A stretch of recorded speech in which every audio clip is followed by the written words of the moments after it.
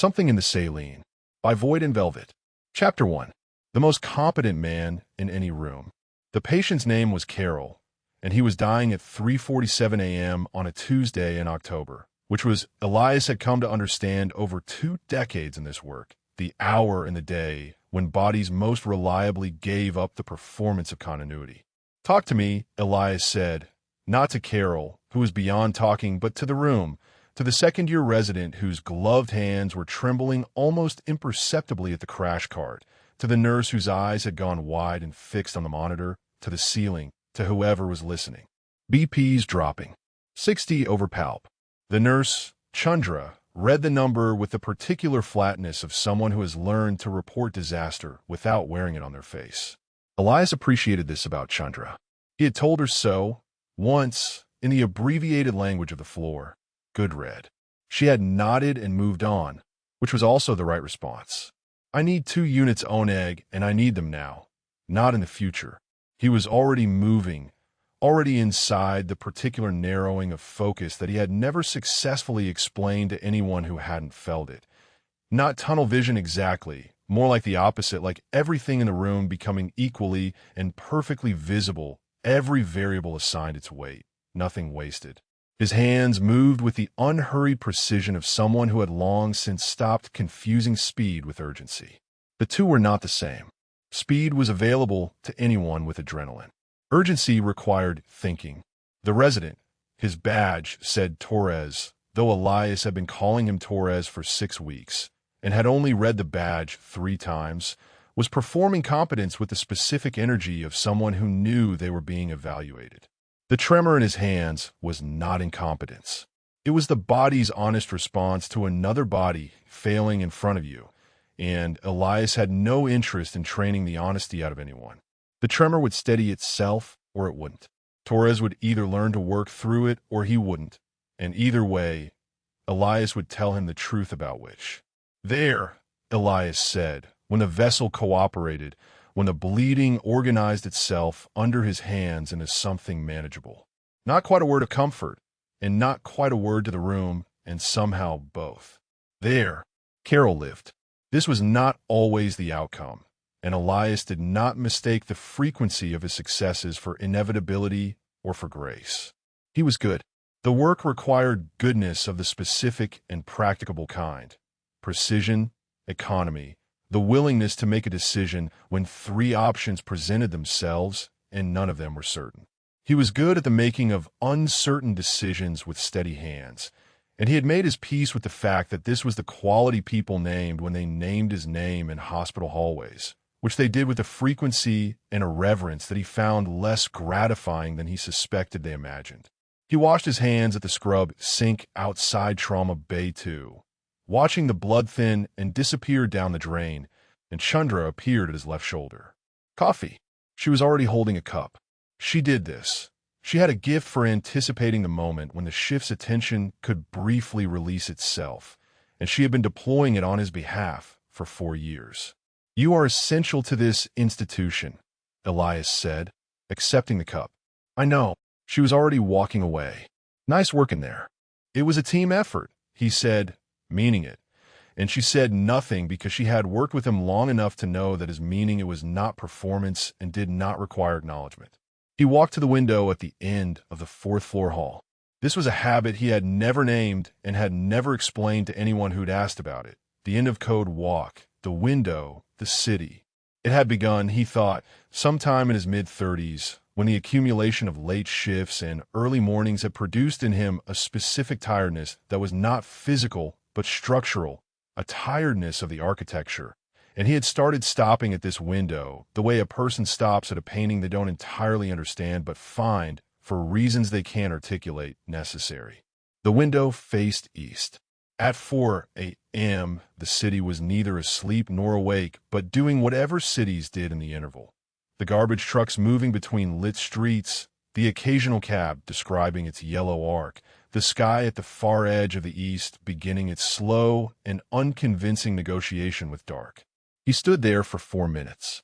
He knew it was 4 minutes because he always knew how long he stood there, and he never stood there longer than 5, because beyond 5 it stopped being a pause and started being something else, something he didn't have language for and wasn't interested in acquiring. He drank his coffee. The city went about its 4 a.m. business without him, which was how he preferred it. Back in his office, which was small and precise in the way he preferred all spaces he occupied. Nothing unnecessary, one window, the desk arranged so that the light fell correctly. He sat and opened his email with the automated efficiency of a man who could process routine administrative information in approximately the same mental register as breathing. Staff updates. Scheduling revisions. A note from radiology about the new imaging protocols. A follow-up from the department chief about Q4 staffing. He moved through them with the practiced economy of 11 years in this hospital, 11 years of knowing which messages required immediate attention and which could be archived, filed, answered at a civilized hour. He was nearly finished when the scheduling memo arrived. The subject line was standard, rotation update, cardiothoracic, November cycle, and the body was the predictable administrative language of staff transfers, rotation assignments, the machinery of a teaching hospital managing its resident pool. He read at the same pace he read everything. He read it again at a different pace. Dr. Reef Castelan transferred from the South Campus. Cardiothoracic rotation. Reports Monday. Elias set down his coffee cup. He was not aware of doing this. He looked at the name on the screen for a moment that was longer than 4 minutes and shorter than something else he didn't have language for. Then he archived the email. He picked up his coffee cup. He went back to work. The city outside the window was beginning, with no particular interest in the fact, to get light. His office contained, on the shelf behind his desk, one personal object, a small ceramic figure, perhaps 15 centimeters tall, of no identifiable species, something between a bird and a fish, and a deliberate joke at the expense of categorization. Someone had given it to him years ago. He had kept it without examining why, in the way he kept several things, by simply not making the decision to stop. He did not look at it on his way out. He did not look at it either. He turned off the light and went home through the 5 a.m. streets, where the city was conducting its daily and unremarkable resurrection. And he walked through it the way he always walked through things, efficiently, unhurriedly, like a man who knew exactly where he was going and had never once considered whether where he was going was where he actually wanted to be. Chapter 2. Everything he never said. The music was doing what good music did at 1 a.m. in a basement where the ceiling was low and the bass was honest. It was making individual thought feel optional. Reef had been coming to nights like this for 7 years, through 3 cities and 2 hospitals, and the particular migrations of a career that moved people around before it settled them. He knew the rhythm of these rooms the way he knew the rhythm of anything he'd practiced long enough. Not consciously, but in the body, in the way the body moved through a crowd with the ease of long familiarity, stopping to talk to someone whose name he remembered and whose last week he asked about, because he actually wanted to know. He was good at this. He had always been good at this. Mateo was there, which was reliably true of Mateo. Mateo, who worked in hotel management and had an encyclopedic memory for DJ sets and the specific gift of always knowing which room was about to peak. "You're late," Mateo said, and Reef said, "I'm exactly on time," and Mateo said, "Same thing," which was probably accurate. He moved through it. The crowd was the usual mix. Regulars and once-a-months, and a contingent from what looked like a bachelorette party that had made a very specific wrong turn, the bride looking both alarmed and privately delighted. Reef nodded at people, touched a shoulder here, accepted a drink, and gave it to someone who looked like they needed it more. He danced for an hour in the way he danced at these things. Not for anyone, not performed, just the body and the bass, the simplest possible relationship with the room. Somewhere around 2 a.m., he was in the quieter back section, seated at a small table with a water he'd stopped tasting, and he was aware that the thing he came here for, the ease, the not thinking, the reprieve from being a person with a life that required ongoing maintenance, was not happening in the way it usually happened. He was here. He was present in the precise and useless way of a man whose body had arrived at the location while his mind continued to orbit something else from a distance he was no longer satisfied with. He had recently begun to understand, no longer satisfied with a number of things.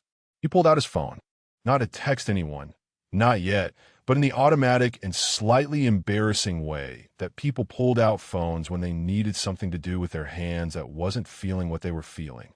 He drove home at 3 a.m. with the music still in his ears and the city going past the windows in its nighttime specificity.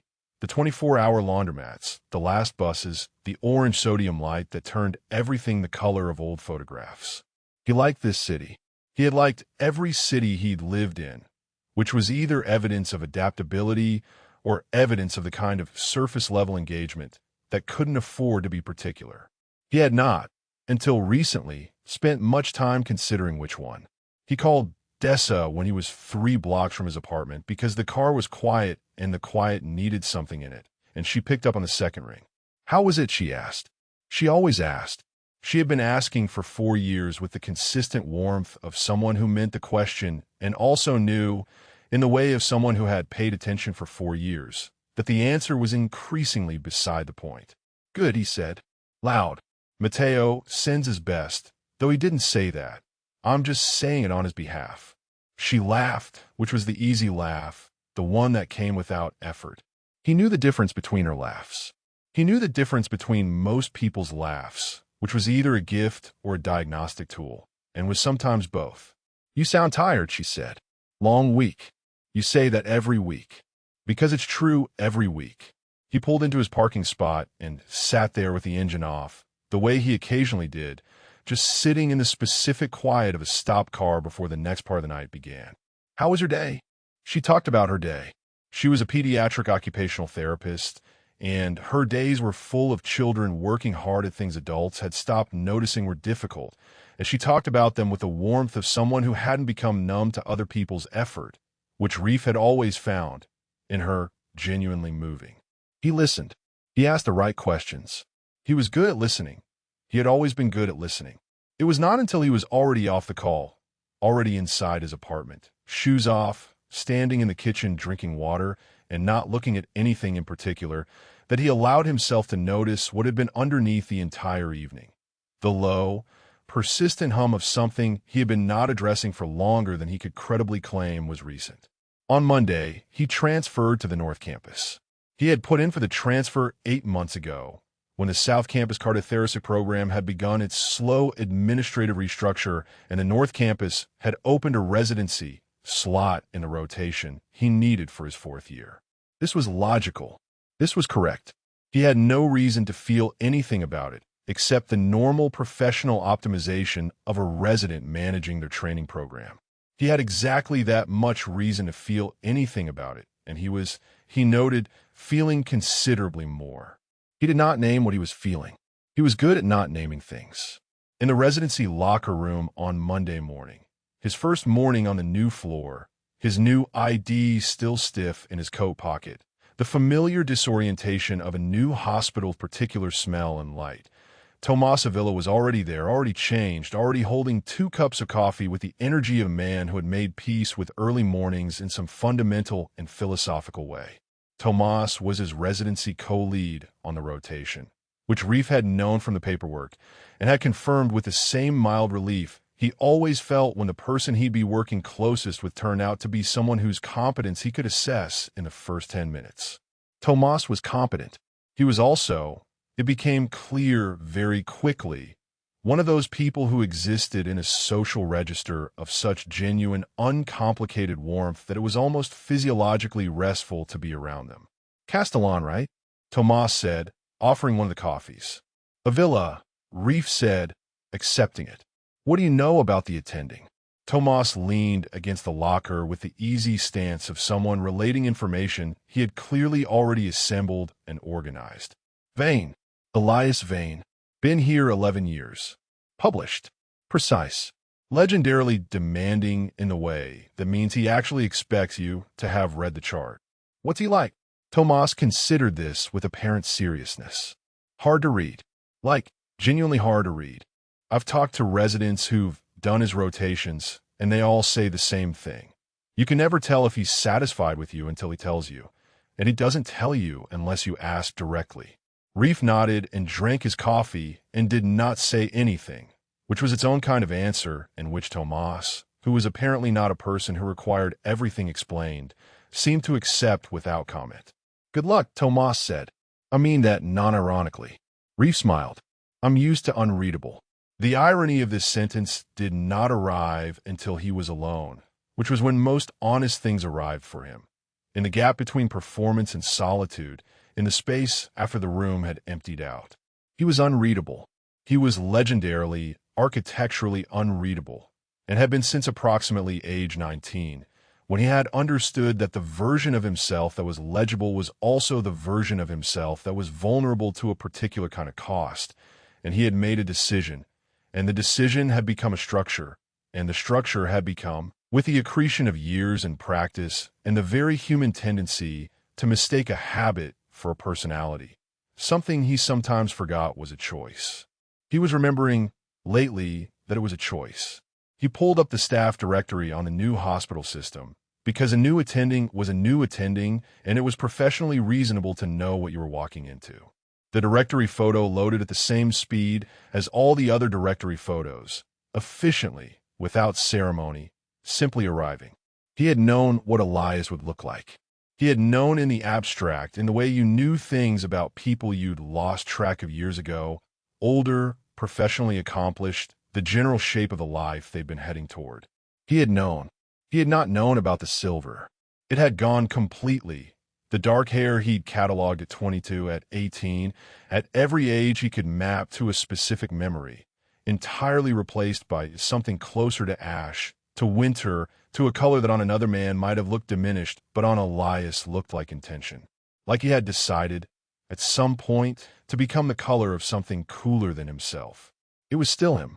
The jaw, the set of the eyes, the specific quality of his expression in even a directory photo, that half-deciding look, as if the camera had caught him in the middle of an assessment he hadn't finished.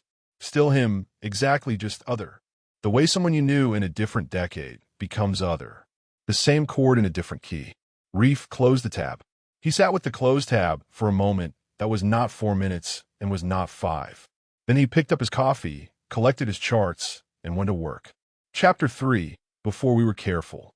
The transfer file arrived in Elias's inbox on Thursday, 4 days before the rotation began, and he processed it with the same systematic attention he gave all incoming resident files. The CV first, then the clinical evaluations, then the research record, then the letter from the South Campus department chief that was enthusiastic in the specific way that department chiefs were enthusiastic when they were transferring someone genuinely good. The name at the top of the file was a fact. He had known it was coming, had known for 6 days since the scheduling memo, and had spent those 6 days not thinking about it with the practiced efficiency of a man who had logged 16 years of not thinking about this particular name. And he read through the file with the focused professional attention of someone assessing a new resident, which was what he was doing, and that was what this was. Dr. Reef Castelan, the file said. 4th-year resident. Areas of clinical focus. Cardiothoracic, vascular. Research, 2 published papers, 1 in review. Evaluations, strong across the board, with recurring language about clinical instinct, patient rapport, and what Dr. Elaine Chu at the South Campus had called an unusual capacity for keeping a room calibrated during high-stress procedures. Elias read that phrase and felt something pass through him with the speed and specificity of a diagnostic impression. An unusual capacity for keeping a room calibrated. Meaning, he still did that. Still had that. The particular gift of being in a difficult room and making it, somehow, less difficult by the simple fact of his presence. He had known this at 9 years old and had found it then both enviable and, in the way of childhood friendships that have not yet developed the vocabulary for what they are, essential. He closed the file. He went home. On Thursday evening, he stood in his apartment, small, considered, nothing in it that hadn't been chosen, the books arranged by subject in the order he'd read them rather than alphabetically, which was the only system that had ever made sense to him, and stood at his kitchen window looking at the street below with a cup of tea that was getting cold, the way tea always got cold when he was thinking about something else. He was thinking about a city he hadn't lived in for 22 years. He had been 9 when he met Reef Castelan, And 9 was the age at which certain friendships formed themselves with the completeness of something structural, something that became, before either party had the vocabulary for it, load-bearing. This was not a thing Elias had understood at 9. He had understood it progressively. In retrospect, the way you understood most things that mattered, by looking back at the moment and finding it much larger than it had appeared from inside. They had lived on the same street. This was the ordinary fact that the extraordinary thing had been built on, the way ordinary facts often functioned as the scaffolding for the things that outlasted them. A street in a city neither of them lived in anymore, in a neighborhood that was the same everywhere in its specific demographic of young families and old residents, and the particular afternoon quality of a block where people knew each other's names and would not, at any point, have said they were particularly close. He had known Reef's name for 2 weeks before they spoke.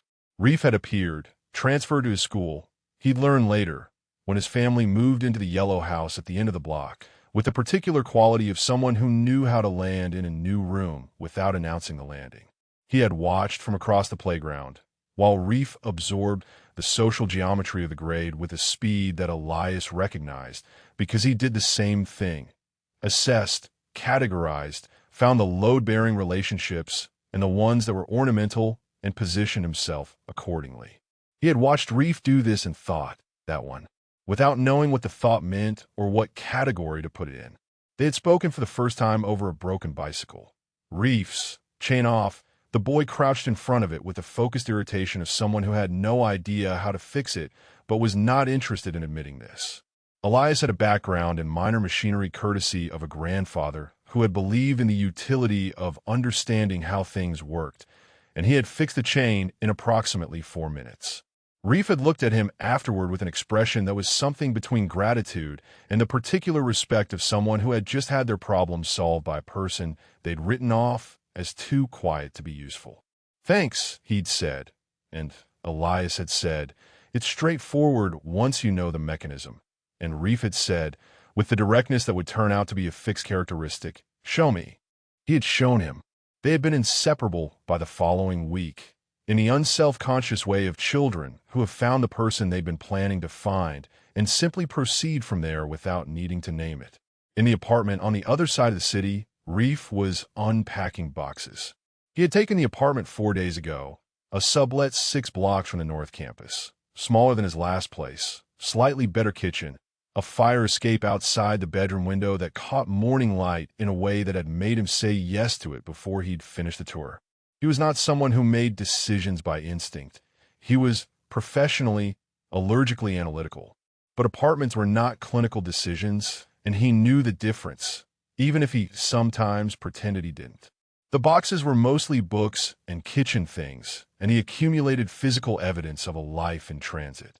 The cast iron pan that had lived in 4 apartments, the prints he rolled and unrolled and rehung in each new living room like a portable argument for continuity. The small ceramic lamp his mother had pressed into his hands when he left for medical school with the logic of someone who believed light was a moral category. He found, at the bottom of the second box, a photograph.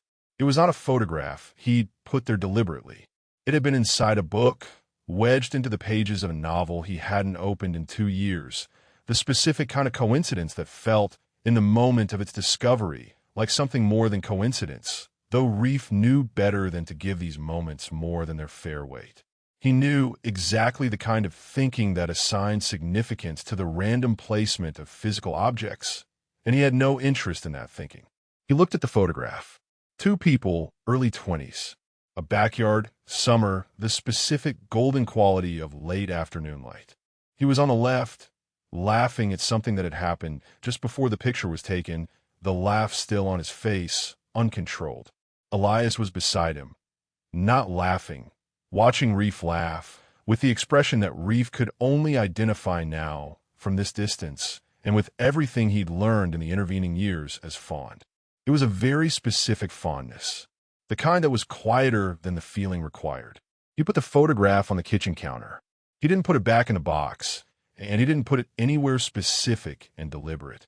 He just left it on the counter in the ambiguous space between keeping and not keeping and went back to unpacking. 9, 12, 17. The memories didn't arrive in order. They arrived the way memories arrived when you were doing something else, obliquely, in the gap between one action and the next, with the specificity of things the body has stored more carefully than the mind admits. 12. A sleepover neither of them had suggested, because suggesting it was a thing adults did when they wanted to make something official, and they had both understood already that their friendship didn't need officiating. They'd ended up asleep on the floor of Reef's room, watching a film neither of them was paying attention to by the midpoint, the conversation having taken a turn into something that Elias, even now, couldn't quite characterize. Not deep exactly, just true. The specific truth of two people who were learning that they could say the real things to each other and the other person wouldn't look away. 17. The summer before university, which was the summer that had a different quality from the summers before it. The quality of everything that was about to end, and both of them knowing it, a knowledge that produced in him something he had not, at 17, had sufficient vocabulary to name. They had spent the summer in the particular economy of last summers, the compressed intensity of people who know they're in a finite thing and can't decide whether to acknowledge the finitude. They hadn't. They had talked and gone running and studied for the exams they each had and sat on the hood of Reef's car in the parking lot of a grocery store at midnight eating bad ice cream and talking about what they were going to do with their lives. The medicine they were both, separately, already committed to, the cities they might end up in, the open-ended future that was only open-ended if you stood far enough back from it.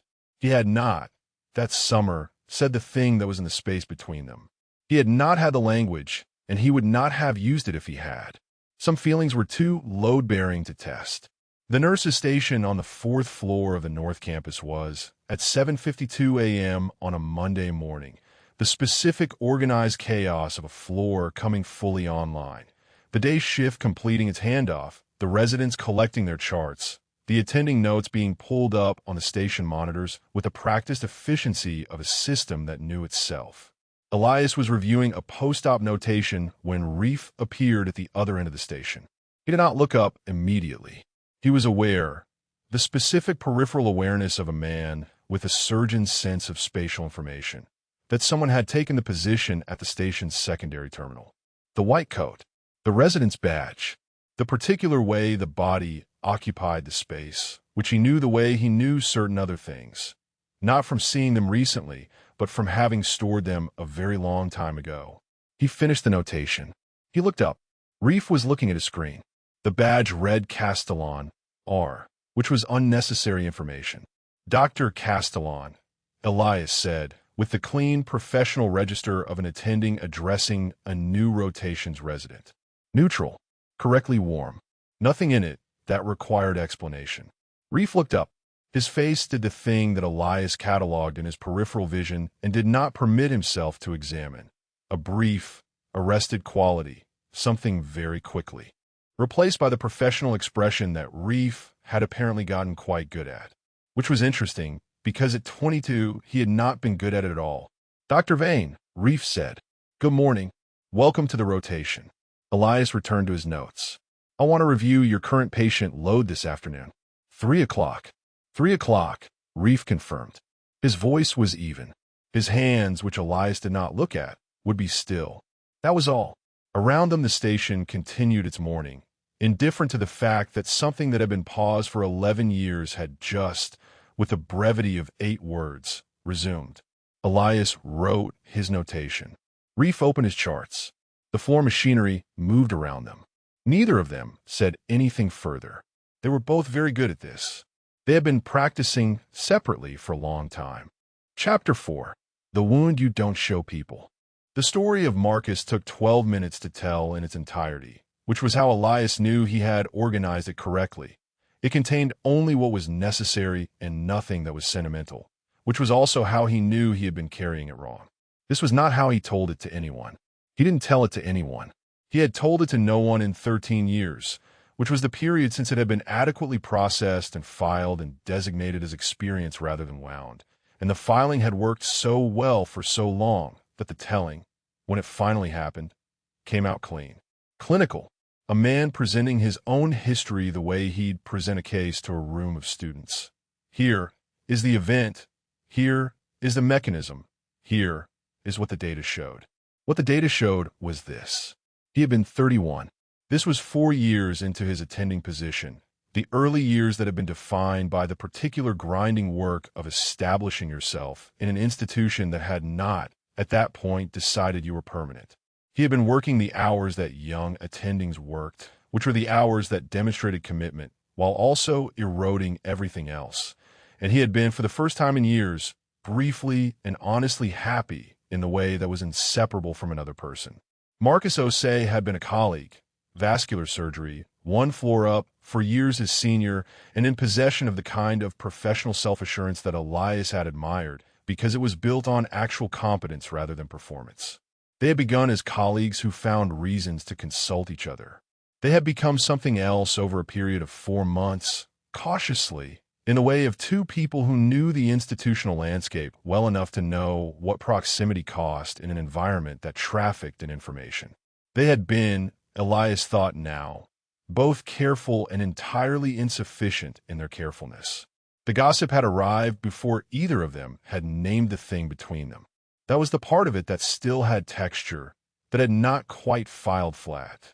The fact that the institutional knowledge of a thing had preceded the thing's own acknowledgement of itself. A colleague's comment, casual, thrown across a conference table, the kind of remark that wore the costume of humor, and the specific sensation of watching a room's attention reorient, of understanding what was now known and what could not be unknown before he had even decided what he wanted to know. Marcus had requested a transfer to another campus within 2 weeks.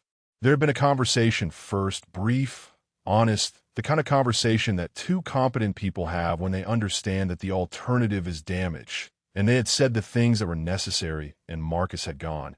And the gossip had moved on to something else within a month, because gossip always did. And the institution had continued in the smooth and self-regarding way of institutions that had organized themselves to be undamaged by the individual things that damaged.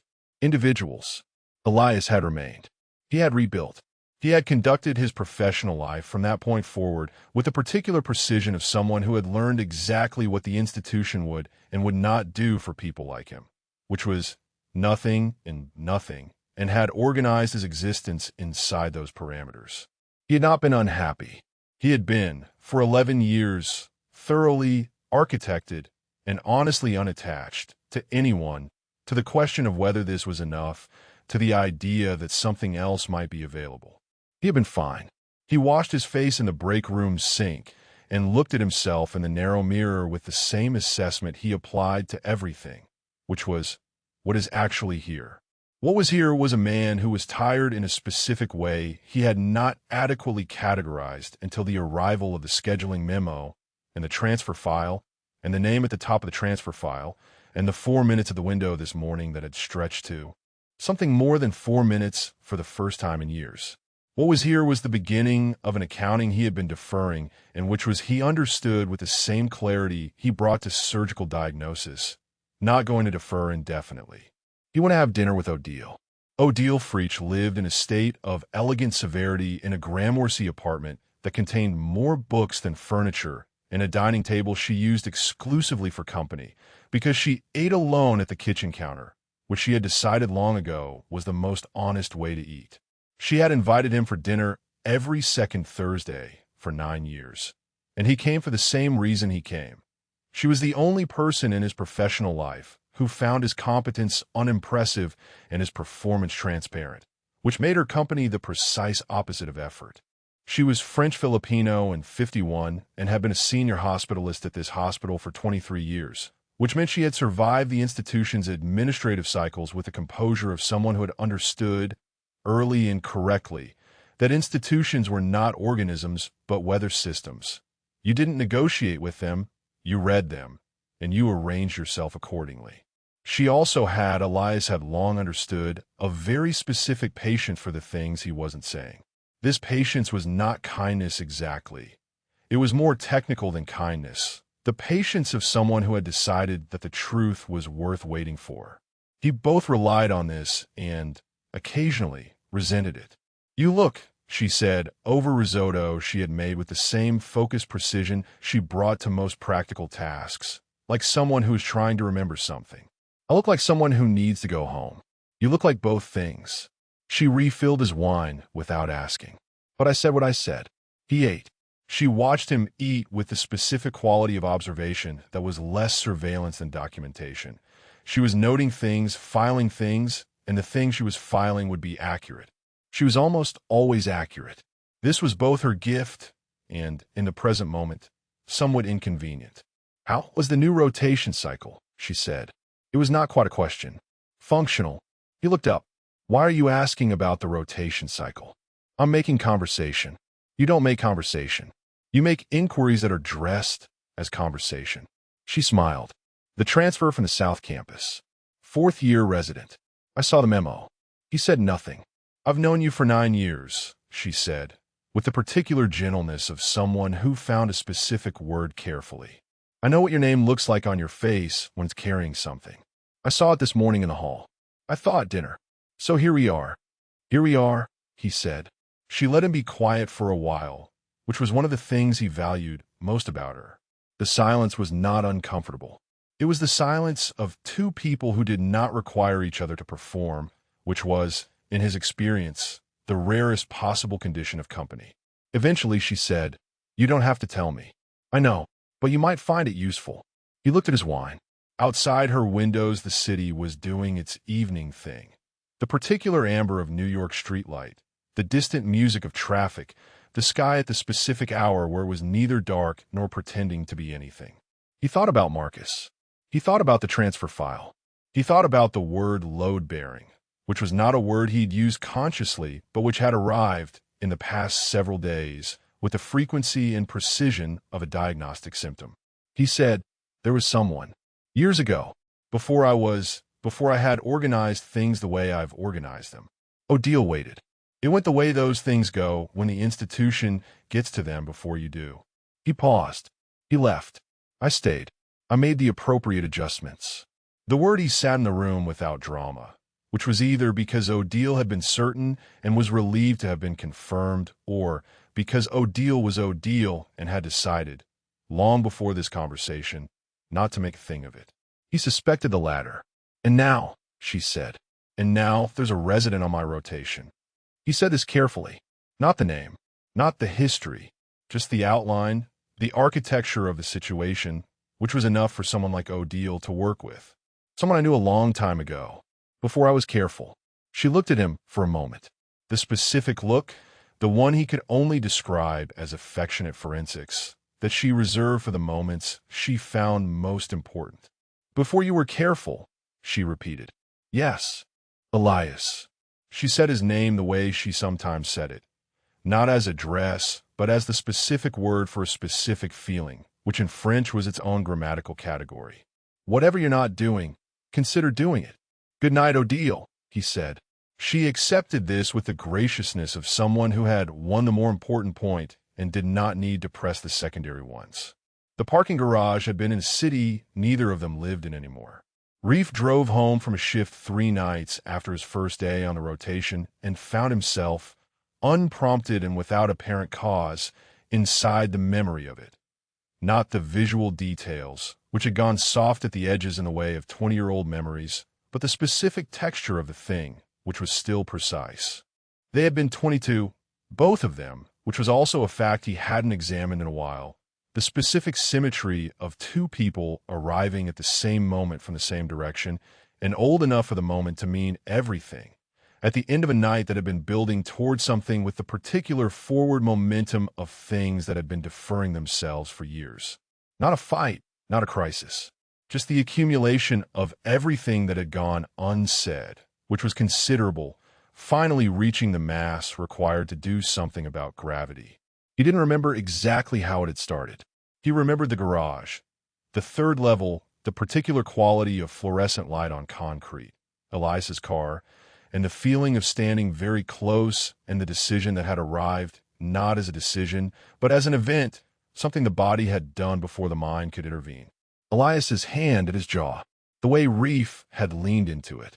It had been brief and entirely honest, which was the combination that had made it feel, in the moment, like an answer. He had driven home in a state of something he could not name, and lay in his apartment, ceiling staring at the particular quality of 4 a.m. silence, and assembled, across several hours, the argument he had been working on without knowing it. The friendship was real and certain. The other thing was uncertain and enormous, and its uncertainty was directly proportional to its cost. He was 22 and afraid of the specific thing that this would cost, not the social cost, which he had assessed with the accuracy he always brought to social assessment, but the cost of wanting something uncertain, which was the cost of finding out whether it was actually there. He had texted in the morning, "So we're not doing that." 3 seconds. 4. The reply came, "Correct." And that had been that. They had been, from that point forward, what they had been before, best friends, the kind without a name, the kind that was load-bearing, except that they weren't, except that the garage existed and would always exist, and what they were actually doing was performing the friendship with the addition of one very large thing that neither of them looked at. He had transferred to a different city for medical school 4 months later. This was already planned. It had been a relief. He had been telling himself it was the right call ever since. He turned onto his street. The North Campus Hospital was visible from his apartment window at this hour, lit up in the particular institutional way of places that ran continuously, the lights that had no offsetting, the floors that continued whether anyone was watching or not. He sat in his parked car for a moment. Dr. Elias Vane, attending. 11 years in this hospital. The same jaw, the same half-deciding expression, the silver the hands. Reef's rotation schedule was on his phone. Elias's name appeared in it 15 times. He put his phone in his pocket and went inside, carrying the specific nausea of a man who was about to pay a debt he had been deferring for a very long time, and also, and this was the part he was less prepared for, the specific tentative feeling of someone who had just begun to suspect that paying it might not, after all, be the same as losing. Chapter 5. Inadvertent Pharmacological Event. The blizzard was not a metaphor, though it arrived with the particular commitment of one. The National Weather Service had issued the advisory on Thursday. By Friday evening, the maps were showing the specific shade of red that meant something was going to happen, and by Saturday morning, the city had made its collective, grudging decision to cancel itself. The trains pulling back to reduce service, the airports announcing their cascade of delays, the particular social negotiation of a city reconsidering its weekend. By 9 p.m. Saturday, what was coming was no longer advisory. It was structural. The hospital had run its lockdown protocol 3 times in the past 8 years, and the machinery of it was familiar enough to execute without drama. Attending and resident lists were verified. Off-site staff were contacted with the instruction for sheltering in place or returning immediately. The kitchen and pharmacy were briefed. Security walked the perimeter. The evening shift became, by increments, a shift with no visible end, and the night staff settled into the particular resigned competence of people who have worked emergencies before and understand that the correct response is not heroism, but sustained attention. The 4th floor was fully locked down by 11 p.m. Neve Sela had been having the worst week of his professional life. This was not hyperbole, which he would have been the first to note, because Neve was a man who applied clinical precision to his own experience with the same rigor he applied to everything else, and clinical precision required accurate reporting. The week had included a scheduling error that had his department short-staffed for 3 of 5 days, a patient complaint that was being reviewed through channels with the specific slow machinery of institutional process, and a personal situation at home that he had been managing by not managing, in the way that professional emergencies provided convenient cover for the domestic ones. He discovered the error at 10:48 p.m. He had been running the final inventory check on the 4 supplies for the lockdown ward, which was the kind of task that fell to the pharmacist on call during extended lockdowns, and the check required him to cross-reference the batch numbers against the preparation logs, and it was in the cross-referencing that the number stopped matching. He ran it again. The batch of anxiolytic, clonazepam derivative, the new compounding protocol they'd been running for the anxiolytic drip orders, had been improperly diluted, not into the drip bags, which were correctly labeled and sequestered, into the saline flush solution for the 4th floor's 4 lines. The solution they used to flush the lines between medications. The solution the nursing staff had been handling, drawing up, and administering all evening. His hand stopped moving. He ran the toxicity calculation. Non-toxic at this dilution. The concentration was low enough that the patients would not be clinically affected in any meaningful way. The patients were fine. This was the first and most important variable, and it checked, and his heartbeat did not fully slow down, but it reorganized itself around the knowledge that no one was in physical danger. The staff had been breathing the off-gas compound in a sealed, climate-controlled floor for the past 6 hours. Anxiolytic, even at low concentrations, in an enclosed environment, over a sustained exposure period. He reached for the phone to call the attending.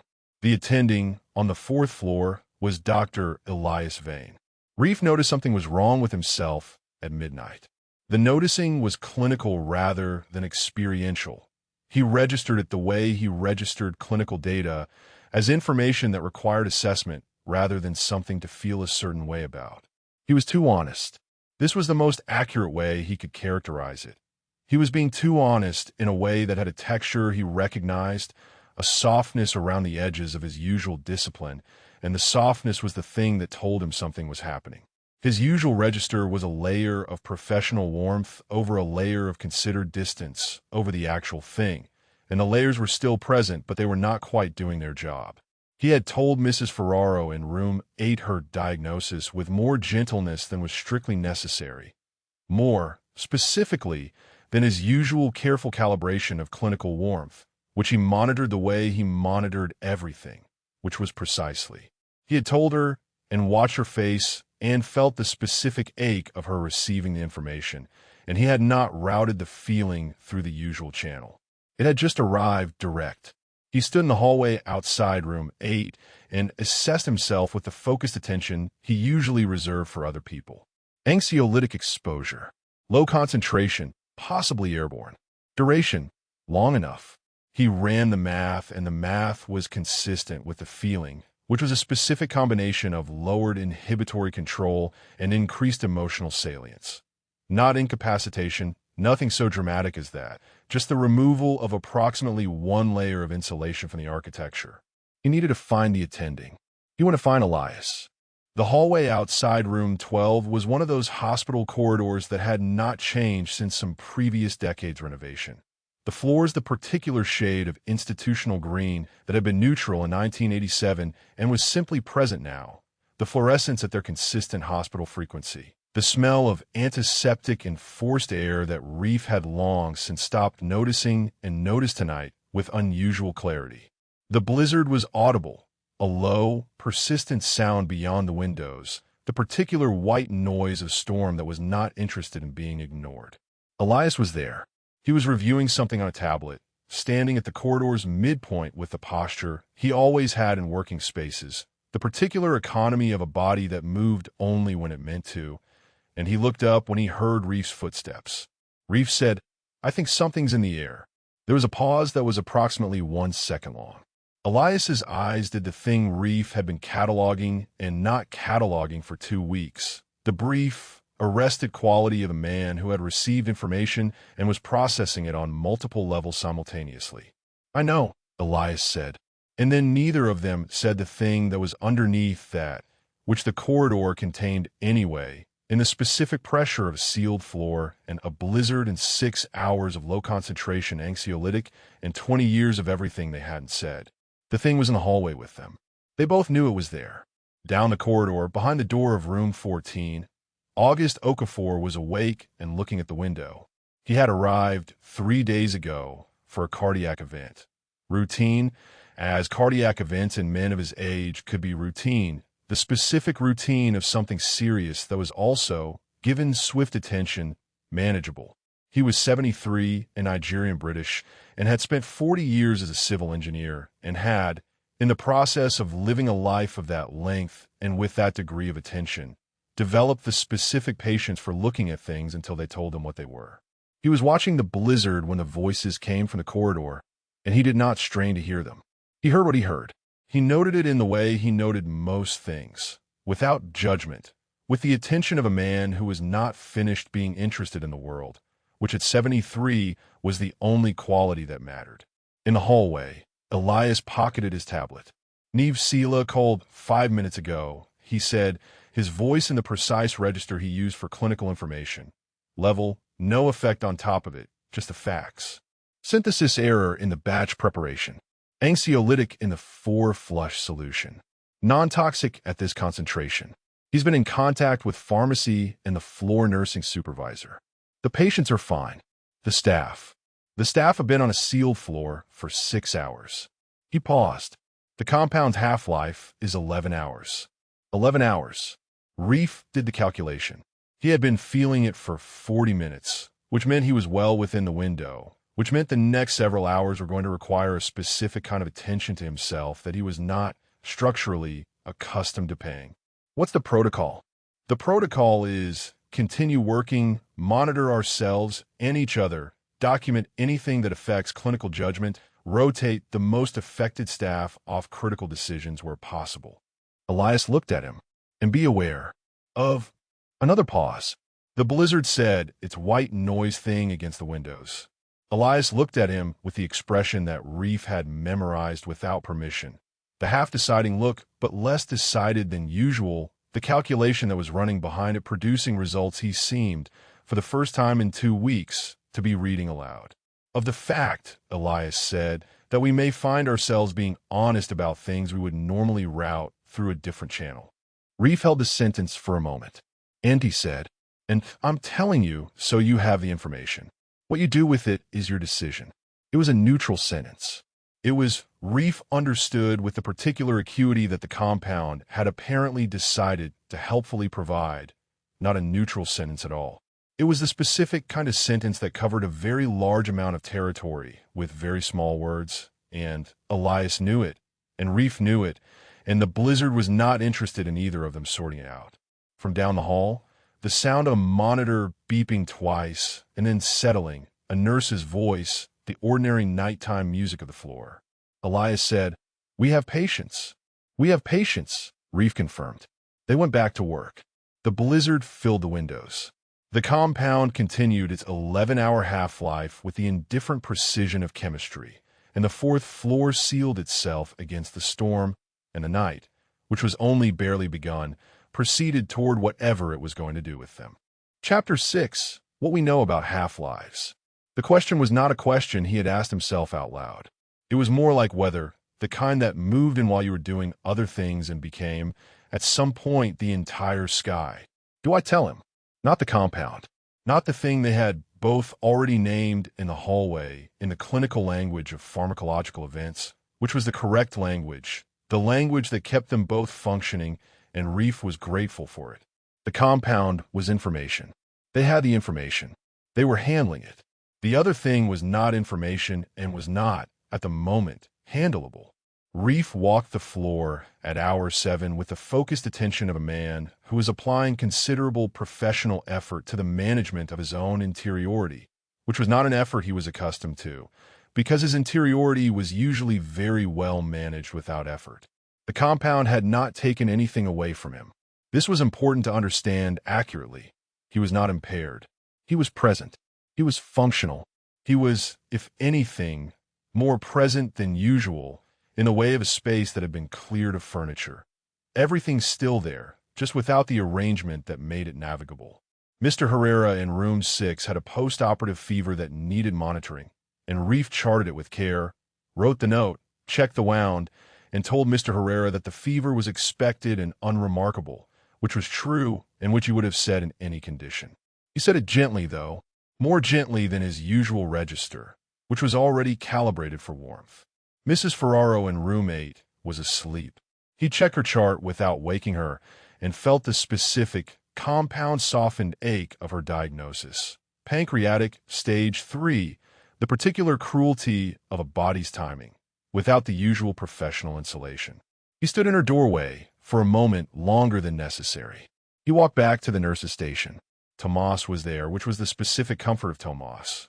He was simply always in the right location at the right moment, not because he planned it, but because he moved through institutional spaces with the ease of someone who had made peace with the fact that they were going to be here for a long time and had decided to make that pleasant.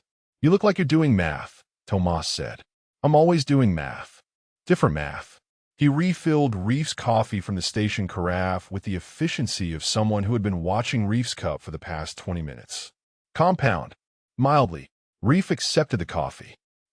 Tomas considered this with the particular seriousness of a man assessing himself without ego, which was a quality Reef had come to appreciate as genuinely rare.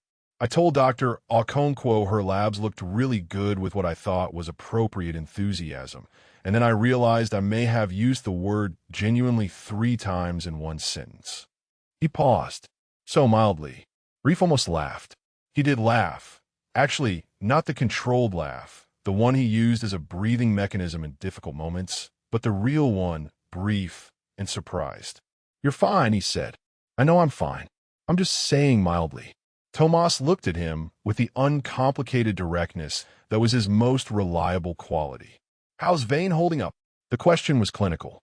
Tomas asked it the way he asked everything, directly, without subtext, because Tomas did not have subtext. He wanted to know how the attending was managing the compound's effects on his clinical judgment, because that was the relevant professional question, and Tomas was constitutionally oriented toward relevant professional questions.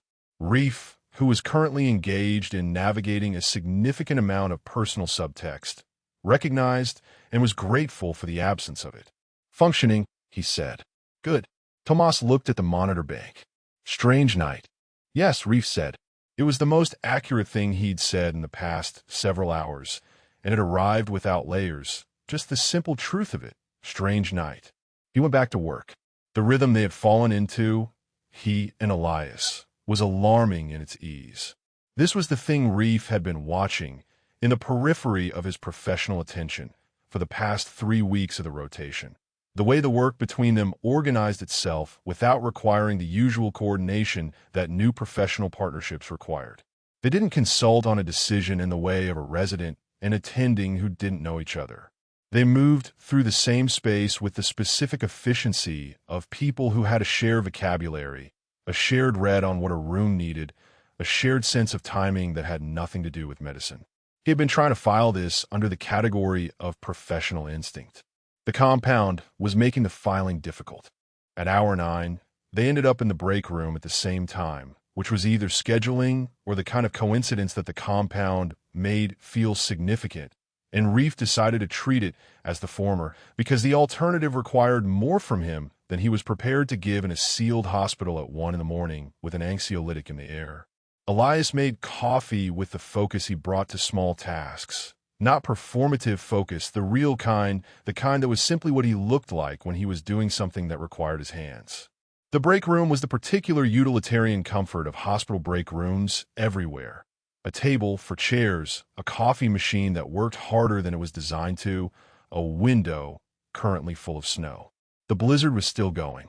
It was going to keep going for a while yet. Reef sat at the table.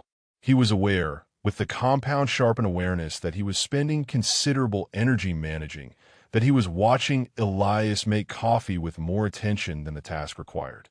He was aware that the attention was not clinical. He was aware that he had been not being aware of this for 3 weeks, with the exception of the moments when he wasn't, which had been occurring with increasing frequency. Elias brought 2 cups to the table without asking. He set one in front of Reef and sat across from him and drank his own coffee, and Reef looked at the cup and understood that it was exactly right, the proportion of milk which Elias had not asked about and which had not, on any previous break room occasion, been addressed, and the understanding settled somewhere behind his sternum with the specific weight of something that had been waiting to land. Dr. Okonkwo needs the cardiothoracic consult rescheduled, Reef said, because they had patients, and this was true. "I know. I flagged it for the morning team." Elias looked at him. "She's stable through tonight." "I know. I was just..." Filling the silence, Elias said. It was not critical. It was simply accurate, and accurate was the register Elias used for things he was willing to say. Reef looked at his coffee. Outside, the blizzard elaborated itself against the window. The break room was warm in the way of rooms that trap heat. The fluorescent hum, the coffee machine's idle warmth, the particular quality of sealed space at 1 a.m. He felt the compound in the absence of his usual compartmentalization, the way you felt a removed splinter. The removal was clean, but the space where the thing had been was new and odd and required adjustment. "You still know all my references," Reef said. He hadn't meant to say it. Elias was quiet for a moment. Not the professional quiet. The other one, the one that meant he was deciding whether to say something true. Reef had forgotten he had this tell. He was remembering it now. "You still laugh the same way," Elias said. "The real one." Reef looked up. Elias met his eyes with the particular steadiness of a man who had made a decision and was living inside it. Not a statement that required a response. Not an invitation that required acceptance. Just a thing that was true, offered without performance, in the way of the compound, and the 1 a.m. and the break room that had become, at some point in the past 20 minutes, a different kind of space. Reef held it. He held it the way he held clinical findings that changed a read on a case, carefully, with full attention, with the understanding that the next thing he said was going to matter. "It's the same laugh," he said finally. "You always thought I had two." "You have three," Elias said. "You always had three." He stood up. He took his cup. "I'll take the next check on the post-op in room 6. Get an hour if you can." He left. Reef sat with his coffee, which was exactly right, and the break room, which was warm, and the blizzard at the window, which did not care about any of this, and the specific sensation in his chest that was not the compound, because the compound lowered inhibitory control, and this was not a lower inhibition. This was the thing itself, large and certain, and no longer as frightening as it had seemed for 22 years. He was not ready. He had not decided. He sat with the not deciding for a moment that was not 4 minutes and was not 5. Then he went back to work. At hour 12, in the corridor outside room 11, a patient's family member, a woman in her 60s, the patient's wife, who had been trapped by the lockdown and was doing her vigil in the waiting room, stopped Reef on his way back from a check. "You're with Dr. Vane," she said. Not a question. She had the specific watchfulness of someone who had been in a hospital long enough to map its hierarchies. "Yes," Reef said. She looked at him with the focused attention of a woman who said what she meant. "He explained my husband's case to me this afternoon. I've had 3 other doctors explain it. He was the only one who—" She paused, finding the right word. "He was the only one who talked to me. Not at me. To me." She looked past Reef, down the corridor. "He's a strange bird, isn't he?" "Yes," Reef said, with a warmth that arrived without his permission. "He is." She nodded as if this confirmed something, and went back to her vigil. Reef stood in the corridor for a moment after she left, in the specific stillness of a man who has just had something he already knew confirmed by someone who had no reason to know it, which was the kind of confirmation that landed differently. He had not decided anything. He was still not deciding. But the space in his chest where the decision was waiting had, somewhere between the break room coffee and the corridor and the woman going back to her vigil, expanded to include the possibility that not deciding was also, eventually, a choice. He had known this for a while. He was only now running out of ways to pretend otherwise. Chapter 7. The Performance Review. The cost-benefit analysis had been running since midnight, which meant it had been running for approximately 3 hours, which meant it had returned the same result approximately 11 times, which was the number of times a calculation returned the same result before a surgeon stopped running it and operated from the conclusion. The conclusion was too much to lose. The analysis was correct. Elias did not doubt the analysis. He doubted, for the first time in some years, the premise he had built it on, which was that the things in the loss column were the only column that mattered, which was the premise he had been operating on since Marcus, since the restructuring, since the long and efficient work of becoming unassailable. The loss column contained the position, the attending status, the 11 years of institutional architecture, the careful and functional distance between his private life and the professional life that had, over time, become the only life he was fully living. The loss column was real. He had always been accurate about the loss column. The gain column had, until recently, been easier to leave blank. He walked the floor at hour 10 with the compound doing what the compound did, making his usual emotional bureaucracy sluggish, routing thoughts direct that he normally routed around, which was not the same as impairing his judgment. He was not impaired. He was making every clinical decision with the same precision he always brought to clinical decisions. He checked on Mr. Herrera's post-operative fever, which was tracking correctly, and adjusted the note and ordered the morning follow-up. He walked the corridor. He stopped at the window at the end of the hall, which was full of blizzard, no city visible behind it, just white and the sound of wind against glass. He thought about the ceramic figure on a shelf. He thought about it now with unusual directness, which was the compound's doing. The thing sat on his shelf, and he had kept it for years and had never told anyone why, which was the way he kept most things, and the reason he had kept it was that Reef had given it to him at 22 at the end of a night that had been, before the garage, before the morning text, before he had organized the whole thing into the category of filed, among the better nights of his life. They had been at a market, some outdoor antique market in a city that was already becoming the city of their last summer, and Reef had picked up the ceramic figure. The not bird, the not fish, the deliberate joke at the expense of category, and said, "This is you. This is exactly you," with a private laugh, the real one, and bought it without asking and handed it to him on the walk back to the car. He had kept it. He had kept it on 4 different shelves in 3 different apartments, and he had not examined the keeping, which was what you did with things that were load-bearing. You didn't examine them, because examining them required acknowledging what they were holding up. He touched his jaw. He was doing that more than usual tonight. The compound, probably making his tells visible to himself. He went to find a quieter hallway and called Odile. She picked up on the second ring, which meant she was awake, which was not surprising. Odile slept badly during weather events, which she had mentioned once and never repeated, and which he had, naturally, filed. "You're calling at 2 in the morning," she said. "Not an accusation. An observation. I'm trapped in a blizzard lockdown. I know. I've been following."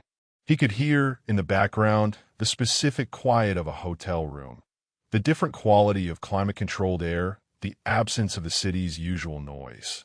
She was at the conference hotel, 3 miles away, sealed in by the same storm. "How are you?" It was not a social question. It was the question she always asked and always meant, and the compound was making it land with unusual weight, the way all direct things were landing tonight, fully, without the usual cushion of performed reception. "Functional," he said. "That's not what I asked." He leaned against the wall of the quieter hallway, which was the hallway near the stairwell, barely lit, no patient rooms. Outside, the blizzard. Inside, the compound's particular editorial effect, removing the margin notes from his thinking and leaving only the main text. "There's something in the air," he said. "Literally. A compound event. Pharmacological. Are you telling me you're under the influence of something?" "Mildly. It's an anxiolytic.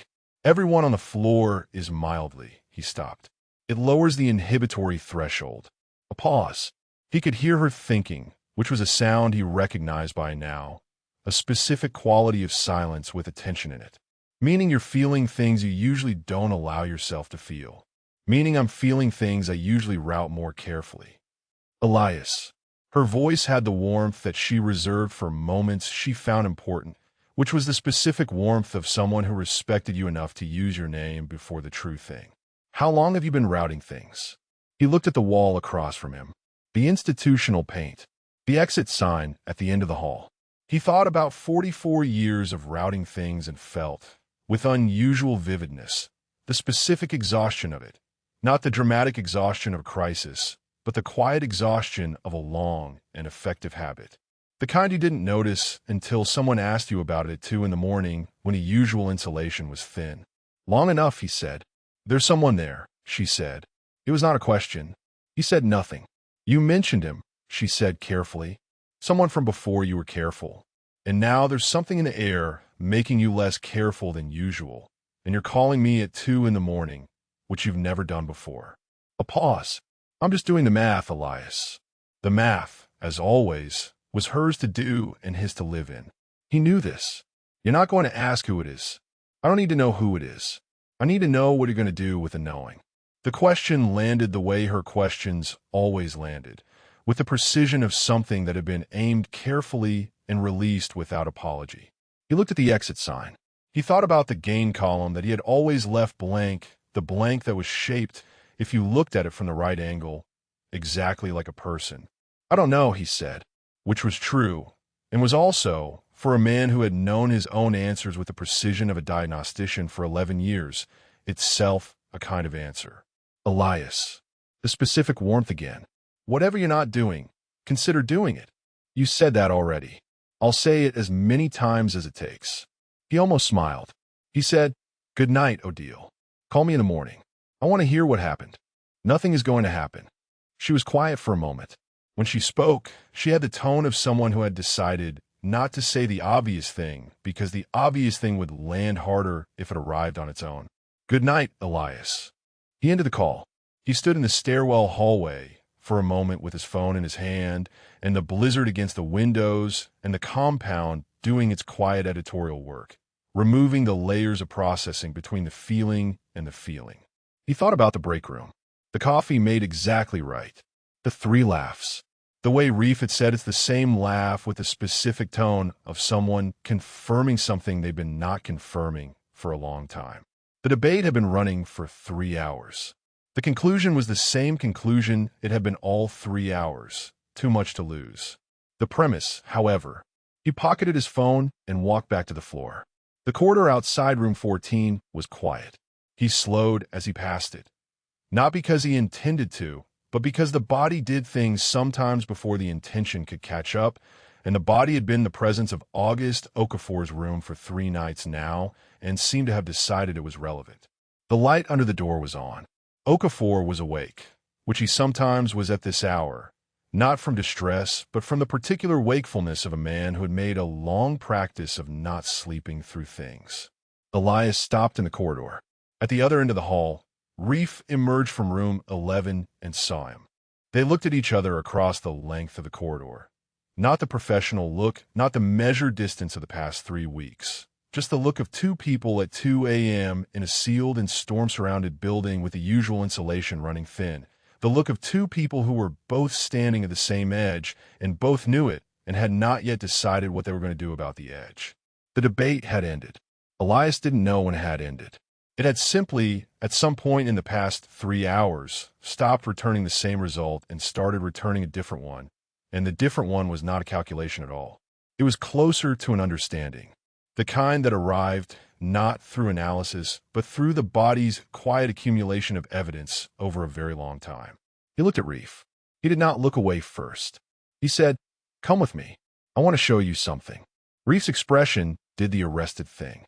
Then it did something else, a small, involuntary opening, the look of someone who has been waiting for a particular sentence without knowing they were waiting for it. "What?" "Somewhere quieter," Elias said.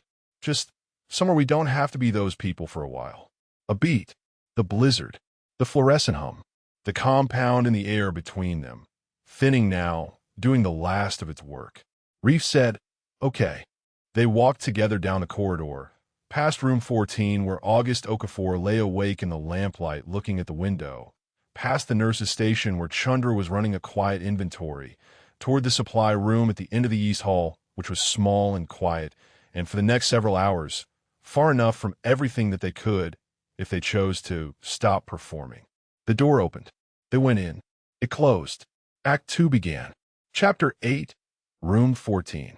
The night shift at the North Campus Hospital had a particular texture that August Okafor had come to know across 4 days of cardiac monitoring. He was not afraid of it, the texture. He was a man who had spent 40 years doing structural analysis and had learned, across those 40 years, that the thing people called instinct was usually just the accumulated data of close attention, and close attention could be paid to anything, including the rhythms of a sealed building in a blizzard at 2 a.m. He knew the nurse's rotation. He knew the sound of the floor's climate system cycling. He knew which monitors were in which rooms by their particular frequency, the way you learned the specific pitch of machinery you lived alongside. And he had known, from the first night, that the attending on this floor, the silver man, the tall one who moved like someone who had decided long ago exactly how much space he was going to occupy and had not revised the decision, was a man who was carrying something. August had seen this before. He had seen it in engineers who knew their bridge was structurally sound but were afraid to say why. He had seen it in his own children before they were ready to say the things they needed to say. He had seen it in himself, years ago, in the period before he had finally said to his wife what he had been not saying for 2 years, which had been, "I am afraid." Not of anything particular, just afraid. And she had said, "I know," and that had been most of it. The lamp beside his bed was on. He preferred on. The darkness in hospitals had a specific quality he didn't find restful. Not ominous, just impersonal, the darkness of a place that did not keep the light on for you specifically. The lamp was his own thing, his own light. He heard footsteps in the corridor.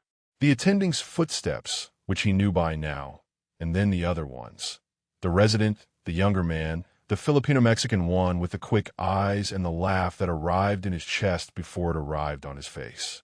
He had watched them both across 4 days of being observed and observing, and what he had watched was the specific thing he had learned to recognize across a long life of watching. Two people in orbit around the same thing, circling it at a careful distance, maintaining the distance with the specific energy of people who knew exactly what they were circling and had decided, for reasons that made sense to them, not to approach. He had wanted to say something sooner. He had not, because timing in these things was its own kind of structural consideration, and the timing had not been right. Tonight the timing was different. The storm had changed the air. Something was happening on this floor that was not quite explainable in the purely clinical register. He was not a doctor and did not require the clinical register, and the attending had been walking slower past his door for the past hour, which was not the walk of a man with no intention. It was the walk of a man who was deciding. When the door opened, August was looking at the window. He did not turn immediately. "Mr. Okafor." The attending's voice, which was precise and warm in the specific combination that August had found, in his experience, to be the rarest. Most people were one or the other. "Sorry to disturb you. I saw the light. I keep it on." He turned now, settled himself against his pillows. "You're not disturbing me. I was watching the storm." The attending, Elias, August had learned the name, because names mattered, came into the room and looked at the chart with the movement of someone performing a clinical duty and not quite present in the performance, which was itself information. "How's the chest?" the attending said. "The chest is fine," August said. "The chest has been fine for 3 days. You know that." A pause. The attending set the tablet down. He looked at the window, which was all snow and no city, the blizzard having made the outside world theoretical. He had the look of a man who had walked in here for a reason he hadn't finished assembling. August said, "Sit down if you like." The attending sat in the visitor's chair with the specific quality of someone who had not intended to sit, but was not going to refuse the invitation either. He sat carefully, the way tall people sat in chairs sized for average people, adjusted, accommodating. They were quiet for a moment. The storm. The monitor's soft and regular sound. "You have someone in this building," August said. He said the way he said most things, without fanfare, the way you stated structural observations. Not dramatic, just present. The attending went still, not the professional still. The other kind, the kind that Elias did when something true had arrived unexpectedly, and he was deciding what to do with it. "I've been watching you 4 days," August said, without apology. "I'm a retired engineer. It's a professional habit. I look at structures." He folded his hands in his lap. "I look at what they're built to carry, and I look at what they're actually carrying, and I look at where the two things don't match." He looked at the man in the chair, who was very still and very present and not going anywhere. "You have someone in this building." It was not a question. He did not make it a question. The attending said, after a moment, "Yes. Someone you've known a long time." "Since I was 9, Elias said, which was not quite what August had expected him to say. He had expected deflection, the professional register closing over the personal one, but the compound, or the storm, or the 2 a.m., or some combination of all three, had apparently done its work. The man was not deflecting. He was present. "The two of you," August said. "Let's sit there." The attending looked at him. Dark eyes, precise, the lines at their corners that made him look perpetually mid-decision, waiting for the rest of the sentence. August said, "I watch people for a long time. You learn to see the unfinished ones." He paused, letting the pause do its work. The ones who are still in the middle of something they think they've already resolved. He looked at the window. Outside, the blizzard continued its structural commitment. They always find each other again. The unfinished ones. Sometimes it destroys them. He looked back at the man in the chair and chose the last word carefully, The way he always chose the last word, because the last word was where the weight lived. Sometimes it's the same thing. The attending was very still. August regarded him with the patience of a man who had learned that the most important thing you could do, after saying the true thing, was to not add anything to it. The thing had been said. It could do its own work from here. After a long moment, the attending said, "You're not worried about yourself." "No," August said simply. "My heart is fine. My doctor tells me so. I expect to be home in 10 days. He looked at the window. "I was worried about you." The attending absorbed this. He looked at the door, then at the window, then at his own hands, with the particular sequence of a man mapping an internal terrain he had not recently examined. Then he stood, very slowly, the way people stood when they had been sitting with something heavy and were about to carry it somewhere else. "Thank you," he said. He said it the way he meant it, which was, "This went in. This became data. I will carry this differently from how I was carrying it before." "Go," August said, not unkindly. The way you said, "Go" to a man who had just received a direction and needed the permission to move. "Find him." The attending left. August turned back to the window. The storm was performing itself with full commitment against the glass, and he watched it with the mild admiration he had always had for things that did what they were made to do, without apology, in full. He would go home in 10 days, as expected, in perfectly good health. He would go back to his garden, which in February was dormant and gray and needed him more than he needed it. He would not think very often about the silver-haired attending or the younger man with the laugh or the particular night in the blizzard. He would think, occasionally, about the look on the attending's face when he said, "Find him," the look of a man who had just been given permission he hadn't known he was waiting for. He turned off the lamp. He went to sleep. In the corridor outside room 14, Elias stood for a moment with the specific quality of a man who had just had the architecture of his decision rearranged by a 73-year-old engineer with a lamp on and no investment in the outcome. Sometimes it destroys them. Sometimes it's the same thing. He touched his jaw. He looked down the corridor. At the other end, Reef had emerged from room 11. They looked at each other. Elias said, "Come with me. I want to show you something." Reef's face, the arrested quality, and then the opening, the small involuntary thing. "What?" "Somewhere quieter. Somewhere we don't have to be those people for a while." He watched Reef take the sentence in. Watched him hold it, assess it, do the thing he always did with things that mattered, go very quiet around them, as if the feeling were too structural to perform. The seconds extended. The blizzard filled the windows. The corridor held them both in its fluorescent patience. "Okay," Reef said. They walked. The supply room was at the end of the East Hall, past the nurse's station, past the equipment alcove, past the exit whose sign had been on for 11 years and would be on for 11 more. It was not a dramatic space. It was the kind of room that hospitals generated inevitably. Shelving units, supply carts, a folding chair someone had left against the wall and never reclaimed, a narrow window that looked out on the building's interior courtyard, currently invisible behind the snow. It was quiet. It was away from the floor's machinery. It was at 2:30 a.m. in a blizzard lockdown with an anxiolytic compound in the air, the most private space available. Elias opened the door.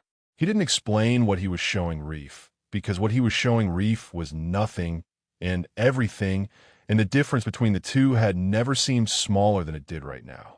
They went in. The door closed. Whatever was going to happen next happened in a room that was small and still and full of the particular silence that precedes the kind of conversation that changes things. The compound's half-life was 11 hours. They had considerably more than 11 hours worth of things to say. Chapter 9. What Odile has always known. The conference hotel was 3 miles from the hospital and situated, as conference hotels tended to be, in a relationship with its surroundings that was purely theoretical. It had everything a person needed to exist temporarily and nothing a person needed to exist meaningfully, which was Odile Freach had found across 23 years of attending conferences, the defining characteristic of the genre. The beds were fine. The Wi-Fi was excellent. The wine, which she had sourced from the hotel bar with the specificity of someone who had made this particular judgment call before, was a Burgundy that was better than it had any right to be given the context. She was having an unexpectedly pleasant evening. This was not the plan. The plan had been attend the morning session on hospitalist protocols for extended lockdown events, which, given current meteorological conditions, had taken on a specific and ironic relevance. Get through the afternoon panel, have dinner with the colleagues she actually liked, and be asleep by 11. The blizzard had revised this plan to attend the morning session, get marooned in the hotel when the roads closed at 4 p.m., cancel dinner with the colleague she actually liked because they had also been redistributed across the hotel's various containment zones, and spend the evening with a very good burgundy and her partner on video call, and the particular freedom of an unscheduled evening that she was only now remembering she was capable of enjoying. Her partner, Simone, was in Paris for 3 weeks teaching a master class, which was a situation Odile found more sustainable than most people assumed and less sustainable than she was prepared to admit. They had been together for 11 years. They had learned across 11 years that the distance was manageable if you were honest about when it wasn't, which they now were most of the time. "You look comfortable," Simone said on the screen. "I'm comfortable. The burgundy is acceptable. High praise. It's genuinely good. I'm annoyed." Odile pulled her legs up under her on the hotel bed, which was the specific indulgence of hotel beds, being allowed to be horizontal somewhere that wasn't yours. "How was the class?" Simone talked about the class. She was a concert pianist and taught at the conservatoire, and her students were, depending on the week, either luminously gifted or psychologically impenetrable, as she talked about them with the specific love exasperation of someone who had accepted that you didn't teach without caring and you didn't care without occasionally wanting to put your head on a desk. Odile listened. This was one of the things she was genuinely good at, listening not as a clinical skill, but as an attention paid to someone whose interior life she found interesting. Simone's interior life was, after 11 years, still interesting to her.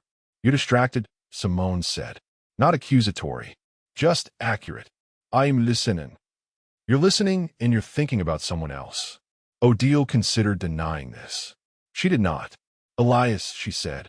Simone made the sound that meant, "Of course. What's he done?" "He hasn't done anything. That's the thing." Odile looked at her phone. No new texts in the past hour, which meant the floor was manageable, which meant Elias was functioning. "He called me earlier." "Elias called you?" "At 2 in the morning. A pause. "He never calls." "No. He texts, and only when the texts are professionally justifiable." "He called." She looked at the ceiling. The hotel ceiling was the flat, uninspiring white of surfaces that have never been expected to be interesting, which she found, tonight, oddly honest. "He told me about the pharmacological event." "The what?" "There's a compound in the air at the hospital. An anxiolytic. Accident. Non toxique." She paused. He was slightly open. More open than he's been in 9 years. Simone was quiet for a moment. When she spoke, she had the particular gentleness of someone who had been listening to Odile talk about Elias for 9 years and had formed strong opinions that she offered carefully. "Is this the resident?" "I think so. Yes." Odile refilled her glass. "He didn't say his name. He never says his name. But I know the shape of the thing. The someone from before he was careful." "Yes." "Odile." Simone said her name with the weight of 11 years of knowing what the name meant in her mouth. "You've been waiting for this." "I have not been waiting. I have been available." She paused. "Waiting implies investment in the outcome. I am invested in Elias's well-being. The outcome is his business. You are absolutely invested in the outcome. I am perhaps moderately invested in the outcome." She looked at her phone again. The text thread with Elias was the specific topography of 9 years of friendship. Mostly functional, occasionally warm, the kind of exchange that was dense with the things that weren't said because they didn't need to be said. She knew this thread the way she knew his face across a conference table, fluently, in detail, in the gaps. He's been performing that life for so long he's forgotten he's allowed to just have one. You've said that before. Because it's still true. Because he still hasn't heard it. She set down her glass. He's 44. He's built a life that is magnificent and empty, and he has arranged it so that the magnificence is visible and the emptiness is architectural, structural, contained. She thought about the word he had used. "Before I was careful." He was careful after someone was careless with him. and he called it wisdom.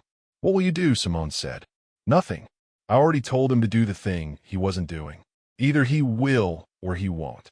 She reached for her phone, out of habit, out of the 9 years of paying attention. "But I'm going to text him. In case he needs," she considered the word, "a current." She typed, still awake.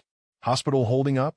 The reply came in 4 minutes, which was faster than his usual response time, which was itself information. "Functional. 4th floor is contained. Patient stable. And you?" A pause longer than 4 minutes. She waited. She had learned, across 9 years, that waiting for Elias's honest answer was a patience worth developing. Working on it. She read this twice. She looked at the ceiling. She looked at the burgundy. She typed, "Good." She thought about adding something. The truth she had been holding in the form of patience for 9 years. The thing she had known about him since their 2nd year of friendship, which was that he was a man who had organized an entire life around the avoidance of being known, and that this was the specific tragedy of a person who was, in fact, worth knowing completely. She had known this. She had known about the architecture and the hollowness at its center, and the specific way his voice changed in the rare moments when the performance dropped, which was warmer, stranger, more itself. The jazz musician who became a doctor, and the jazz still in there somewhere. She had known about Reef, too, in the way you knew the shape of something before it told you its name. The someone from before. The reason the ceramic figure lived on a shelf. The reason he had, 9 years ago, said to her over dinner, unprompted and with the specific tone of a man filing a decision in a permanent record, "Some doors, once you close them, are better left." She had said nothing then. She had been waiting for him to be wrong about it. She typed, at 3 a.m., "One more message. Whatever it is, it's not too late." She didn't know why she sent it. She sent it anyway. She finished her wine. She video called Simone back and talked about Paris and the weather and a patient she'd been thinking about and the hospital protocols panel, which had been genuinely interesting despite itself. She fell asleep somewhere around 4 a.m. with the phone warm in her hand and the specific satisfaction of a woman who had, without doing anything directly, lit a small candle in a dark hallway and was fairly sure someone was walking toward it. In the morning, she woke to 3 texts. "I heard you. Good night." Then, an hour later, "We're in the supply room. This is going to take a while." Then, at 7 a.m., as the blizzard was beginning its slow organizational retreat from the city. "The coffee here is terrible, but he made it anyway, and it was still better than the machine." Odile read the 3 texts, lying in the hotel bed with the morning light, making the uninspiring ceiling temporarily interesting. She had been waiting, she would admit privately to Simone and no one else, that she had been waiting for 9 years. And this was not the answer. It was the beginning of the answer. The beginning was, for the moment, sufficient. She texted back, "I'm having hotel breakfast. The eggs are acceptable. Tell me everything later." She put the phone face down on the bed. She did not, for once, immediately pick it up again. She lay in the hotel bed in the specific peace of a person who has been watching the right thing finally begin to happen, and she let the morning do its ordinary and unremarkable work around her, and she was, in a quiet and genuine and entirely private way, happy. Chapter 10, Hour 1. The Clinical Register. The supply room had a folding chair and a section of cleared floor between the shelving units, and they had, without discussing it, in a way they had always operated on a shared spatial logic, arranged themselves with the chair against the wall and both of them on the floor instead, back against the lower shelf, knees up, the particular configuration of 2 people who had decided, consciously or otherwise, that the same level was the right level for whatever this was going to be. The compound's half-life was 11 hours. They had been on the floor for 11 minutes, and they were talking about the compound. This was correct. This was the right register to begin in.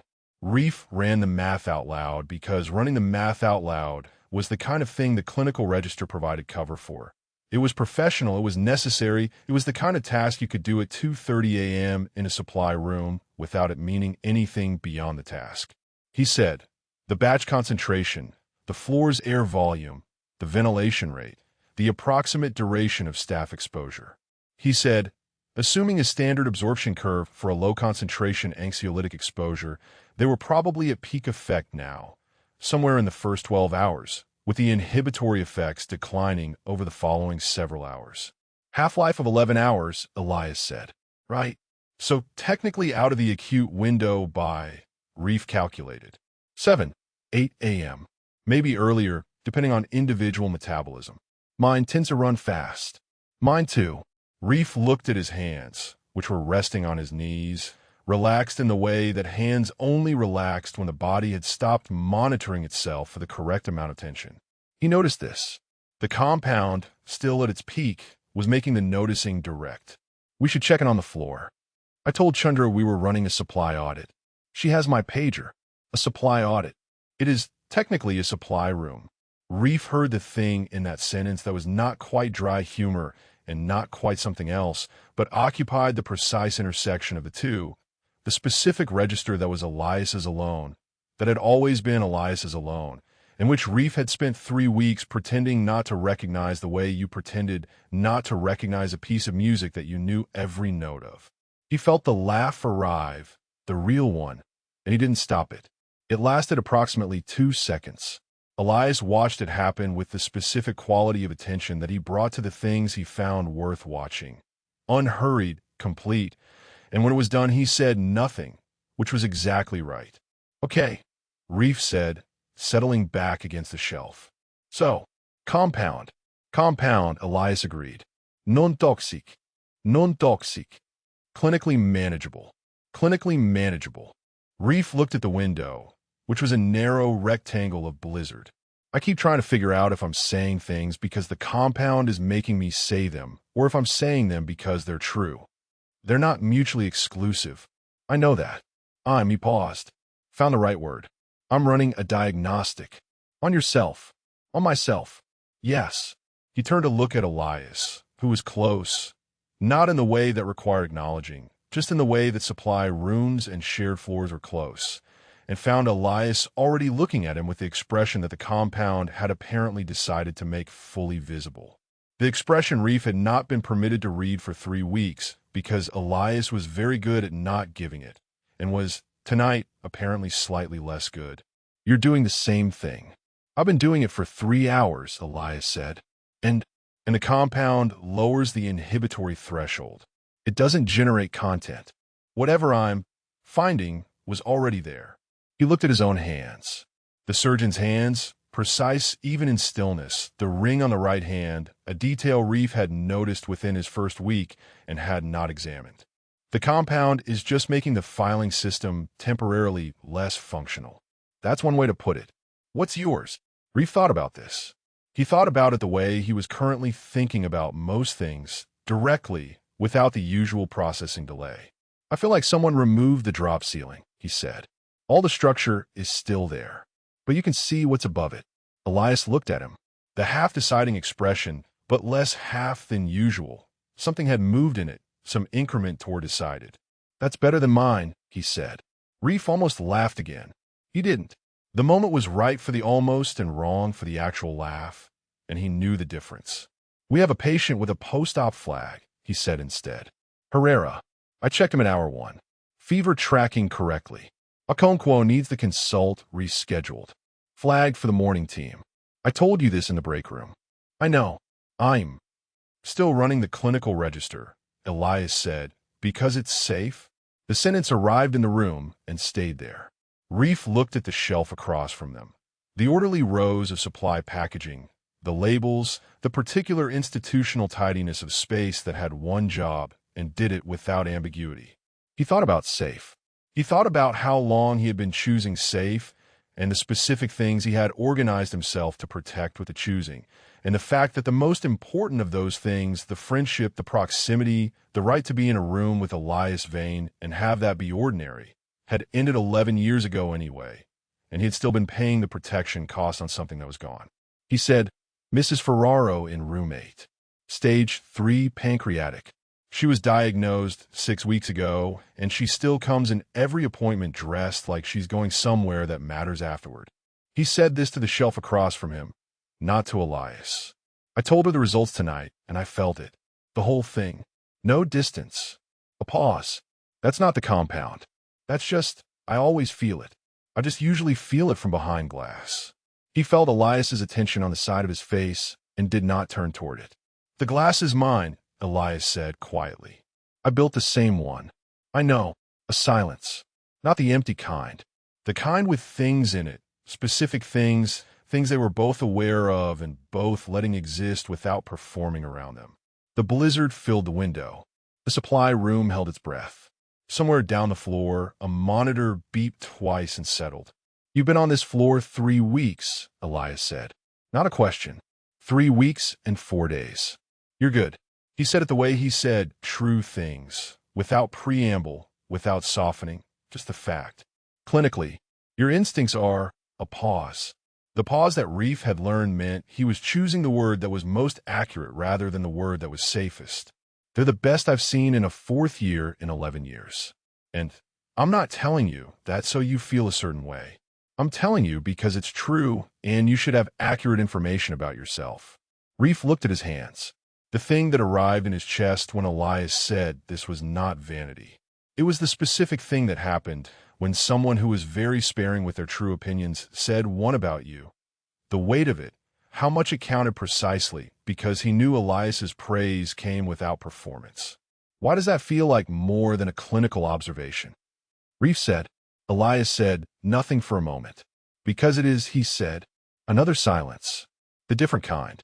The kind that was a door that both of them were standing in front of, not yet through, not needing to go through yet, but present, both of them at the threshold. Reef said, tell me something you don't tell anyone. He hadn't planned the sentence. It arrived the way compound honest things arrived, from somewhere below the usual processing layer, delivered without preview. Elias was quiet, not resistant.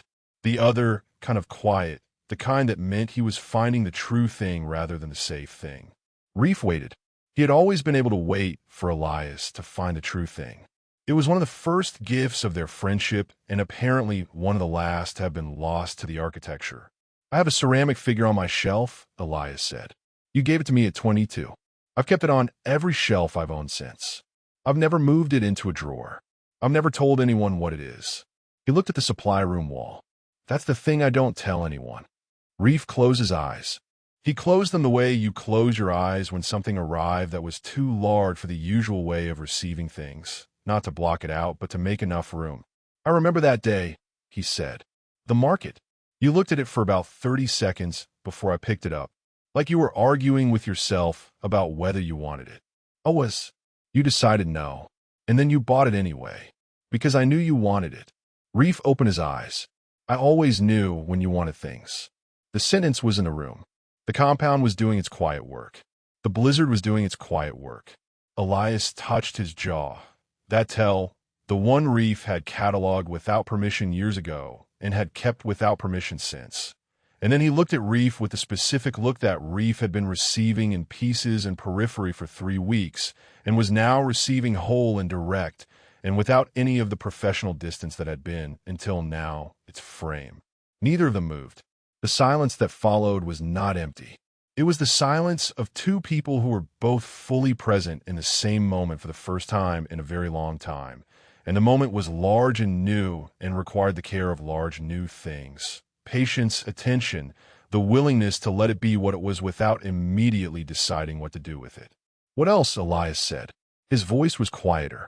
The register that was his private register, the one that was warmer and stranger and more itself. What else don't you tell anyone? Reef said.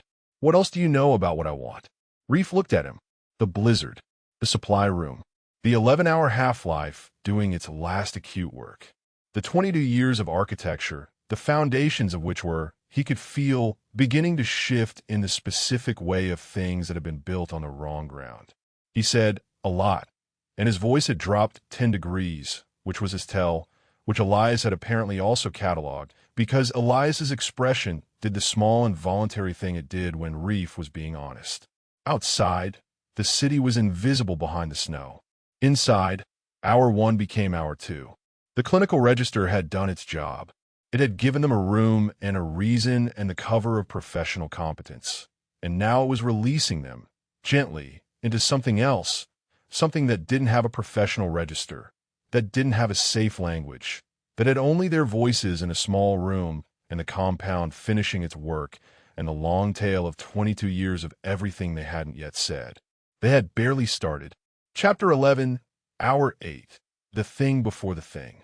The honesty arrived in increments, which was the thing about low-concentration anxiolytics that the clinical literature described as lowered inhibitory threshold, but which felt, from the inside, more like the slow removal of a sound-dampening material Reef hadn't known was present until it wasn't. Nothing was louder. Everything was just closer to the surface. The distance between the feeling and the word for it had shortened. That was all. That was, as it turned out, considerable. By hour 3, he had told Elias, without planning to, that he found the new electronic charting system genuinely beautiful in its information architecture. Not functional beautiful. Actually beautiful, the hierarchy of it, the way urgency sorts itself, and had watched Elias look at him for a moment with the expression of a man receiving confirmation of a hypothesis he'd been running quietly for some time. By hour 5, he had admitted that he thought Dr. Farouk in pulmonology was probably the most technically gifted clinician on the floor, and that he'd been performing polite professional deference around her for 3 weeks, when what he actually wanted to do was ask her to walk him through every decision she made for approximately 6 hours. "I learn by watching," he said. "I always have. I learn the way other people's minds move." "I know," Elias said, which was the thing he kept saying in the specific way of someone for whom knowing was not passive but accumulated, documented, held, and Reef kept hearing it and deciding not to examine what he was hearing. By hour 7, the compound was at what Reef estimated as peak effect, which meant his usual 3-layer architecture. Professional warmth over considered distance over the actual thing had reduced to 2 layers, and the reduction was enough that the actual thing was occasionally audible. He was sitting on the supply room floor with his back against the lower shelf, knees bent, and he had stopped monitoring his posture sometime around hour 4, which was itself information. The space between him and Elias on the floor was the natural space of 2 people who had stopped performing the amount of distance between them and arrived at the amount that was actually there, which was less than professional and more than friendly, and they had both, by silent consensus, decided not to name it. "Tell me why you chose cardiothoracic," Elias said. It was hour 7, and this was the specific kind of question the compound was making possible. Not clinical, not a resident-attending exchange, just one person asking another person a question they actually wanted the answer to. Reef recognized it for what it was and answered it for what it was. "My father had a cardiac event when I was 16, he said. "Not a bad one. He was fine, he's still fine, he's 63 and plays golf badly and complains about it. But I was in the hospital for 3 days with my mother and my sister, and I watched the cardiothoracic team do their thing, and I thought," he paused, found the true word rather than the professional one. "I thought, that's where the stakes are. That's where you have to be certain, and you never actually are, and you do it anyway." Elias said nothing. Reef felt the quality of his attention, the specific kind, unhurried, the kind that was not waiting for you to finish so it could speak, but was actually receiving what you were saying as you said it. "What did you think when you knew you wanted surgery?" Reef asked. "I was 12, Elias said. My grandfather cut his hand badly on a piece of machinery. I watched my grandmother stitch it at the kitchen table. She'd been a nurse before she stopped working. She had the kit. She didn't think twice. She told me what she was doing as she did it. The mechanism. The logic. A pause. I thought, this is the most honest thing I've ever seen. There's a problem, and you fix it with your hands, and either it works or it doesn't, and you know immediately. You wanted the knowing. I wanted the honesty of it." He looked at his hands, which were resting on his knees, still in the way they were still in working spaces, not inert, but ready, the specific stillness of a precision instrument at rest. Medicine lies to you in other ways. You learn that later. But the impulse was sound. Reef looked at Elias's hands. He had been looking at them intermittently since the first week of the rotation and routing the looking through the channel of professional observation. A surgeon's hands were relevant clinical information. The quality of someone's instrument had bearing on the quality of their work, and the compound was making the routing feel, at the moment, slightly dishonest. He was not going to say anything about Elias's hands. "My father thinks I'm a doctor the way other Filipino men in his generation think being a doctor is something you become for them," Reef said, which was a thing he had never said to anyone in quite those words. Not maliciously, just genuinely.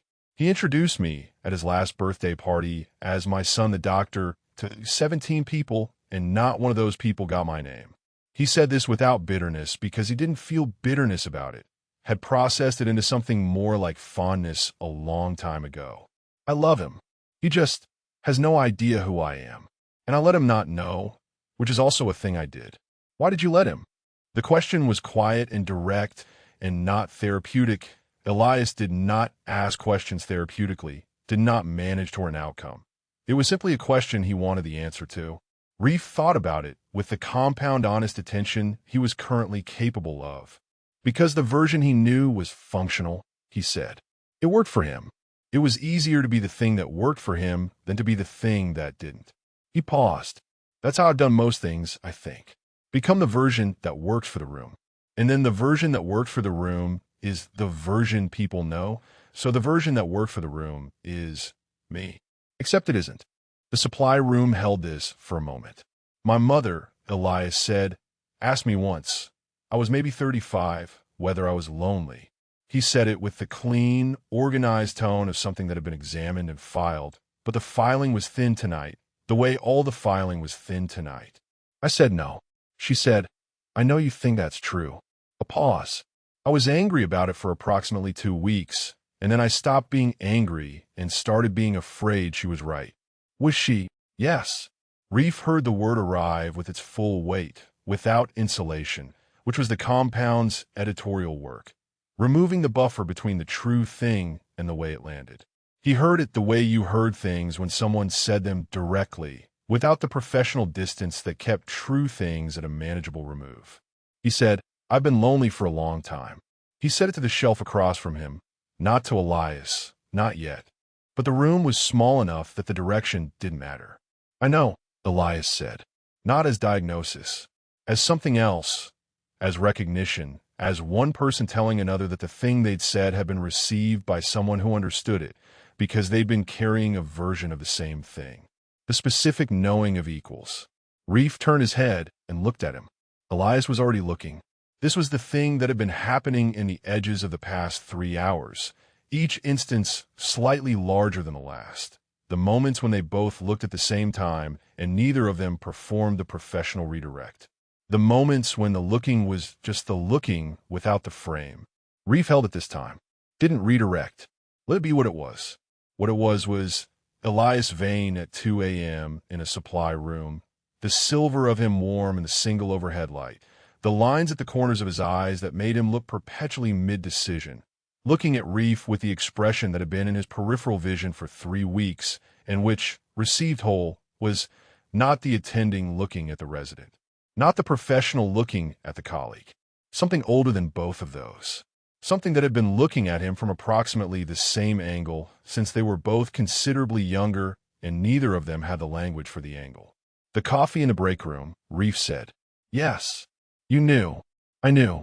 He said it without performance, without the slight sideways quality that confessions usually had, just the simple acknowledgement. I've known since you were a third year your previous rotation, and someone forwarded me your published paper on vascular repair with a note that said this resident thinks like a surgeon, and I read it and thought, of course he does. Of course. He looked away. The one where he looked away not dismissively, but carefully, like the feeling was being assessed for whether it was allowed. I checked the byline twice. Reef was quiet for a moment. That was 2 years ago, he said. Yes. You read my paper. I read everything I find interesting. Reef absorbed this with the particular attention of someone who understood that Elias's precision in language was not an ornament, but a delivery mechanism, and that interesting, in his mouth, was not a casual word. What else? Reef said. It was the question he had asked earlier, and it was the same question, but different now. Not what else don't you tell anyone, but what else as in, keep going as in, I'm here as in, I want the actual inventory. Elias looked at him again. The half-deciding expression, but different from the one Reef had cataloged across 3 weeks of the rotation. Less the deciding of a man who wasn't sure he wanted to decide, more the deciding of a man who had decided and was testing the structural integrity of the decision before committing weight to it. "I listened to you and Tomas in the break room on your second day," he said.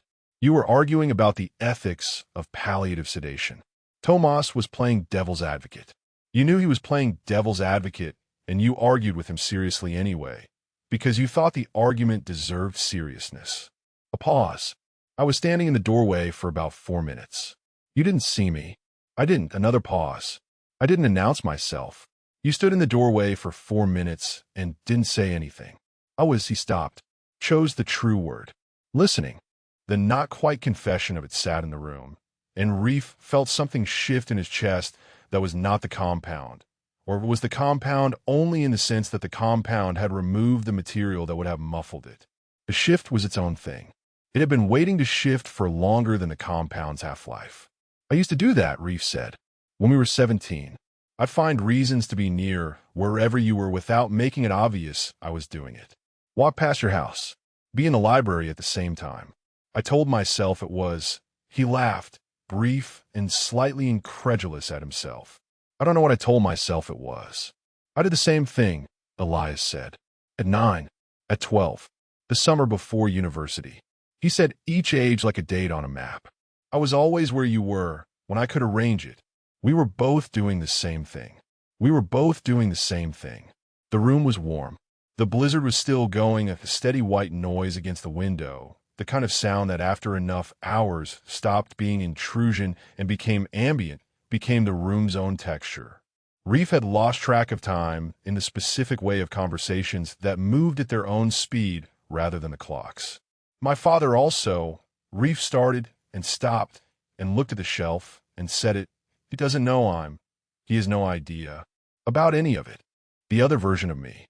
He said the other version without naming what the other version was, because naming it required a different kind of preparation than he currently had access to, even with the compound's editorial help.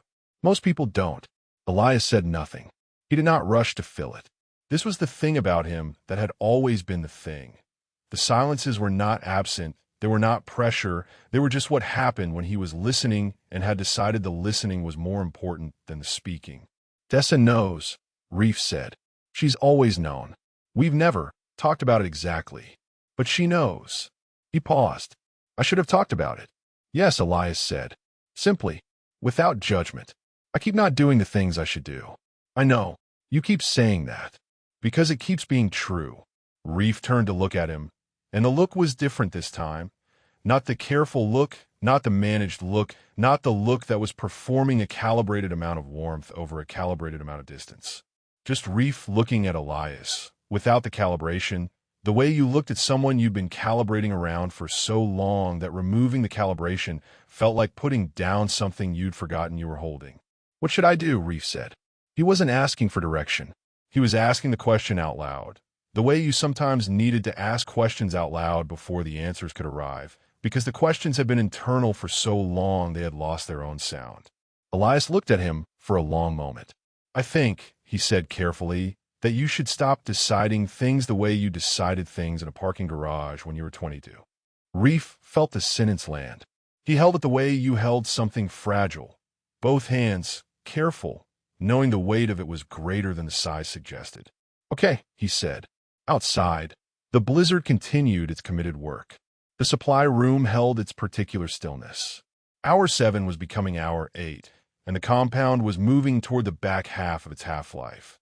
And something in the room was moving too, not toward anything specific yet, not named, not decided, but in motion. The way water moved before it knew what shape it was going to take. "Tell me something else," Reef said. "Something from before."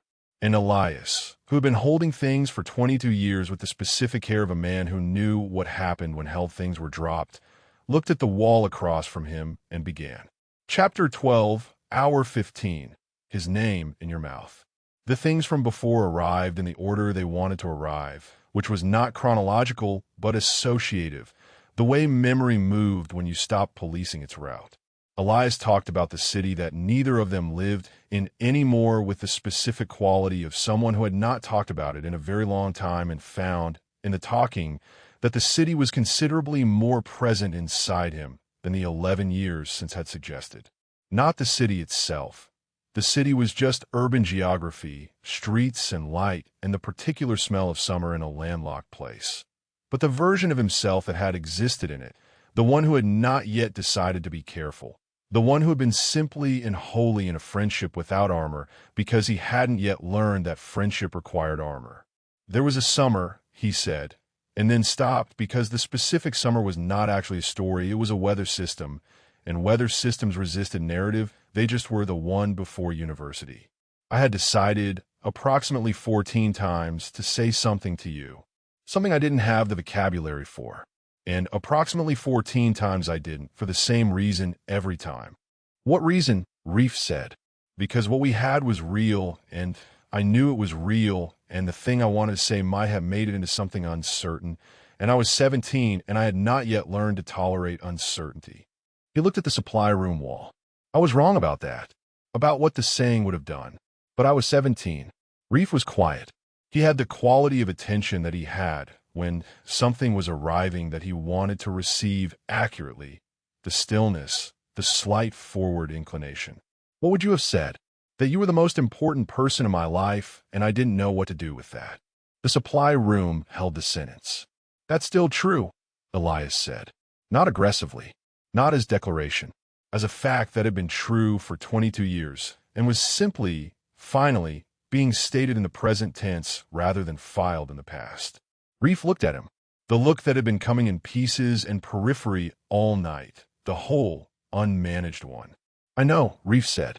And then, it's still true for me too. They sat with it. It was possible Elias had found over a very long career of sitting with difficult findings to receive information accurately without immediately acting on it. The information existed in its own register. The action was a separate question. He filed this. The still true, the for me too. With the careful attention, he gave things that changed the read on a case, and he let it settle without rushing to the next thing. You left, he said eventually, not accusatory.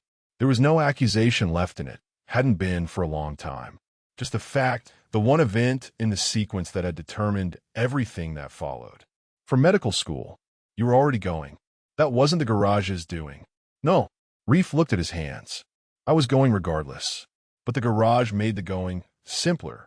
In my head, I told myself the text was protecting us, protecting the friendship, not detonating something that had nowhere to go. He paused. We were going to different cities. We both had our plans. The text was practical. Was it? No. He said it plainly. I know it wasn't. I've known for a long time it wasn't. It was the specific cowardice of choosing the thing I was sure of over the thing I wasn't. He exhaled. I was 22, and the certain thing was the friendship, and the uncertain thing was, he stopped. I couldn't even name the uncertain thing. I didn't have the language. Neither did I, Elias said. The honest acknowledgement of this, that the failure had been symmetrical, that neither of them had been equipped for what the other one required, sat between them without blame. It simply was. You replied in 3 seconds, Reef said. Yes. Correct. I know what I was doing. Elias said it with the precision of someone who had, in 11 years of filing, gone back to that particular file often enough to know its exact contents. I was receiving data. The data was, not this, not now, not with this person who has the specific power to make it permanent if it goes wrong. And I agreed with the data, and I acted accordingly. He paused, and then you went to a different city, and I rebuilt, and the rebuild was very functional. And I never once asked myself whether I had agreed with the data, because it was correct or because agreeing with it was easier than anything else. Was it easier? Yes. And it was also the worst decision I've ever made, which I suspected by the time I was 25 and was certain of by 30, and have been confirming with quiet efficiency ever since. Reef turned his head. He was doing the thing he did when something important was arriving, going quiet around it, the feeling too structural to perform. Elias, I'm not asking you to do anything with that, Elias said, which was what he had rehearsed in some version for 11 years. The version in which the true thing was said without making it a demand, without weaponizing vulnerability, without making the other person responsible for what you'd been carrying. I'm telling you because the compound is doing what the compound does, and I have spent a considerable amount of time not telling you, and the not telling is currently less available than it usually is. Reef looked at him for a long time. The parking garage, he said. 2 words. Just 2 words. But they were a door, and they both knew it, and neither of them pretended otherwise. Yes, Elias said. I've thought about it. He said this carefully, with the specific care of someone who had been very protective of the thought for a very long time and was allowing it into the air of a room for the first time. I told myself I didn't. For years, I did a very competent job of telling myself I didn't. But I did. He looked at the window, the narrow rectangle of blizzard. I thought about it at 23 and at 25 and at every age in between and after. I thought about it when I started dating Dessa and when I stopped. I thought about it when I transferred to this hospital and found the directory photo. He paused. I thought about an hour before I came on shift tonight. The supply room was very quiet. The blizzard was still going. It had the quality of permanence now, the quality of weather that had decided it was structural, and the overhead light had the warm flatness of fluorescence in a small room that had been occupied for a long time. Elias registered all of this with the peripheral attention he gave his environment when the center of his attention was occupied by something else entirely. What did you think? He said. I thought. Reef stopped. Started again with the precision of someone finding the most accurate word rather than the safest one. I thought about the way you looked at me. Right before. In the garage. You looked at me like you'd been deciding something for a long time, and you'd finally decided. And I thought, he exhaled. I thought, if I don't do anything in the next 10 seconds, he'll decide. I don't want it. You to do something, Elias said. I know. His voice had gone quiet in the way it went quiet around things that were too structural to perform. I wasn't deciding to. I was just there, and then I was leaning into it. He paused, and it was brief, and it was entirely honest. And when I drove home, I couldn't sleep, and I couldn't eat, and I spent about 6 hours assembling the argument that told me the text was the right thing, and then I sent the text. The argument took 6 hours. Yes, a short, self-deprecating exhale that wasn't quite a laugh. If it had taken 5, I might have sent a different text. Elias looked at him. He looked at him with the full expression, the one that had been building across 15 hours of the supply room, the one that was not the attending's expression or the professional's expression, but his own, the one that lived underneath the architecture and was, tonight, not being routed around. What would the different text have said? He asked. Reef turned to look at him.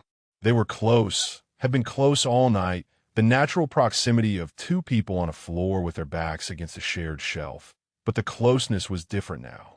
Not the closeness of the clinical register or the professional coincidence of a supply room. The other kind, the kind that had a specific gravity, that had weight. It would have said, Reef said slowly, that I was afraid, but that I was possibly more afraid of not. Then he stopped. Found it. It would have said, I think you should know that I'm not ready to be certain about this yet, but I don't want to not be doing this. Whatever this is. Elias said nothing. I was 22, Reef said. I didn't have. I know. I should have. I know that too. Elias said it gently. I also should have said something first. I had 6 years on you. I had 20 years on you in terms of understanding what I was not saying. And I said nothing and let it stay unsaid because saying it was terrifying and not saying it was bearable. And I chose bearable. He paused.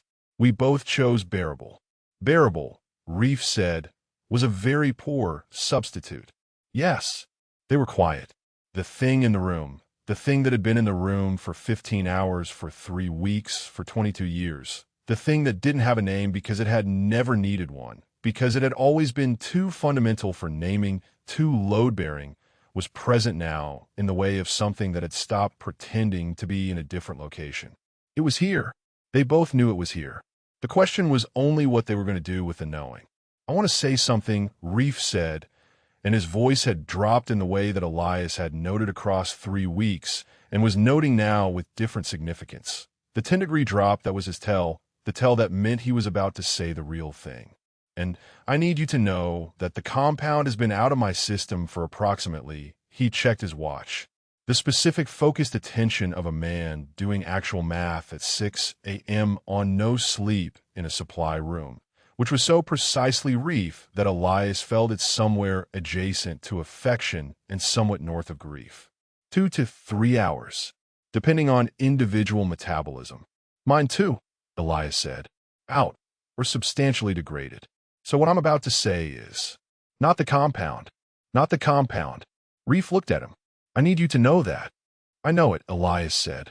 He said it with certainty because he had been running the same calculation. The half-life, the hours, the point at which the compound was no longer a meaningful variable, with the obsessive precision of a man who needed to know the difference between what was chemistry and what was his own and Reef's own, because the chemistry could be filed under inadvertent pharmacological event and the other thing could not. The other thing was theirs. The other thing had been theirs for 22 years and was not going anywhere. Reef said, I'm in love with you. He said it the way he said true things, without decoration, without preamble, the warmth in his voice stripped down to the register that was below warmth, the 10 degrees below, where everything was real. I think I've been in love with you since before I had the word for it. I think the parking garage was the first time I nearly said it, and the text was the first time I refused to, and I have been refusing to ever since, and I am done refusing. Elias was very still. Not the professional still. The other kind. The kind that happened when something arrived that was larger than the usual channel for receiving things. The kind where he went perfectly quiet and perfectly present, and the world briefly contracted to the single point of the thing that had just been said. He looked away. The careful away look, the one that meant he was deciding whether the feeling was allowed, the one that almost no one had cataloged. Reef had cataloged it. Hey, he said quietly. Don't do that. Elias looked back. Don't file it, Reef said. I'm not asking you to do anything. I'm not making this into a demand. He stopped. The warmth in his voice was fully present now. The real register, the one that came out when the performance was gone. I just needed you to have the information. Without the compound. With everything out of the air and nothing left but us and the supply room and what's actually here. What's actually here, Elias said.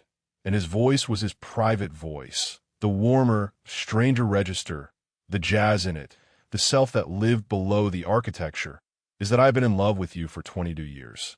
With specific and unmanageable certainty since approximately 20 minutes into our first shift together in this hospital, when you looked at a patient's chart and said, quietly, to yourself, not to the room, I know what's wrong with you. And then you were right. He paused, and I thought, there he is, 20 years later, still exactly that. Reef closed his eyes. Elias watched him do it. The closing, the receiving, the making enough room for the thing that had just arrived. He watched it the way he watched the things he found worth watching. Unhurried, complete, with the specific attention of a man who had spent a very long time not being permitted to look at this directly and was, finally, looking. Okay, Reef said. He opened his eyes. Okay, Elias said. They sat with it. Outside, the blizzard continued. The hour continued. The supply room, which had been a room and was now something else, continued around them. Neither of them moved toward the other, and neither of them needed to, not yet, not in the way that required moving. The thing that had been said was sufficient for the moment. More than sufficient, enormous, the specific enormity of 22 years arriving in a small room at 6 a.m. And they both knew, without discussing it, that the enormity required space before it required anything else. We have patience, Reef said finally. We have patience, Elias confirmed. Neither of them moved immediately. 10 minutes, Reef said. 10 minutes, Elias agreed. They sat. The blizzard outside. The overhead light inside. The supply room holding them in its ordinary and entirely insufficient space, which had become, across 15 hours, the most significant room in the building. Perhaps in the city. Perhaps, if Elias was being honest, and he was tonight being entirely honest, in several years of his life. He touched his jaw. He did not look away. Chapter 13, Hour 22. The True Things. The compound had been out of their systems for 11 hours. They were both certain of this. They had run the math separately and arrived at the same number, which was a kind of convergence that happened when two careful people applied the same data to the same formula, and neither of them named the math out loud because naming it out loud was a way of asking, "Are we sure this is ours?" And they were sure. They had been sure since sometime around hour 14, when the specific texture of the compound's effect had cleared.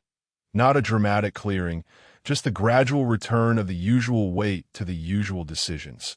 And they had looked at each other, and neither of them had stopped talking. That was the thing. The compound was gone, and they kept talking. They talked about the parking garage again, but differently this time. Not the confession of it, which had been hour 15's work, but the accounting. The full accounting, the one that went into the cost column with the specificity of two people doing an honest audit. "I filed it as data," Elias said. He was sitting differently now than he had been at the beginning of the night. Both of them were, the floor's particular hardness having rearranged them incrementally across 22 hours into a configuration that was less like colleagues and more like what they actually were, knees almost touching, backs against the shelf, the folding chair long since abandoned because neither of them had wanted the height differential. "I'm good at filing things as data. I filed the garage. I filed your text. I filed the move to a different city. By the time I was 26, I had filed the whole thing under experience, early, formative, processed, not to be revisited. Did stay filed. Largely." He looked at his hands. "Until the scheduling memo. What happened when you saw my name?" Elias was quiet for a moment. He was doing the thing he did when he was choosing between the accurate word and the safe word. And the accurate word was winning, had been winning since roughly hour 3, when the safe words had run out of cover. "I sat at my desk," he said, "and looked at your name for longer than was clinically necessary. And then I archived the email, and I picked up my coffee, and I went back to work, and I did not think about it again." A pause, where I thought about it continuously for 6 days and called that not thinking about it. Reef said, "I found a photograph."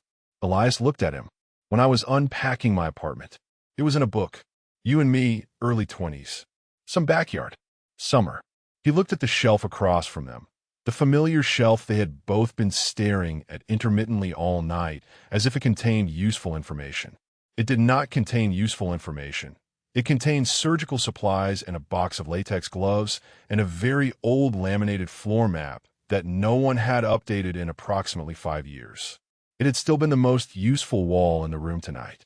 "I put on my kitchen counter. I didn't put it in a box, and I didn't put it in a frame. I just left it in the ambiguous space. What did you think when you found it?" "I thought." Reef almost laughed. The short, surprised almost. "I thought, of course. Of course it was in the book I unpacked first. Of course." He exhaled. "And then I went and pulled up the staff directory photo, which I had already closed once." "I know." Elias said it before he could stop himself. And then, at Reef's look, "I found a reason to review your transfer file twice.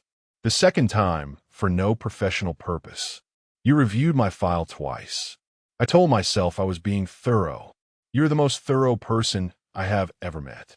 Your thoroughness is legendary and exhausting." Reef looked at him.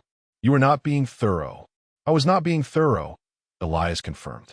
The specific, warmly ridiculous quality of two professionals admitting to the undignified things they had done in the service of their own feelings sat between them with the texture of something long overdue. Not just the admission, but the ease of it, the ability to say the embarrassing true thing without it costing anything, which was the specific gift of this room, this night. This accumulation of hours that had stripped the filing system down to its studs. Reef said, "I told you the text was protecting both of us. I know you believe that." I did believe it. At 22, I genuinely believed it. He paused. At 25, I started believing it less. At 30, I knew it wasn't true and told myself it was moot because too much time had passed and the window was closed. He paused again, which is the specific logic of a man who doesn't want to admit what he did because admitting it means looking at what it cost. "What did it cost?" Elias said. Not asking for an accounting. He already knew the accounting, but giving Reef the space to say it out loud, which was different. "It cost me you, in the specific version of you that I had at 22. He said it plainly, without sentimentality, in the register he used when he had arrived at an honest assessment after a long process of arriving. Not the friendship. The friendship survived. But the thing inside the friendship that wasn't quite friendship, the thing we're not going to call friendship anymore, I think I took that and put it in a box and nailed the box shut and put the box in a room I didn't go in. He looked at Elias. And then I spent 16 years occasionally finding the door to the room and standing outside it and making the very sensible decision not to open it.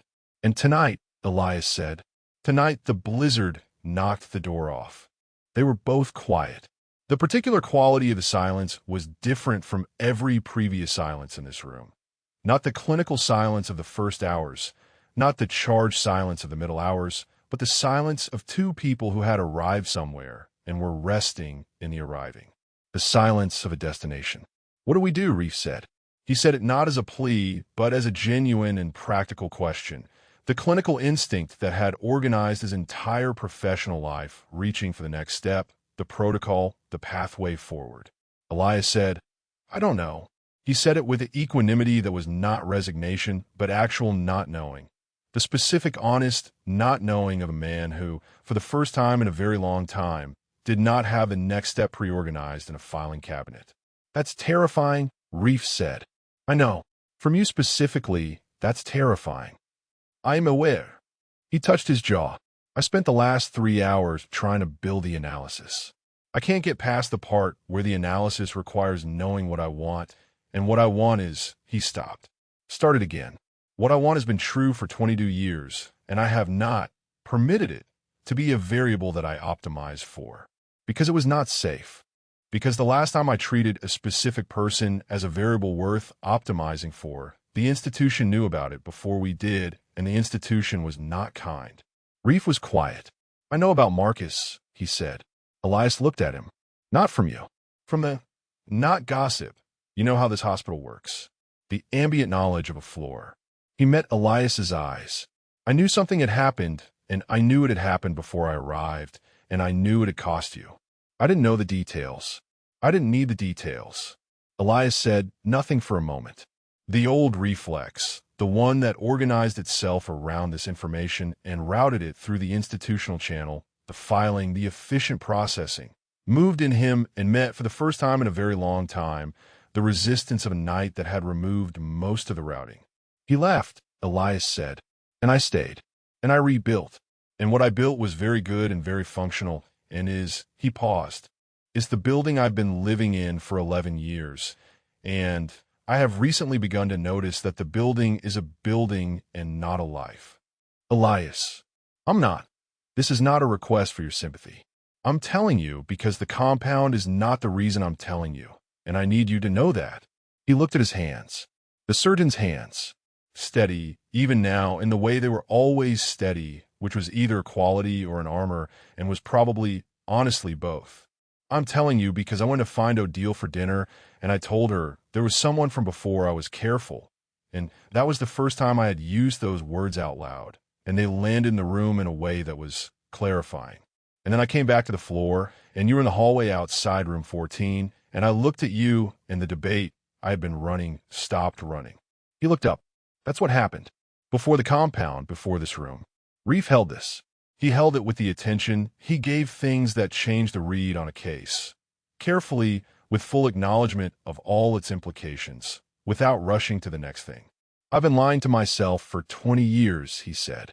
The sentence arrived in his own voice, and he heard it as if from a slight distance, the way you heard the truest things, from just far enough that you could recognize them as the real ones. I know, Elias said, softly. I made the practical decision in the garage. I made the practical decision every time after the garage. I made the practical decision when I took this rotation, which was not. It was not only a rotation decision. Elias, you know that. I know you know that. I know. I needed to, he stopped. Found it. I needed to see whether you were still. He didn't finish the sentence because the sentence was too large for its own ending. He looked at Elias instead. Whether this was still. Still what? Elias said. Quietly. Reef looked at him. The full look. The unmanaged one. The one he was learning, across the 22 hours of this night, to leave open instead of immediately closing off. Real, he said. The word sat in the supply room.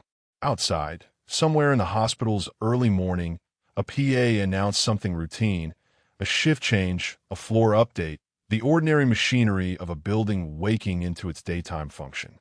The blizzard was doing something different against the windows. The texture of the sound had changed. Not quieter, but less structural. The kind of sound a storm made when it was beginning, somewhere in its own private process, to decide to end. I've been lying to myself too, Elias said. For 20 years. For longer. He looked at the window. I told myself the building was sufficient. I told myself the distance was wisdom. I told myself that the cost of visibility was too high and the alternative was nothing.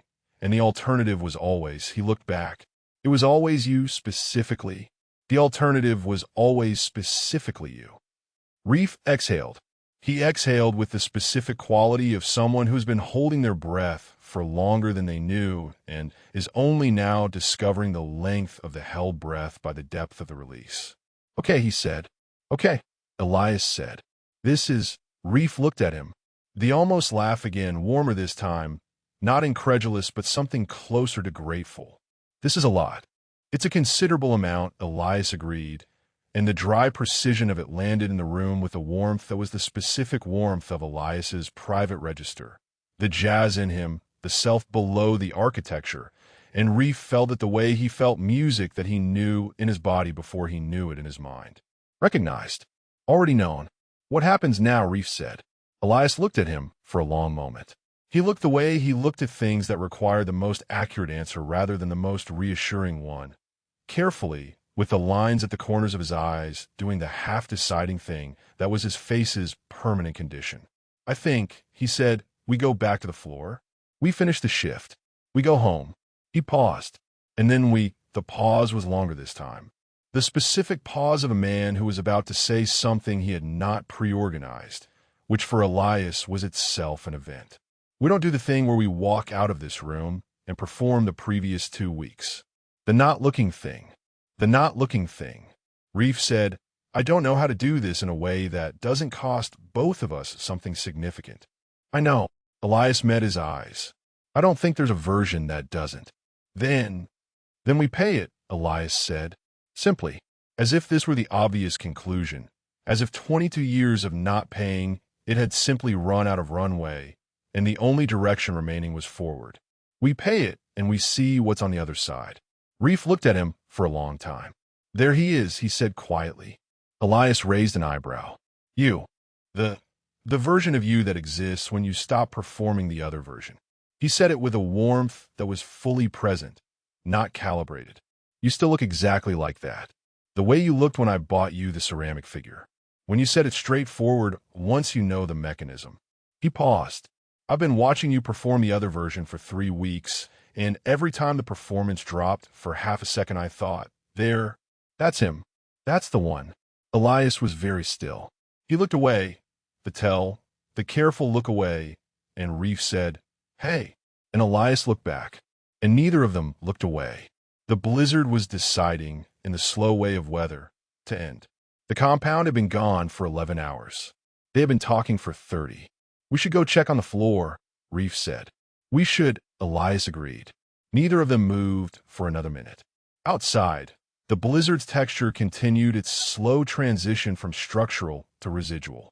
The hospital was beginning its early morning shift change, the sounds of it arriving under the supply room door in ordinary and entirely indifferent music of a building that did not know what had happened in this room tonight, what had been demolished, and what had been found in the demolition. When they finally stood, both of them, the specific stiffness of people who had been on a floor for a very long time. Reef looked at Elias across the 2 feet of supply room that was suddenly, after 22 years, not a distance being managed. He said, I meant it. Everything I said tonight. All of it. I know, Elias said. I meant it too. They went back to work. Chapter 14, Hour 30, The Lockdown Clears. The blizzard ended the way most things ended. Not with announcement, but with the gradual absence of itself. By 7 a.m. the wind had dropped to something merely persistent. By 8 a.m. the city's maintenance machinery had begun its slow emergence. the plows audible from the hospital's upper floors, the particular grinding competence of a city that had been through this before and knew the steps. By 9 a.m., the roads department had issued its first partial clearances, and the hospital received the notification at 9:23 a.m. that the transit lockdown was being lifted in phases, non-emergency routes first, with a full operational resumption estimated by noon. Elias read this on his pager in the corridor outside room 3 and felt something he didn't immediately name. Not relief, not the ending of tension, or not only that. Something more complicated. The specific feeling of a container being opened before you've decided what to do with its contents. He had slept for 2 hours on the break room couch, which was the break room couch, and therefore not a thing a person slept on so much as a thing a person became horizontal on for a period of time. And he had woken feeling the specific lucidity of someone who had not slept enough, but had slept through the most acute part of the exhaustion. The floor was operating. The day's shift had begun staggering in at 6:30 a.m., arriving with the slightly sheepish energy of people who had managed the storm from home and knew their colleagues had spent the night, and the handoffs had proceeded with the professional efficiency of a rotation that had been through extended lockdowns before and knew the sequence. He had seen Reef twice in the past 2 hours, once at the nurse's station at 6:45 a.m., both of them in the handoff process, surrounded by 4 other people, professional, correct, the appropriate amount of not looking. And once in the corridor near the elevator at 7:30, alone, passing, and that time the not looking had been different. Not the performance of the previous 3 weeks, not the architectural, effortful not looking of 2 people maintaining a careful distance, but a different kind, quieter, with more inside it. Reef had said, "How much sleep?" Elias had said, 2 hours. "You, 3. You're winning. I'm winning." And they had both continued in their respective directions, which was correct, which was what the situation required, and Elias had felt the aftermath of that 30-second exchange for approximately half an hour afterward, which was disproportionate and accurate, and not something he was going to examine in a hallway. The lockdown lifting was announced on the floor PA at 10:15 a.m. There was a specific quality to the sound that passed through the night shift staff when the announcement came. Not celebration, more like a collective exhale, the release of a sustained attention that had been held for 11 hours beyond the usual duration of attention. People moved toward their lockers. Coffee appeared from somewhere. The floor's machinery began its ordinary recalibration toward normal operational tempo. Elias went to check on August Okafor. This was clinical. The man had had a cardiac event and had spent the night in a floor under lockdown during a blizzard, and both of those variables were relevant to his monitoring. It was also, Elias understood with the honest self-assessment that the night had installed in him at what appeared to be a foundational level, not only clinical. August was sitting up in bed reading. He had the newspaper, actual print newspaper, which someone had apparently sourced from the staff break room. A small daily that the hospital received as part of some charitable subscription no one had ever questioned, and he was reading it with the unhurried attention of a man who read newspapers the way he did everything, as a structure to be understood rather than information to be consumed. "Dr. Vane," he said, without looking up. "Mr. Okafor." Elias reviewed the chart. Heart rate, blood pressure, both normal, the numbers clean and unremarkable. "How are you this morning?" "I'm very well." He turned a page. "How are you this morning?" Elias looked at the chart. He looked at the chart for a moment that was longer than the chart required. Then he looked at August, who had lowered the newspaper and was regarding him with the specific patient attention of a man who had spent a night watching a storm and was perfectly comfortable waiting for people to find their words. "Better," Elias said. August nodded, as if this were the answer he had expected, and the answer were sufficient. "The storm's ending," Elias said. "I heard." August looked at the window, which was showing the specific gray-white of a post-blizzard morning. The sky not clearing, but not escalating, the kind of sky that was in the process of remembering it had other settings. It did what it came to do. Elias said nothing. "My wife used to say that," August said, returning to his newspaper. "About weather. About most things." He turned a page. She was usually right. Elias looked at him, at the 73-year-old engineer with his newspaper and his cardiac monitoring and his specific patience, and felt something that he did not have the exact word for, but which was the feeling you had when a debt of gratitude was too large for the usual expressions of it. "Thank you," he said, "for last night." August turned a page. "Go home," he said, with the warmth of a man offering the most useful thing he had available. "Sleep." Elias went. The locker room at 10:45 a.m. held the specific atmosphere of the end of a very long shift.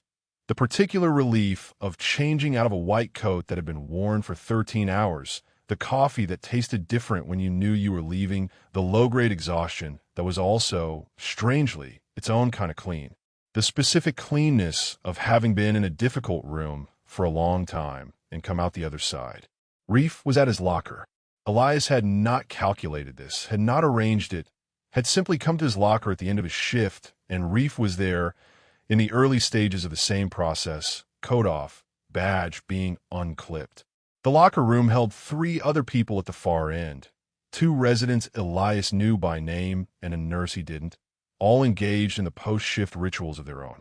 "Good shift," Reef said, not to Elias specifically, in the general register of someone making professional conversation. "Functional," Elias said, which was a word they had both used about 16 times in the past 12 hours for things that were not specifically functional, and which landed between them with the private resonance of a shared reference. Reef's mouth moved. The small involuntary thing. They finished changing. The other residents left. The nurse left. The locker room was briefly just the 2 of them, which was either circumstance or something else, and in the specific post-supply room condition of Elias's willingness to be honest with himself, he noted that he had not moved toward the exit with any particular urgency. Reef closed his locker. He turned. He looked at Elias with the expression that Elias had been receiving in full and unmanaged form since approximately hour 15. The one that was not the professional expression, not the performance, but the actual one, the one that was quieter around the things it cared about. "This is going to be complicated," Reef said. "Yes," Elias said. "The rotation. The NDA. Conrad Spear, who I've seen clock us twice this week in a way that I don't think was entirely. I know. I'm a 4th-year resident on your rotation. I know." Reef looked at him. "You're very calm about a large number of complications. I've had 30 hours to think about it. You were talking for most of those 30 hours. I was talking and thinking. I'm capable of both." He looked at Reef, who was looking back without the usual layering, just the direct look that was his tell for the things he was deciding not to contain. "I'm not going to walk out of this building and perform the previous 3 weeks. That's what I said, and I meant it. I know you meant it. So we figure out the complications. Just like that. Not just like that. With effort. With care. With the specific attention to consequence that I have been applying to clinical situations for 11 years and have not, until approximately hour 15 of this morning, been willing to apply to anything else." He paused. "We figure it out." Reef was quiet for a moment. He had the look he had at the end of hour 22, the one that Elias was learning to read as the expression that came after the feeling landed, after he had stopped performing around it. The open one. "Okay," Reef said. "Okay. I'm going to go home and sleep for approximately 9 hours. That's reasonable. And then I'm going to—" He stopped. Something moved through his face that Elias cataloged and stored without examining yet, because there were things that needed the right amount of distance before they could be examined accurately, and this was one of them. "I'm going to call Dessa. Not about this specifically. About the other thing. The thing I've been not calling her about." He looked at Elias. "It's time." "Yes," Elias said. "You make that sound very simple." "I'm not. I know it won't be simple. I know it will be the opposite of simple." He held Reef's eyes. "But you've been doing the not simple thing of not doing it for a long time. The other not simple has the advantage of also being the true thing." Reef absorbed this. He absorbed it the way he absorbed things that were accurate and unwelcome and ultimately correct, with a short exhale and the particular expression of someone who would have preferred an easier answer and respects the true one anyway. "Right," he said. They walked out together, not side by side. The corridors of the hospital were narrow, and they walked with the professional spacing of colleagues, which was the correct external register for the moment, and which both of them knew was, now, a different thing from the previous 3 weeks of professional spacing. The same structure, different meaning. The way a chord could change everything by changing one note. The lobby was bright with the particular winter brightness of sunlight on snow. The city's reflective post-storm luminosity coming through the main entrance doors in great pale sheets. The automatic doors opened as they approached, and the cold arrived. Not the blizzard's aggressive cold, but the ordinary cold of a February morning that had just been through something and was in the process of returning to its usual self. They stopped at the entrance. Outside, the city was beginning its careful post-blizzard emergence. The plows, the pedestrians and parkas, the specific social experience of a place that had been through something collectively and was now doing the work of aftermath. "Get sleep," Reef said. "You too." Elias looked at him. The morning light on the snow, on Reef's face, on the particular exhaustion that was also, strangely, its own kind of brightness. He looked and didn't perform the looking. Just looked. "We'll figure it out." "We'll figure it out," Reef confirmed. They parted. Elias walked to his car. The parking structure was the specific quiet of a space that had been holding its breath during the storm and was beginning to exhale, the fluorescent lights doing their steady, institutional work above him. He sat in the driver's seat and did not start the car immediately. He sat with the feeling. It was not relief. It was not victory. It was not the specific, clean resolution of a problem efficiently solved, which was what he was accustomed to in his better moments. It was something rawer than all of those, and stranger, and considerably less organized. He thought about the supply room, the ceramic figure on his shelf, the word load-bearing, which had been arriving in his mind with the frequency of a symptom for 3 weeks, and which now had a specific and accurate diagnosis. It was what you called the things you had been building your weight on, the things you couldn't examine because the examining would require acknowledging what they were holding up. He knew what they were holding up now. He started the car. He was tired in the specific way of a person who had spent 30 hours dismantling something and had not yet begun the work of building what came next. The good tired, the earned tired, the kind that was the price of having been genuinely present in something large. He drove home through a city that was white and quiet and already, with its particular municipal optimism, in the process of recovering. He did not think, on the drive, about Conrad Spear, or the NDA, or the rotation, or the attending status, or any of the things that were legitimately and genuinely complicated about what had happened and what would happen next. He would think about those things later, when he had slept, when the 30 hours had settled into context. Later they would be real and weighty and would require the same careful attention he brought to everything. For now he drove, and the city was white, and he was not happy exactly, too large for happy, something north and east of happy, something he didn't have a cached word for. Arrive, maybe, in the first and most preliminary way. The word for the feeling of having arrived somewhere you've been heading for a very long time and finding the place unexpectedly, beautifully, exactly what you'd understood it would be. He went home. He did not turn on the lights. He stood in his apartment for a moment in the mid-morning quiet, looking at the shelf behind his desk where the ceramic figures sat. The not bird, the not fish, the deliberate joke at the expense of categorization, the thing that was exactly him, that had been exactly him for 22 years on every shelf he'd owned, and he felt something that was specifically and accurately not grief. He went to bed. He slept. Outside, the city continued its ordinary and entirely indifferent resurrection. The snow already gray at the edges where the plows had been, the February light doing its best with the available material, the day proceeding with the complete disregard for consequence that days had. The day did not know what had happened in a supply room on the 4th floor of a hospital 3 miles away. The day did not know what had been said, what had been admitted, what had been returned from 22 years of careful storage. The day was fine. It continued. The feeling of having arrived faded, as acute feelings did, into something quieter, and the quieter thing was still there when it was done fading. This was how Elias knew it was real. The real thing stayed. He slept for 10 hours, which was the longest he had slept in years, and when he woke, the city outside his window was late afternoon gold, and the snow on the window ledge was beginning to drip, and the NDA had arrived in his email, and the world was continuing to be the world. And none of that had changed what had been said in a supply room during a blizzard to a man with dark eyes and 3 different laughs who had known what he wanted since before either of them had the language for it. None of it changed that. He made coffee. He read the NDA. He began to think. Chapter 15. The Professional Distance. 13 days after the blizzard, Reef could have drawn a map of the 4th floor's avoidance geometry with the precision of someone who had been living inside it.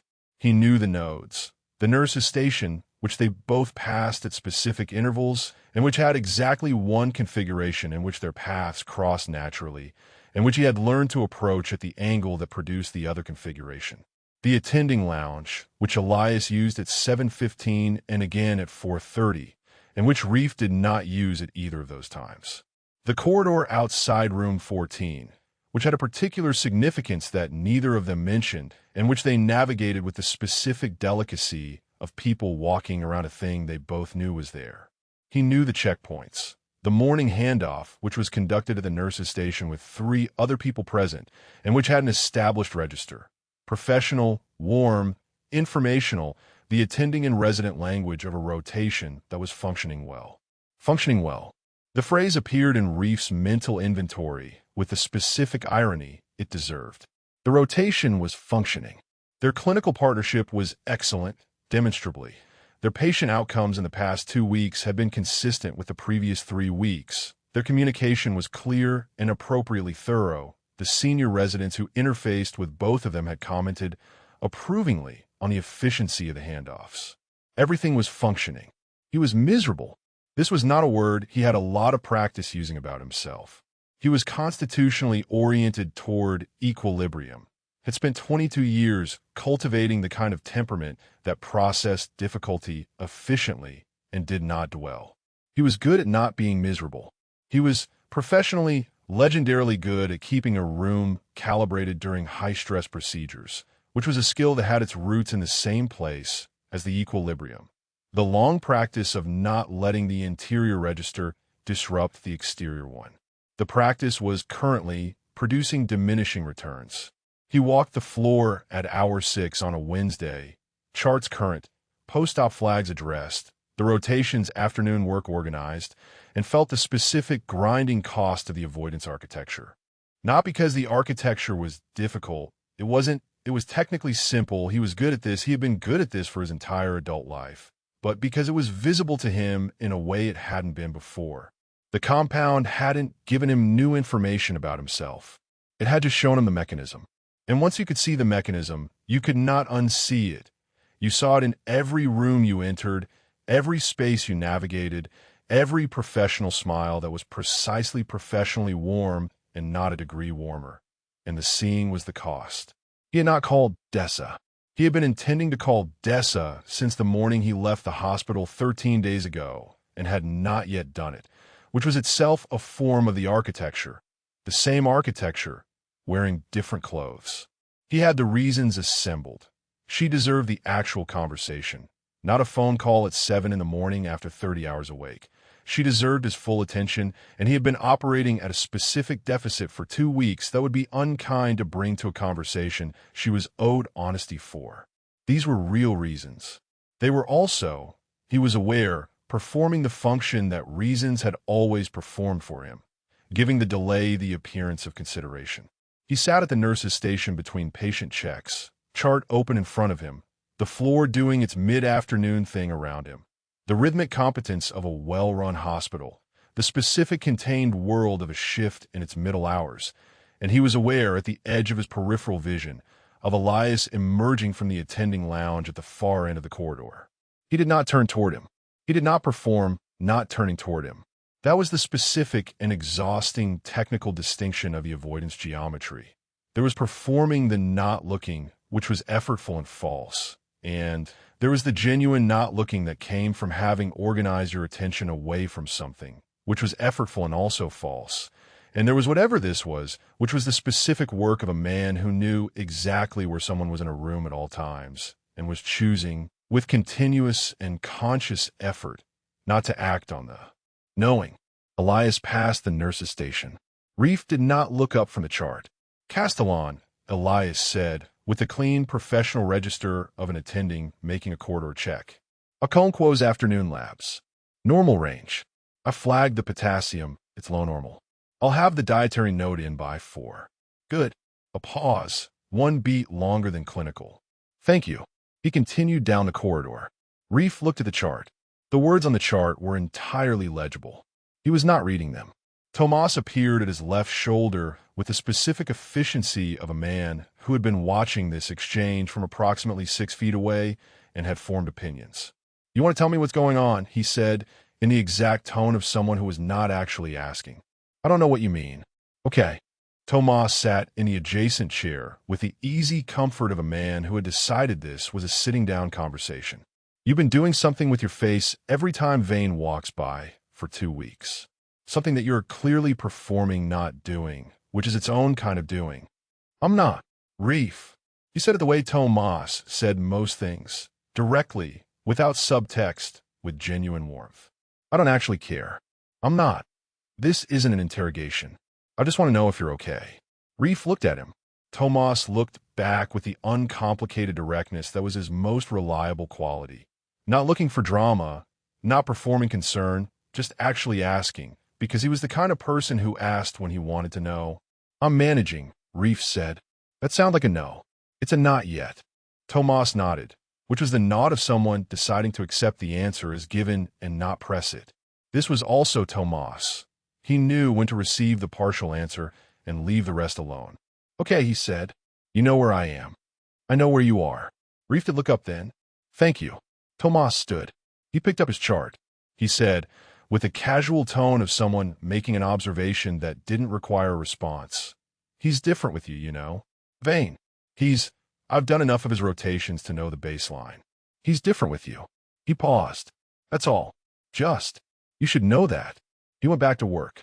Reef sat with the chart that he was not reading and the corridor that had gone back to its ordinary operational texture and a specific, grinding, accurate observation that Tomas had just deposited in the room on his way out. He picked up his phone. He opened Dessa's contact. He looked at her name for a long time. 4 minutes, 5, the specific duration of a decision that was not actually a decision anymore, but was still performing the appearance of one. He had known what he was going to do since the morning he left the hospital. He had been performing the not knowing as a way of delaying the doing, which was the architecture which he could now see, which meant he could not in good conscience continue it indefinitely. He closed the contact. Not yet, but soon. He owed her the real version, which required him to be in possession of the real version fully enough to give it.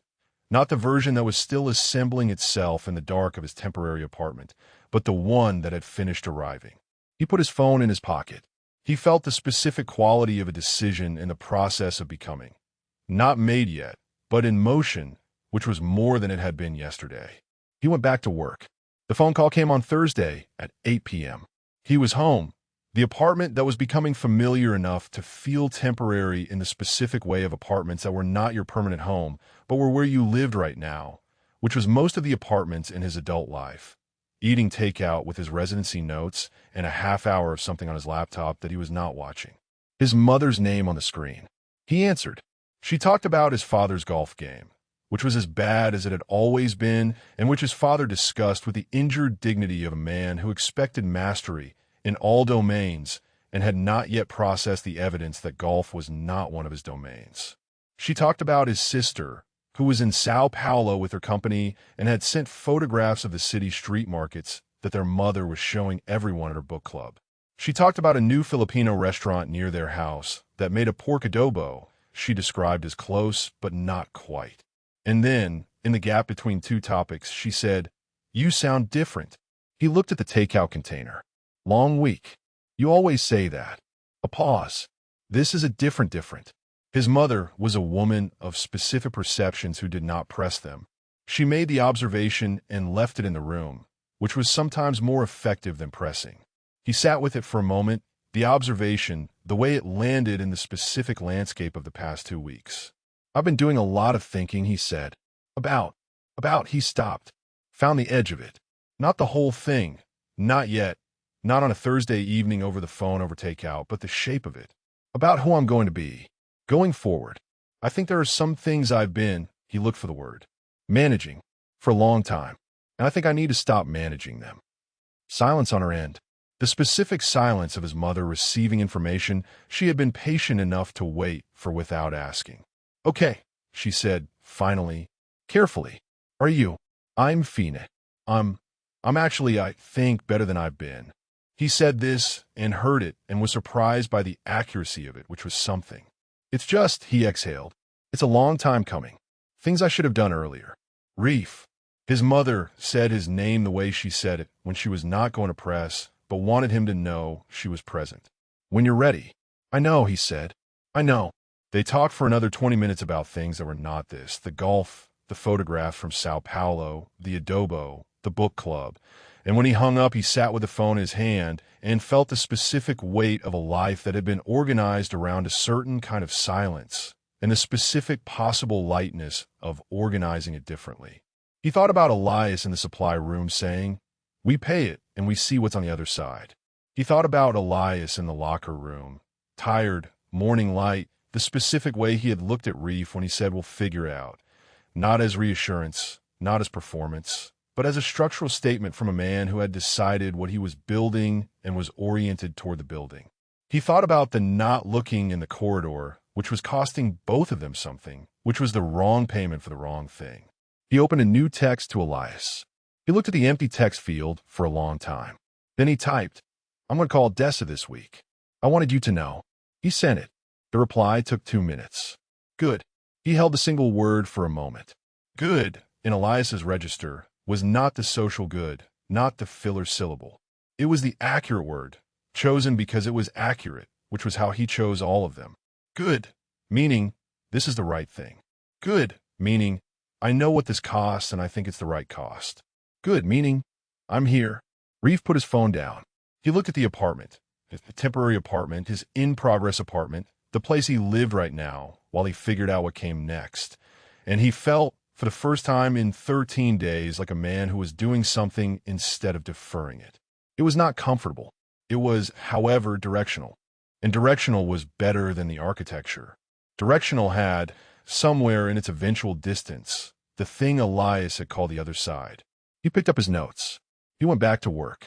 Down the hall, in whatever room Elias was in, his apartment, the hospital, the attending lounge, some other space in the city that held its ordinary evening business.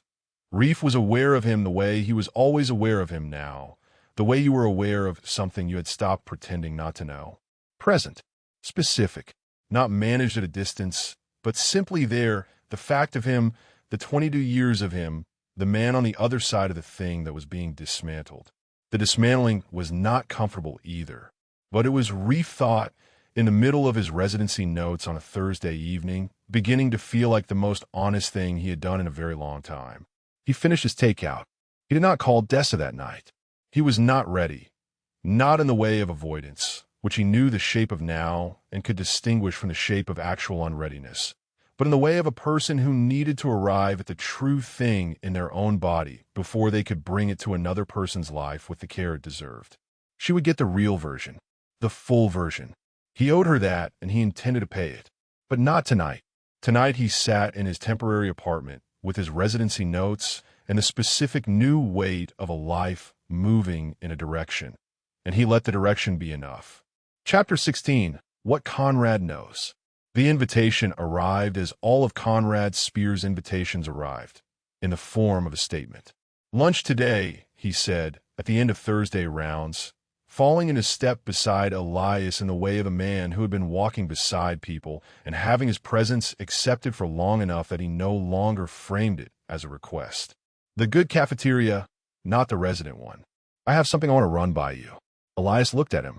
Conrad Spear was 58, which meant he had 11 years on Elias and 30 years of institutional relationship with his hospital, and both of those variables were present in everything he said and did, not aggressively, just structurally, the way the load-bearing elements of a building were present in every room without requiring announcement.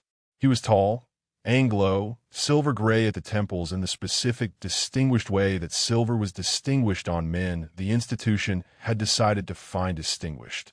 He wore it as unconsciously as he wore his position, which was to say, completely. He had been, for the first 8 of Elias's 11 years at this hospital, the closest thing to a genuine ally Elias had in the department. Not a friend, because Conrad did not have the architecture for friendship in its less hierarchical forms, but a colleague who had recommended him for the attending position, who had backed his research proposals through the relevant committees, who had said, at Elias's 10th-year review, that Elias Vane was the most technically accomplished surgeon in the department, and the institution was lucky to have him. He had meant it. The meaning of it was what made the present situation its particular variety of complicated. "I have a post-op at noon," Elias said. "After the post-op, then." 1:30. It was not a question.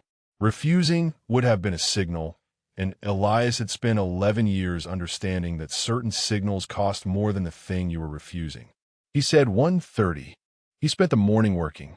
This was his answer to most things, and it was a good answer.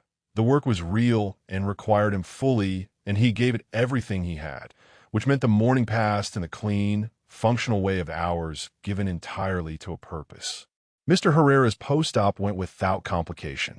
The consult on the Alvarez case yielded the conclusion he had expected, and he documented it carefully.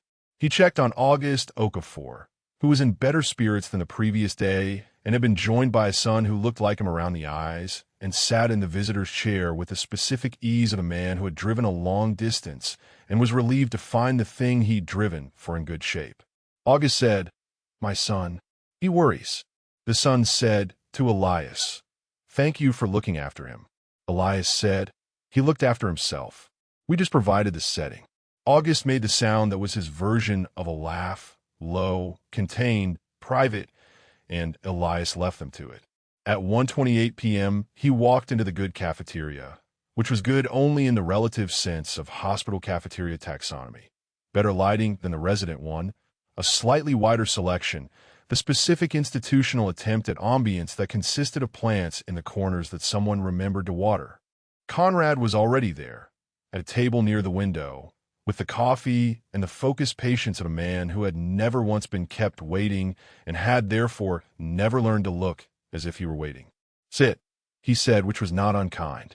It was just Conrad's register, declarative, unhurried, occupying space the way a weather system occupied space. Elias sat. He ordered the soup because the soup was the option that required the least of him, and he looked at Conrad across the table with the assessment he always applied to situations he needed to read accurately. What is actually here? What was here was a man in excellent health for 58, in an expensive suit worn as naturally as a second skin, with the expression of someone who was currently in the process of being concerned. The concern was real. That was the thing Elias had always understood about Conrad. The concern was always genuine. The concern simply served the function that Conrad needed it to serve, which was not always the same function the person being concerned for needed it to serve. "How are you?" Conrad said. "Well," Elias said. "And you?" "Good. Busy." He turned the coffee cup in his hands, an unconscious gesture, one of very few he had. "I wanted to check in with you. Off the record." Off the record was the register Conrad used for things he was going to say on record. Elias noted this and said nothing. "People talk," Conrad said. He said it the way he said most things, with the quality of a man stating the obvious as a prelude to something less obvious. "You know this. 11 years in this institution. You know how information moves." "I'm aware of how the institution moves information," Elias said carefully. "There's been, not talk exactly, observation." He looked at his coffee. The lockdown was a difficult event. Unusual circumstances. People respond to unusual circumstances in unusual ways, and I think most of the department understands that. He paused. "I think most of the department gives a very wide latitude to anything that happened during the lockdown." Elias looked at him. "Most," Conrad said. The words sat on the table between them. Elias looked at it with the assessment he applied to clinical findings that changed the read on a case, carefully, without allowing the initial effect to close down the analysis before it was complete. "Conrad," he said, "what do you want to say?" Conrad looked at him with the specific expression of a man who was going to say a thing and was committed to the framing of the thing being on Elias's behalf. I want to say that you've worked very hard to build what you've built here. 11 years. The attending position, the research record, the reputation. He said reputation the way he said most words of that register, with genuine weight, with the investment of a man who understood reputation as infrastructure. I want to say that the resident rotation is, you know how these things look. A fourth year. You've been on floor together for 5 weeks. We're colleagues. Of course. The specific warmth of course, which meant, obviously I'm not suggesting otherwise, but I'm not suggesting anything. I'm saying I notice things. Other people notice things. And I want to make sure he paused. Found the word that did the most work in the smallest space. Protected. Elias sat with the word. Protected. The specific cruelty of the word was its accuracy. It was the word for what Conrad was offering. Protection, which was real. The department's political geography was real. Conrad's influence in it was real. The cost of losing that influence was real. The protection was genuine, and the price of the protection was also genuine, and the price was what it had always been: invisibility. Legibility. Staying within the category Conrad had organized the department around in the image of himself. He was not angry. He noted this as he noted clinical findings, with accuracy, without effect on top of it. He was not angry because Conrad was not a villain in any register he recognized. Conrad was a man who had spent 30 years building something in his own image and was, entirely naturally, invested in its maintenance. The protection was real. The harm was real. They were the same thing, and Conrad did not know this, and it was possible he would never know this. And that was the specific kind of institutional cruelty that didn't require intent to function. I appreciate your concern, Elias said. He said it with the precision of the words and nothing else. Not warmly, not coldly, just accurately. I'll keep it in mind. Conrad looked at him for a moment. Something moved in his expression, the micro-adjustment of a man recalibrating, unsure of the reception, filing the ambiguity. I've always thought very highly of you, he said. I know, Elias said, and I value the collegial relationship. Past tense. He did not intend the past tense. The past tense arrived on its own, with the accuracy of a sentence that knew what it was saying before the speaker did, and it sat in the air of the good cafeteria between them, and Conrad heard it, and Elias watched him hear it. They finished lunch with the conversation of two colleagues who had just understood something that wouldn't be named: the department politics, the shared patients, the Q4 scheduling question that was genuinely relevant, and gave them both a thing to do with the remaining minutes. Conrad was good at this.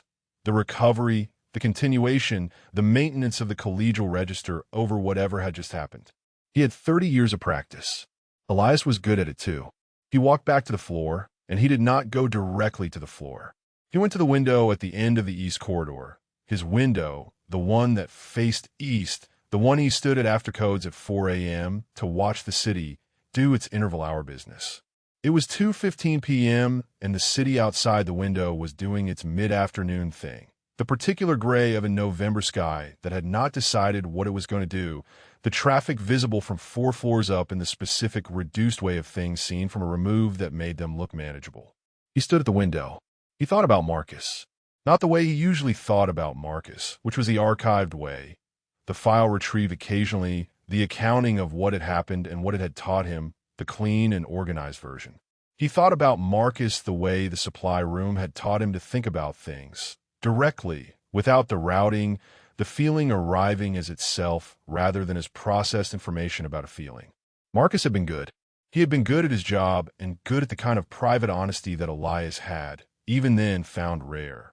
He had not deserved what the institution's osmosis had done to him.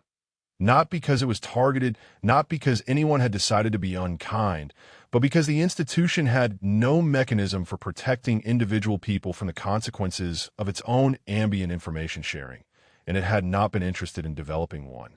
And so Marcus had left, and Elias had remained, and the institution had moved on with the indifferent efficiency of something that was not, and had never been, organized around the people inside it.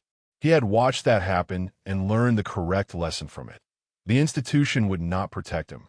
He had organized his entire professional existence around that lesson. He had been, by any reasonable measure, correct. He had also organized himself into a room with no windows. He thought about Conrad's face across the good cafeteria table, the genuine concern, the genuine cost, the specific kind of harm that arrived dressed in the language of protection. The same language he understood now with the clarity of a man who had been stripped of his usual processing layers for 30 hours recently, that he had used on himself. Protecting the friendship, protecting the career, protecting the version of a life he had built because the building had required so much that any revision felt like demolition. He texted Odile, "Are you free for dinner Thursday?" Her reply arrived in the 45 seconds it took to walk from the window to the nurse's station. "I've been free for dinner Thursday for 9 years. Come at 7. I'll cook." He put his phone in his coat pocket. He went back to work. He told her about Marcus over the risotto. Not the organized version, the full version, the 4 months, the specific texture of being in something that was real and new and for once not entirely managed, the colleagues' comment across the conference table, the room's attention reorienting, the conversation with Marcus that had been honest and brief and kind in the specific way of people who understood that the honest thing was also the only option with any dignity in it. He told her the way you told things when you had decided to stop performing the telling, without the clinical frame, without the organized accounting, just the event and what it had cost and what he had done with the cost. Odile listened. She had, in 9 years of friendship, been the most consistent listener he knew. Not the clinical kind, not the kind that waited to speak, but the kind that received what you said as its own thing and gave it the weight it had rather than the weight that was comfortable. When he was done, she was quiet for a moment. "I knew there was something," she said. "I didn't know the details. You never asked. You weren't ready to say it." She refilled his wine. She did this the way she did everything, precisely, without ceremony, as if it were the obvious next action. And now Conrad Spear had lunch with me today and expressed his very genuine concern for my well-being. Odile set down the bottle. She looked at him with the expression that was her version of a diagnostic, focused, reading, with the specific patience of someone who was going to wait for the full picture before she named what she was seeing. "He didn't say anything specific," Elias said. "He never says anything specific. He says things that are in the vicinity of specific, that illuminate the specific from a careful distance, in a language of genuine concern, which is harder to address than an actual statement. Much harder. You can't call it what it is when it hasn't named itself." He looked at his wine. "He's not a bad man. I want to be accurate about that. He is a man who has organized a professional life and a professional self in a way that requires certain things to stay in certain categories, and my not staying in the category creates a problem for the organization." He paused. "He was kind to me for 8 years. He was kind to the version of you that didn't cost him anything," Odile said. She said it with the gentleness of someone who respected you enough to say the true thing, not the comfortable one. He absorbed this. "Yes," he said. "Elias." She said his name in the way she said it sometimes, not address, just the specific word for a specific feeling, her particular way of marking the moments she found important. "What are you going to do?" It was the question she always asked. In 9 years, she had asked it in different registers and at different angles, and he had always had the same answer, which was some version of continue as arranged, maintain the architecture, accept the cost because the cost of the alternative was larger. He had that answer ready. It was the answer his entire professional infrastructure had been built to deliver. He looked at her across the dinner table. Odile, who was 51 and French-Filipino and had been out for 20 years and was currently sitting in her Gramercy apartment with her books and her dinner and her Burgundy, present and well and not destroyed by any of it, which was its own kind of evidence. He thought about her as he had been thinking about her for 30 hours in a supply room with an anxiolytic in the air, as the novel's quiet argument against his own central lie. She was the evidence. She had always been the evidence. He had been looking at it for 9 years and filing it under irrelevant because he had been afraid to let it be relevant. "I don't know yet," he said. I think there are things I need to say first. To someone I've been not saying them to." Odile looked at him. "The resident?" "Yes. Have you said some of them already?" He looked at his wine. He thought about the supply room. The 30 hours, the compound's precise and insufficient half-life, and the 11 hours of additional conversation that had nothing in it but the two of them and the things they had been carrying. Yes, he said. She waited. Quite a lot of them, he said. The specific satisfaction on Odil's face was not triumph. It was the satisfaction of someone who had been patient a long time and was now receiving the confirmation that the patience was not wasted. She did not say, "I knew it," because she was not the kind of person who said, "I knew it," even when she had known it, because knowing it had never been the point. The point had always been this, the moment he knew it. "And what are you afraid of?" she said. "Now, not in the abstract. Now, with the thing more real than it's been." He was quiet for a moment. "Conrad," he said, "the position, the department, the careful thing I built." He said each one the way he said true things, without softening, just the facts. Being seen, the specific cost of being visible in a place that has already shown me what it does with visibility. "Yes," she said, "and on the other side of all of that, I know what's on the other side." "Say it." He looked at her, the direct look that she had earned, in 9 years of dinners and correct questions, in the specific way of someone who met the look with the same steadiness it offered. "Something real," he said, "for the first time in a very long time. Something I am not performing." Odile picked up her wine glass. "Then you have your answer," she said. "You've had it for a while. You just needed to say it out loud to someone who would make you finish the sentence." He went home. He walked through the November city, which was cold and amber and going about its late evening business with the specific indifference of a city that did not know what had been said inside the apartments and the good cafeterias and the 9-year friendships that ran through it. He was cold in the way of someone who had forgotten his scarf, which was the external register of the evening, and underneath it was everything else, the specific vertigo of a man who had, for the first time in 11 years, said the words in a clear direction. Not, "Maintain the architecture." Not, "The cost is too high." But, something real. For the first time in a very long time. He did not think about what to do next. He walked.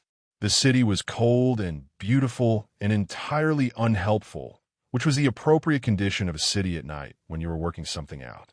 He walked until the working out was quiet enough to carry, and then he went home. Chapter 17, The Circuit, Revisited. He went because he needed to know.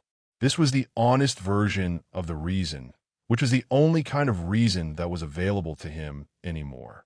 The other reasons, the usual reasons, the ones that had gotten him to circuit parties for 7 years across 3 cities and 2 hospitals, were still technically present, but had gone translucent, the way all the performing reasons had gone translucent since the supply room. He could see through them to the structure underneath, which was, he needed to know if this was still a place he knew how to be. He called Matteo at 9.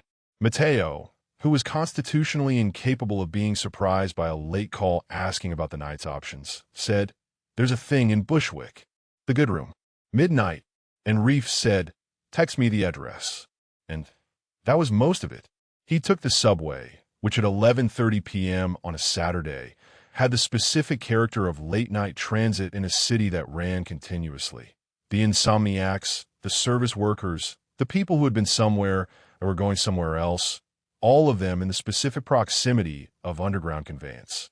Reef stood and held the bar and watched the car's passengers with the attention he gave everything, which was complete and reported nothing, which was the practiced quality of a man who had always taken in rooms without letting the rooms know.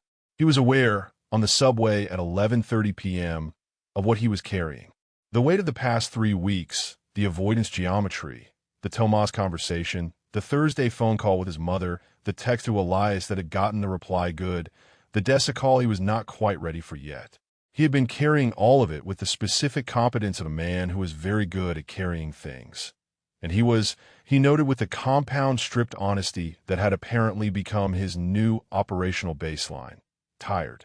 The venue was in a basement he'd never been to, hosted by a DJ whose sets he'd followed for 2 years and seen twice, in the good room that Matteo had correctly identified. Matteo was already there, which was reliably true of Matteo. He was at the bar with 2 people Reef recognized from the circuit's regular social geography. The choreographer who DJ'd on weekends, the event producer with the shaved head and the encyclopedic knowledge of mid-90s house, and he greeted Reef with the warmth of a man who had never once been confused about who he was in a room. "You look like you need this," Matteo said. "I need to see if I need this," Reef said. Matteo looked at him with the specific attention of someone who had known him for 4 years in this particular context, and therefore knew the difference between Reef at a party and whatever this was. "Okay," he said, without pressing it, which was one of the reliable gifts of Matteo. He handed Reef a drink. "The set's good. He's been building for an hour." The room was exactly what Reef had expected, which was the point. It was the right size, not a venue or room, the specific scale that made the music physical rather than ambient. The ceiling was low. The bass was honest.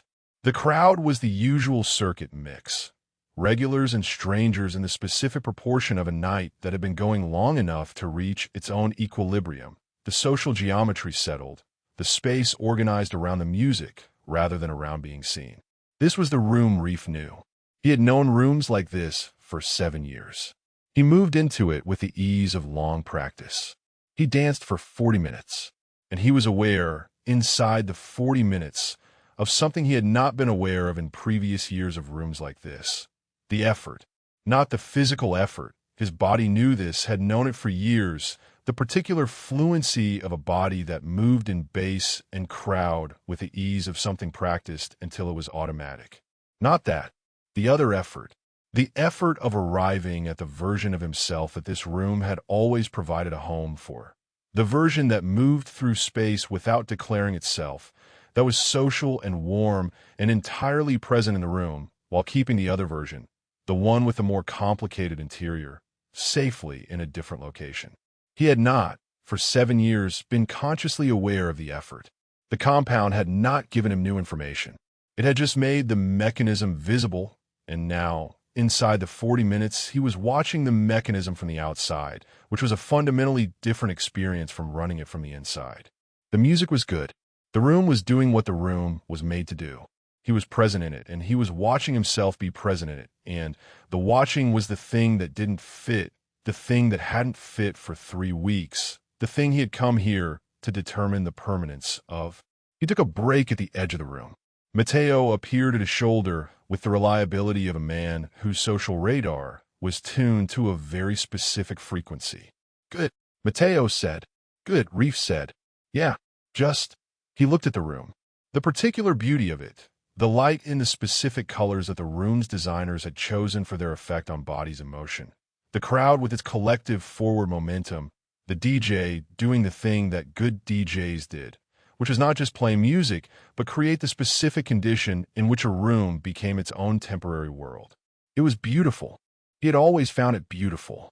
He found it beautiful now. "Thinking," he said. "You're always thinking." Matteo looked at him with the same specific attention. Something happened. Reef looked at him. "I'm not asking," Matteo said quickly. "I know you. I know your face." Something happened. Reef was quiet for a moment. The music was too loud for the quiet to register in the room, but it existed in the specific way that quiet existed inside loud spaces, as an interior condition, a kind of stillness that was running underneath the noise. "Yeah," he said. "Something happened. Good something or bad something. I don't know yet." He looked at the room. "Both, maybe. The kind that's both." Matteo nodded. He had the good quality of not requiring resolution in his conversations. He asked, he received, he didn't press for the narrative conclusion. "Okay," he said. "You know where I am." Reef stayed for another hour. He danced. He talked to people he knew, remembered names, asked questions he actually wanted the answers to, did all the things he had always done in rooms like this with the same fluency. And underneath the fluency was the visible mechanism, the awareness of the architecture, the specific texture of a performance being performed by someone who now knew it was a performance, which was a different experience from performing it without the knowing. He left at 2 a.m. The cab was warm, and the city outside the windows was doing its specific 2 a.m. thing. The rain-wet streets reflecting the orange sodium light, the late buses, the last restaurants releasing their last tables into the cold. He watched it with the particular quality of attention he gave things that were in the process of meaning something different from what they had previously meant. The city at 2 a.m. had been, for 7 years, the texture of the ride home from a night that had done what it was supposed to do. It looked the same. Something had changed in what he saw when he looked. He thought about this. He thought about being 16 in a hospital waiting room with his mother and his sister while his father was being assessed, the specific terror of that waiting room, and the specific relief of the cardiothoracic team doing their thing with the particular certainty of people who had made friends with uncertainty. He had wanted to be the person who did that, who stood in a room where the stakes were absolute and did the work anyway. He had become that person. He was good at it. He had also, somewhere along the way, organized the rest of himself around the premise that the person who stood in that room needed to be a different person from the one who came in nights like this, and the person who called Dessa, and the person who had kissed Elias Vane in a parking garage and then spent 20 years deciding what to do with the having kissed. He had kept them in separate rooms. He now understood, operating as a distributed self, components in different locations, never assembled, never in the same place at the same time. The compound had put them in the same room. He was not going to be able to put them back. His phone lit up. Not Elias. A notification, something administrative, some calendar update that had arrived in the ordinary way of the hospital's scheduling system. He glanced at it. An attending schedule adjustment, Elias's name in the rotation, a time change on a procedure that was relevant to their shared patient load. He looked at Elias's name on the screen. He thought about the supply room, the 30 hours, the way Elias had looked at him in the corridor outside room 14, the debate ending, the decision becoming an action. He thought about the locker room at the end of the lockdown shift, the morning light on snow, the specific quality of Elias's voice when he said, "We'll figure it out," which was not the attending's voice and not the performance voice, but the private voice, the warmer stranger register, the jazz of him. He thought about all of it. He sat in the cab and let himself think about it without the usual routing, without the architecture running interference, with the compound stripped honesty that had apparently decided to be permanent rather than temporary, which was not what the pharmacological literature suggested, but was, as far as he could tell, his actual current condition. He had made a decision. He had made it somewhere in the past hour in the room that didn't fit anymore, in the full awareness of the mechanism and the visible architecture and the specific cost of continuing to perform the distributed self. He had made it, and the making of it had the specific quality of things that had been in the process of being made for a very long time. Not sudden, not dramatic, more like the moment a body of water reaches the edge of its container and begins quietly and inevitably to overflow. He put his phone in his pocket. He thought, "I'm going to talk to Dessa."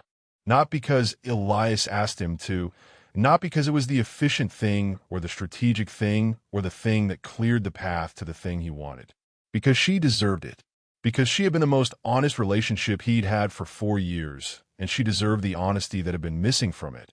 And that was the only cost that was actually his to pay from this one. The one that had nothing to do with the institution or the career or the architecture, and everything to do with a woman who had picked up the phone on the second ring for 4 years and asked how was it and always been the question. He watched the city go by.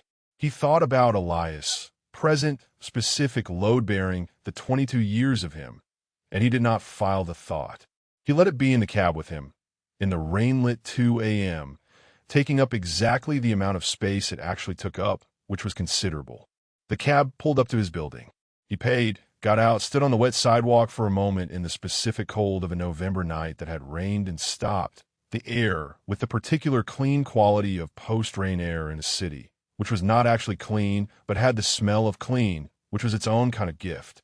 He looked up at his building. The lights in his window were off. He had left them off. He went inside. He would call Dessa in the morning. Chapter 18, the report. The official report called it an inadvertent pharmacological event. Elias read it twice in the attending lounge, still in his coat, coffee going cold beside him. The compound had been a synthesis error, a batch of anxiolytic medication improperly diluted into the saline solution used to flush the ward's 4 lines during the storm. Non-toxic, non-addictive, half-life of 11 hours. The pharmacist had already been placed on administrative leave pending review. The hospital's legal team had already drafted the non-disclosure language they'd be asking staff to sign. The report was thorough in all the ways institutional reports were thorough, complete on the facts, silent on the consequences that were not clinical. Non-toxic, Elias thought, as if that were the relevant question. He signed the NDA. He looked at the NDA for a moment after he signed it. The language was unremarkable. He had read it twice, the first time the day it arrived, and the second time now, and it was exactly what institutional NDA language always was: precise, protective, organized around liability rather than truth. He understood the logic. He even agreed with the logic in the abstract. The patients were fine. The staff were fine. The compound had not caused clinical harm. The appropriate thing was to contain the event, protect the involved parties, move forward. The appropriate thing. He put the NDA in the outgoing envelope and sealed it. He went home. He stood in his apartment for a long time without turning on the lights. This was not dramatic. He was not a man who organized his distress into dramatic postures. Not consciously, not the way other people turn their difficulty into mise-en-scene. He just didn't turn on the lights. The November afternoon had already gone dark outside his windows, the city doing its early dark thing in the way of cities that far north in November. The street lights and the apartment lights and the traffic making the particular amber texture of an urban evening. He stood in his coat in his dark apartment and looked at it through the window. He thought about the report.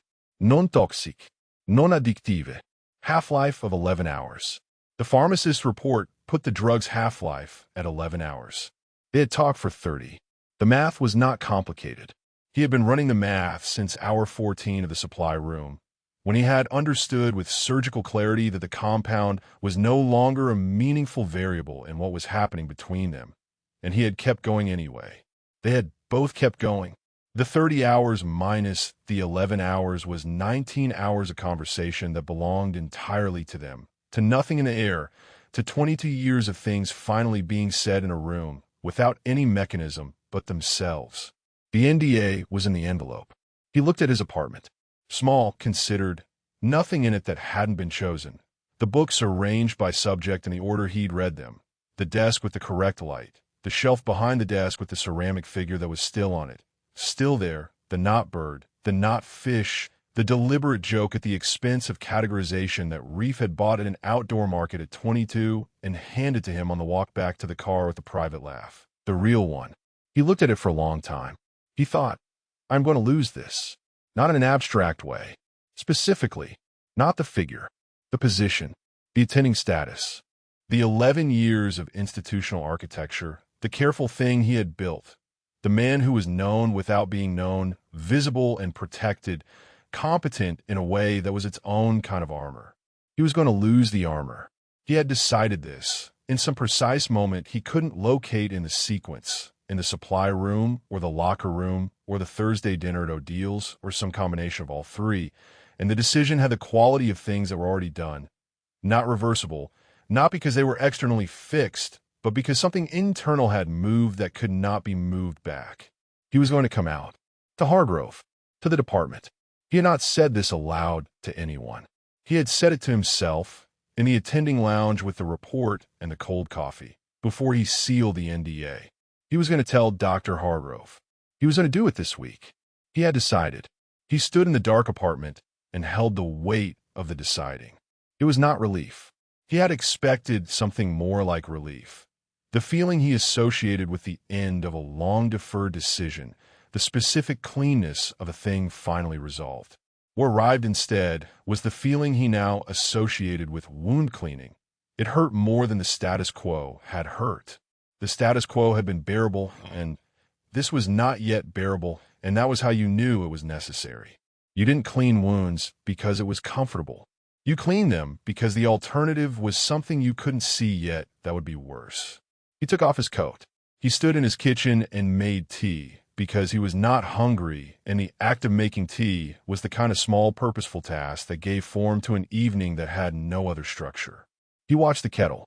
He thought about the attending physician's meeting he'd sat through last Tuesday, the chief of medicine on cue for scheduling, the specific ordinary texture of a professional life proceeding in its usual direction, and the thought that had arrived during the meeting with the precision of a finding that had been building for weeks. And then what? He had spent 11 years stopping his analysis at the cost. The cost was real and the cost was specific, and he had always been accurate about the cost. And the accuracy had given him a reason to stop before the next question, which was, and then what? If the worst happened, the department, Conrad, the specific institutional cruelty that wore the language of concern, what was actually on the other side of it? He had not, until 3 weeks ago, had an answer to that question that was sufficiently real to weigh against the cost. He had one now. He poured the tea. He sat at his kitchen table, the small table in the kitchen where he ate alone because he almost always ate alone, where the light came in at a particular angle in the mornings that he had noticed and not examined, because noticing it required acknowledging that the light in the mornings in an empty kitchen had a specific quality, and the quality had a specific name, and he had not been ready to say the name. He sat at the table with the tea in the dark outside the kitchen window and the city doing its evening thing, and he let the and then what be in the room with him. And then, Reef, specifically, not as an abstraction or category or a 22-year archive of the person, but as the man who had sat on a supply room floor for 30 hours and said the true things in the clear air, and then met him in the locker room at the end of the shift and said, we'll figure it out, with the specific quality of a man who meant the figuring and not just the outcome.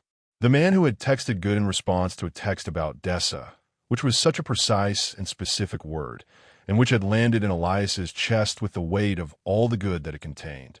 I trust you. I'm here. This is the right thing. I'm not going anywhere.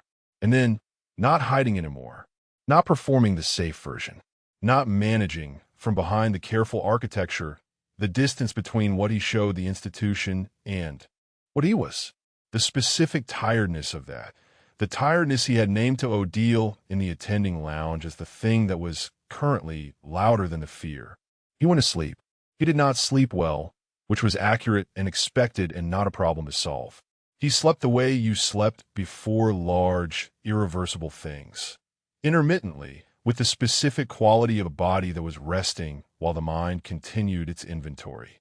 He woke at 4 a.m., which was the hour his body had always recognized as the intersection of the previous day's residue and the next day's beginning, and he lay in the dark of his apartment and thought about Marcus. He thought about Marcus with the honest quality that the supply room had apparently permanently installed in his thinking. Not the archived version, but the felt version.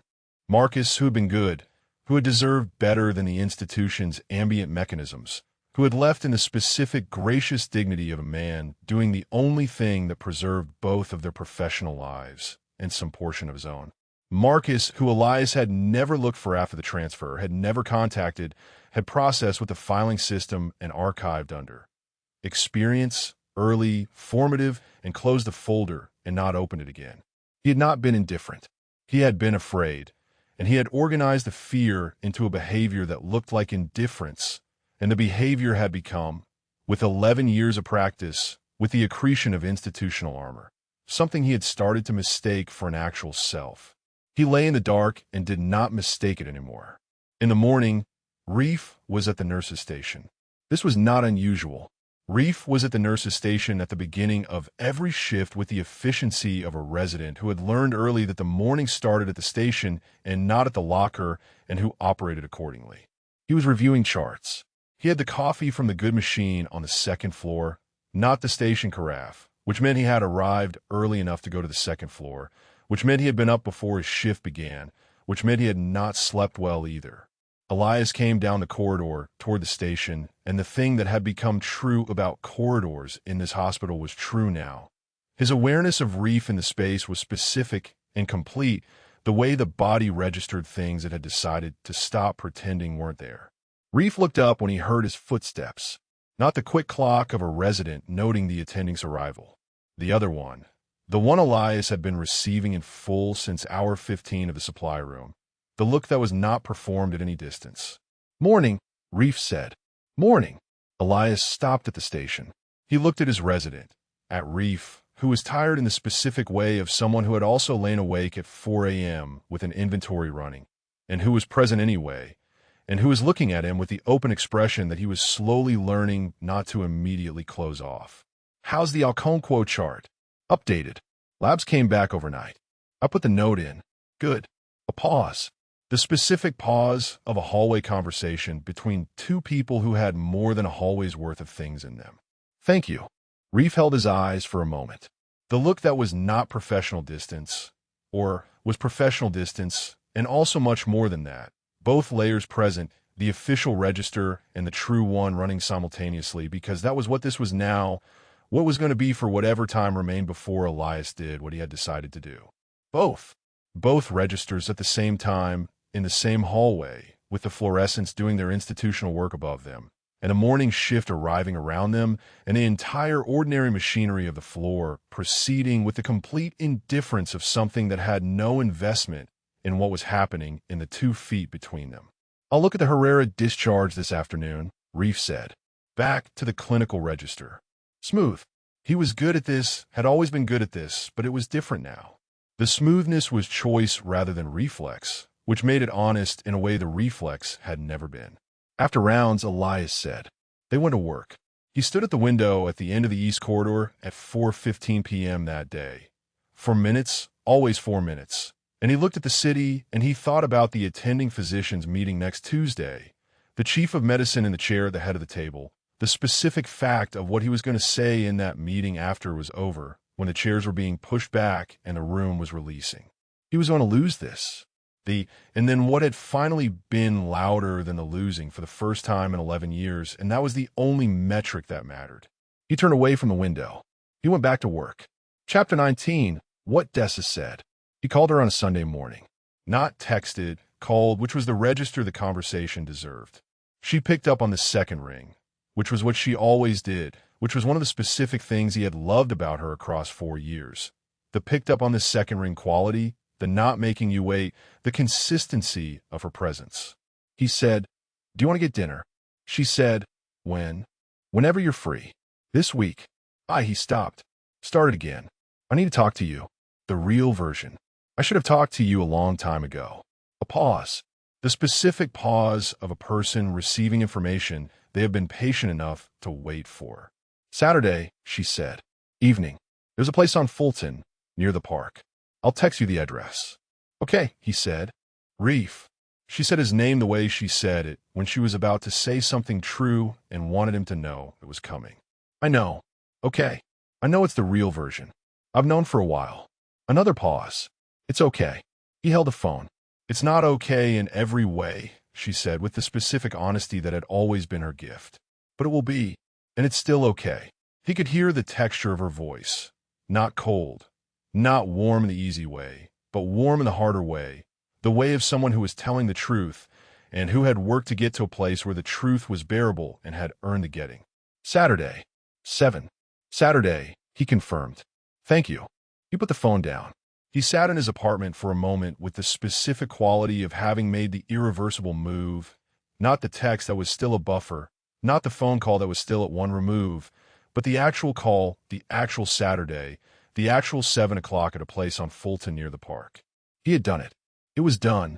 The weeks of carrying the decision in the in-progress column had moved it, finally, into the column of things in motion, and things in motion had their own momentum, and he was grateful for that. Was grateful for the momentum because the momentum was what was going to get him across the distance between here and Saturday evening without finding a way to defer again. He texted Elias, called Dessa. Dinner Saturday. The reply took 4 minutes. Good. Same single word. Same precise register. Elias's good, which was not the social syllable, but the specific chosen word, the most accurate available. He read it twice, and then he put his phone down, and he did not dwell on the reading because he had learned in the past 3 weeks that dwelling on Elias was a thing that could occupy any amount of time you gave it and was better spent in controlled doses until he had done the thing that needed doing first. He prepared for Saturday, not in the logistical way. The restaurant on Fulton was straightforward. A Saturday evening was straightforward. He prepared in the way of a person organizing themselves for a conversation that required them to be fully present without armor, which was a kind of preparation that had nothing to do with logistics and everything to do with the days between Sunday and Saturday, which were 5 days of carrying the knowing of what was coming and not running from the carrying. He was not running. He was aware of not running in the specific, effortful way of a person who knew what running looked like in himself and was choosing not to do it. The awareness was the compound's most lasting gift. not any specific truth, but the visibility of the mechanism, so that every time the mechanism moved toward a comfortable deflection, he could see it moving and name it for what it was and choose differently. He went to work. He was good at work. He went to work, and he was good at it, and the work asked nothing of him that he wasn't able to give, which was the specific gift of having a professional self that was genuine rather than performed, the clinical skill, the patient rapport, the good instincts. Those had always been his, not the architectures, and they were available now, as they had always been available, and he was grateful for them.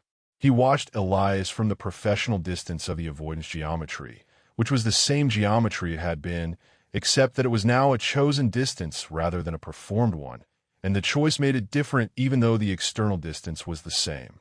He saw Elias catch his eye twice in the week between Sunday and Saturday. The first time at the morning handoff, quick, mutual, both of them looking away at the correct rate for the professional register.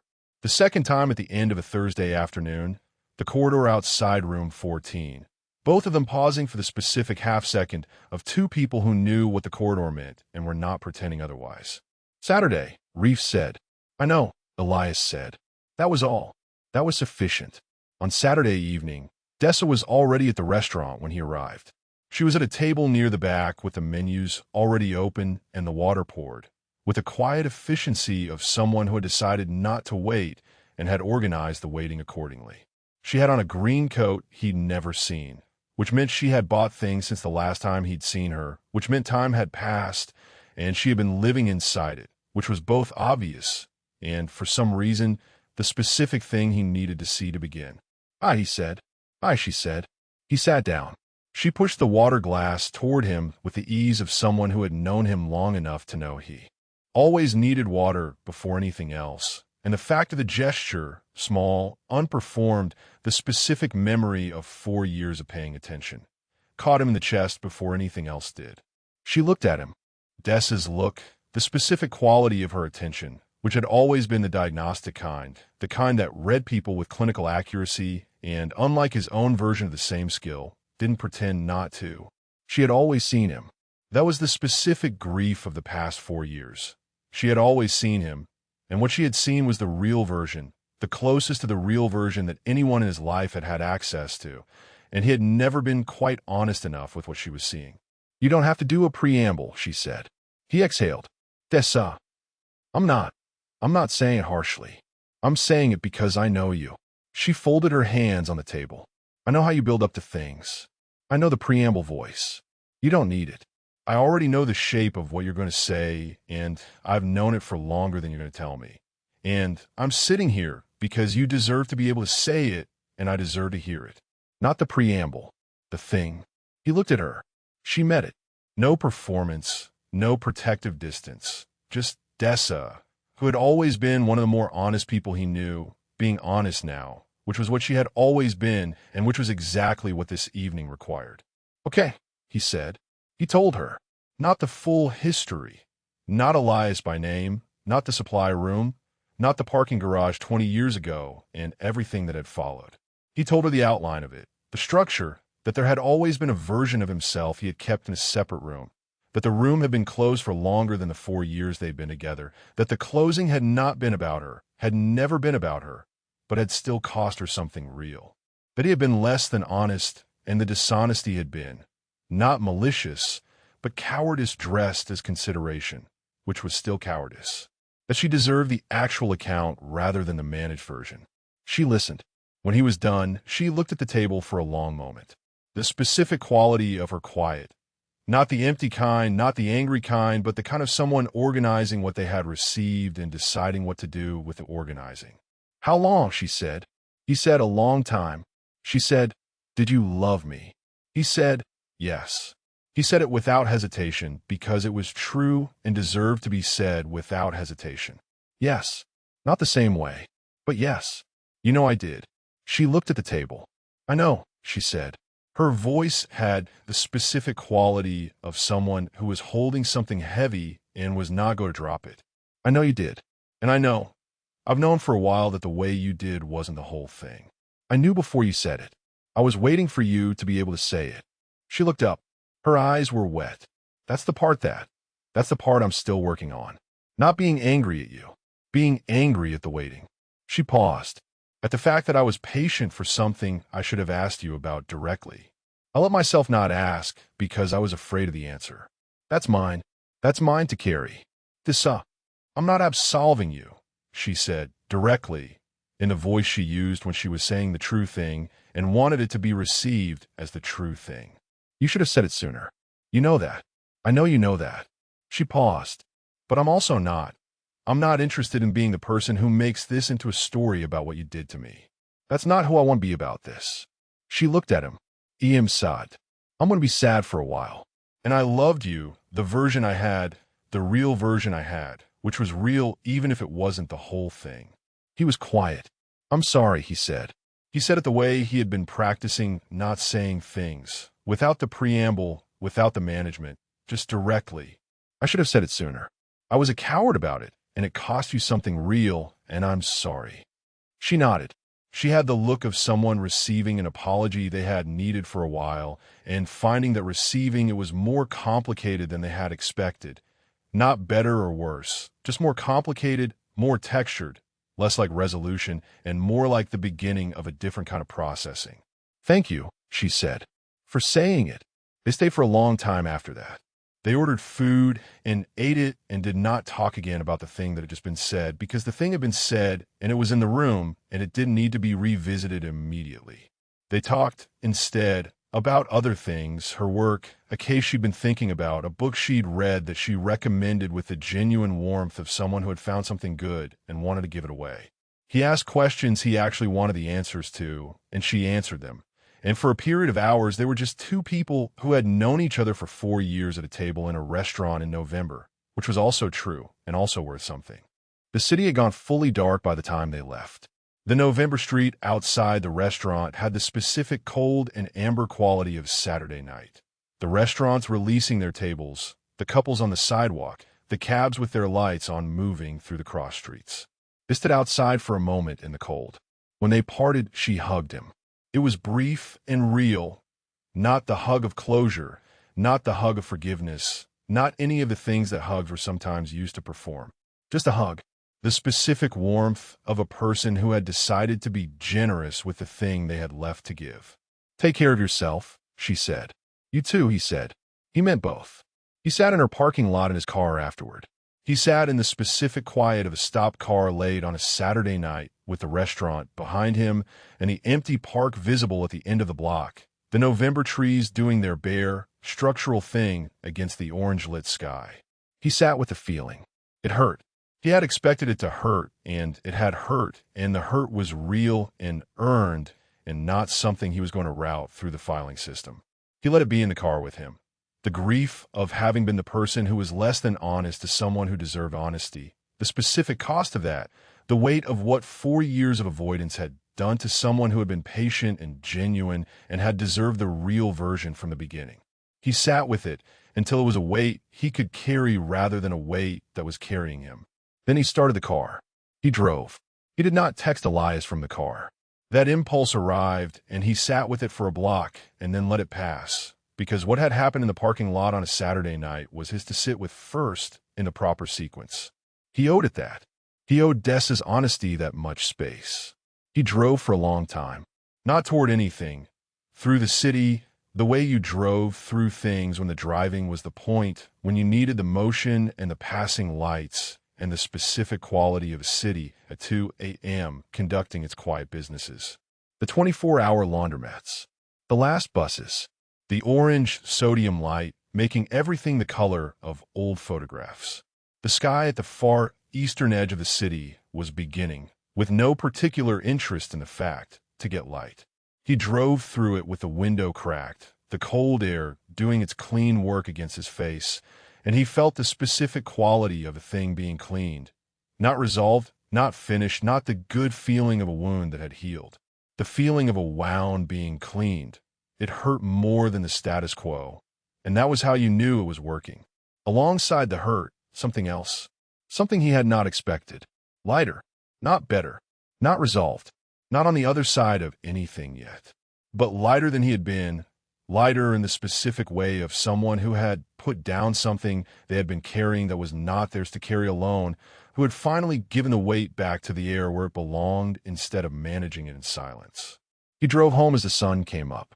He parked outside his building and sat in the car with the early morning light coming sideways through the window, the specific gold of a November dawn that was trying and mostly succeeding, and he felt, for the first time in a long time, maybe for the first time in longer than a long time, like a person who had stopped carrying something they were never supposed to have been carrying alone.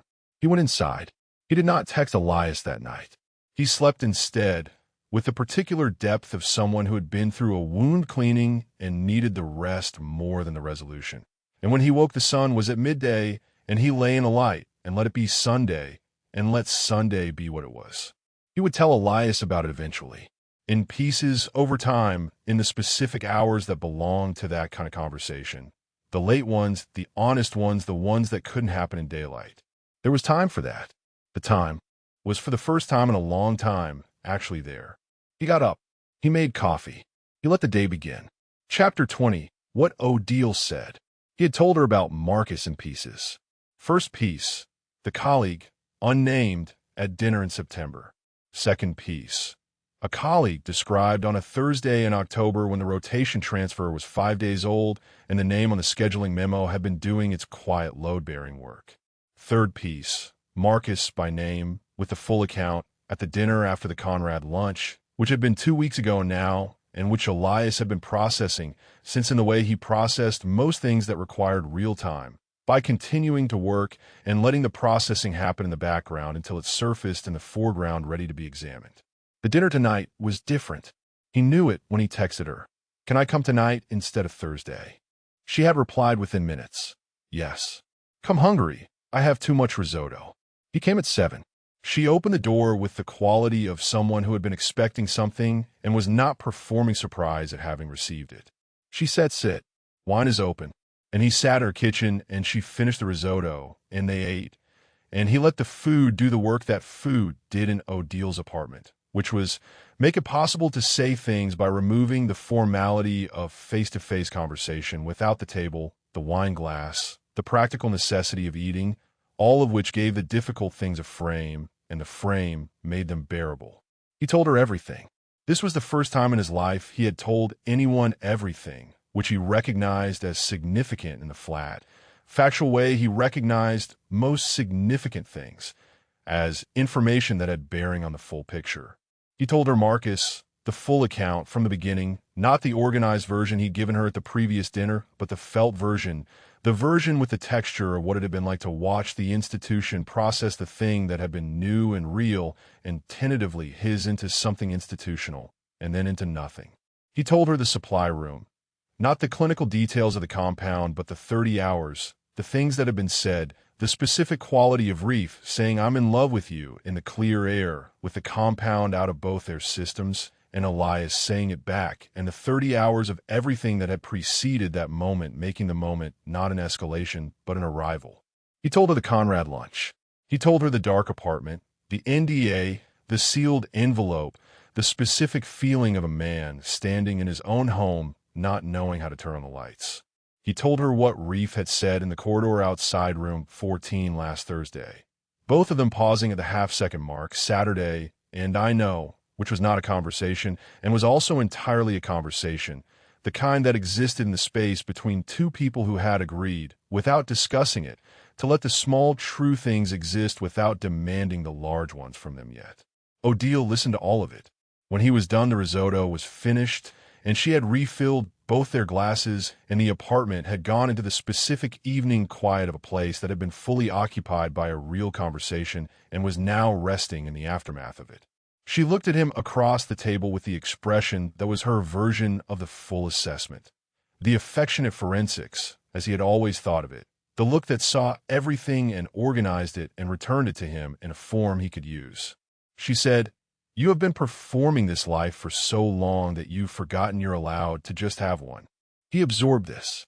"I know," he said. "I don't think you do yet." She said it without unkindness, the specific gentleness of someone who respected him too much to soften the thing into uselessness. "I think you're standing at the edge of knowing it. But the building you built has been your whole life for a very long time, and knowing it was a building doesn't automatically give you the life that was inside it all along. She looked at her wine. The knowing is the beginning. You still have to do the doing. I know. And what are you afraid of? She said. Exactly. Name it. He looked at her. This was the question, the one she had been asking in different forms for 9 years, and which he had been answering with the same answer in different configurations, and which tonight had, for the first time, a different answer available. Not because the fear had changed, but because and then what had finally arrived. The position, he said, the attending status. Conrad, not him specifically, but what he represents in the department's geography, the specific weight he carries. He said it the way he said true things, without softening, just the facts. Being visible in a place that has already shown me what it does with visibility. Marcus leaving. The institution not protecting. He paused. The possibility that I lose the thing I built and the thing I'm building is not yet built. The gap between the demolition and whatever comes after. Odile was quiet. The gap is real, she said finally. I'm not going to tell you it isn't. I stood in the gap. I know the specific quality of it. She looked at him. But you've been afraid of a gap that doesn't exist yet. You've been afraid of space that is at the moment entirely theoretical. And in the process of being afraid of the theoretical space, you have been in a different kind of gap. The one between what you are and what you're showing. And that gap is real, and it is currently occupied, and you have been paying the cost of it for 11 years. He said nothing. And on the other side of all of that, she said, what's there? He looked at her.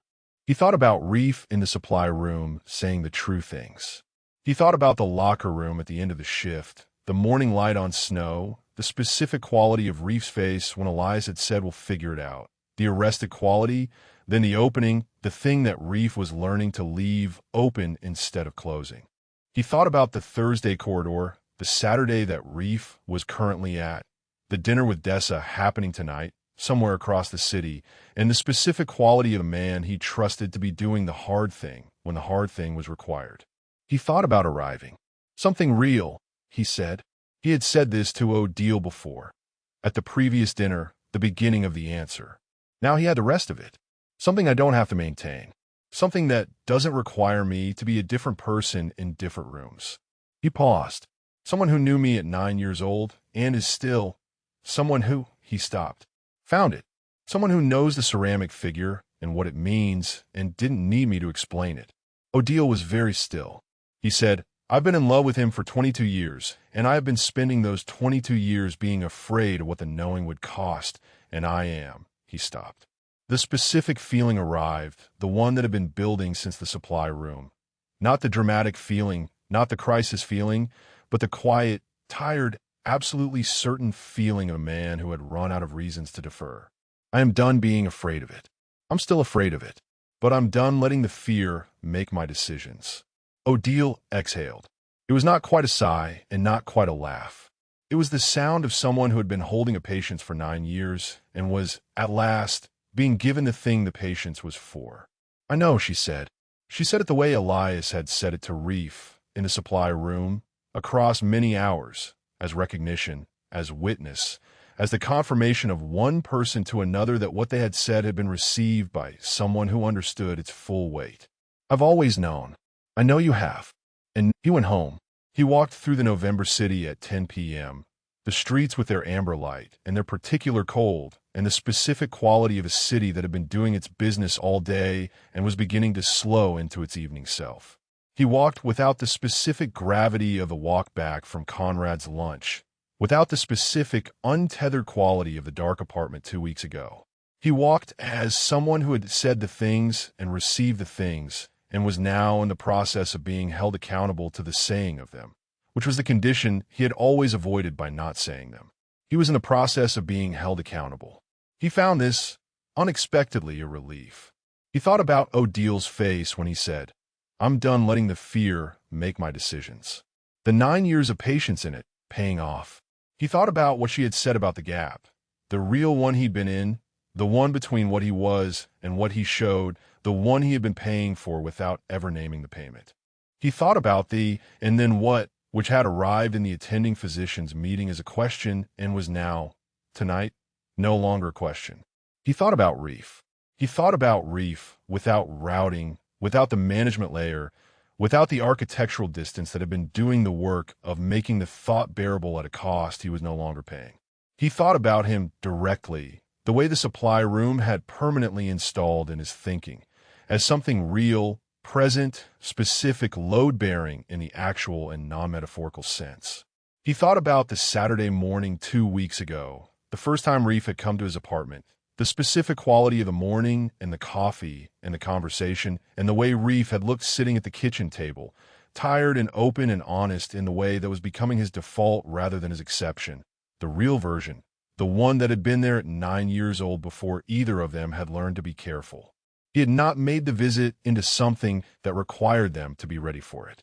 Reef had come and Elias had made coffee and they had sat in the kitchen and talked, and at midnight Reef had said I should go and had gone, and Elias had not asked him to stay because the asking was for another time, and the other time was closer now than it had been, and the closeness of it was not frightening. It was, he thought, walking home through the amber-lit November city, close to something he recognized. He recognized it because it was the feeling he had been filing for 22 years under too expensive, unavailable, cost-prohibitive deferred. He recognized it because it was the feeling he had always had in the presence of the ceramic figure on his shelf. Not sentimentality, nothing so soft as that. Something older, something structural, something that was simply, precisely the correct location. He walked home. He went to sleep. In the morning, he knew. Chapter 21, The Resident Lounge. He told Dr. Hargrove on a Tuesday. This was not the plan exactly. The plan had been the attending physician's meeting, the specific moment after the meeting when the chairs were being pushed back and the room was releasing itself into the corridor. The moment he had located as the right one. Not the middle of the meeting, not a scheduled appointment, but the incidental private moment in the dissolution of a formal gathering. The meeting was Tuesday. He had organized himself around Tuesday for 3 days. What he had not organized himself around was the fact that Dr. Hargrove, who was 61 and punctual and organized her mornings with the specific precision of someone who had been running a department for 9 years, arrived 12 minutes early and was alone in the meeting room when Elias came in. She was reviewing the agenda. She had the focused quality of a woman who was not waiting. She was working the 12 minutes used for the task she had decided to use them for, and she looked up when he entered with the unhurried attention of someone who was capable of holding 2 things at once. "Dr. Vane," she said, "you're early." "I wanted a word before the meeting," he said. He heard himself say it and noted, with the specific clarity that had become his operational baseline since the supply room, that the sentence had arrived without the preceding 4 hours of architectural deliberation that the same sentence would have required a year ago. It had arrived because it was the next true thing, and he had stopped routing true things through the machinery. She set down the agenda. He sat across from her. He said, "I want you to know something about me that I've been managing the disclosure of for 11 years, and that I've decided I'm no longer interested in managing." He paused. "I should have said this earlier. The not saying has been my own. It's been my decision, not the department's, not the institution's. I want to be accurate about that." Another pause. The specific pause of a man who had rehearsed, not the words, but the willingness to say them. "I'm gay. I've been gay and out to no one in this hospital for 11 years, and I'm telling you because I'm done with the arrangement." Dr. Hargrove was quiet. 1 second. 2. He watched her face, and what he saw was not what he had expected. Not the careful recalibration of a department chief, receiving unexpected information, not the specific professional management of a thing she would need to process later. What he saw was simpler, a woman sitting with something, deciding what the something was worth. "Okay," she said. "Thank you for telling me." 3 words. 4. He held them. "I want to be clear," she said, "that this changes nothing in terms of your position here. Your attending status, your research profile, your role in the department. None of that is in any way affected by what you've just told me, and if you ever have reason to believe otherwise, I want to hear about it directly."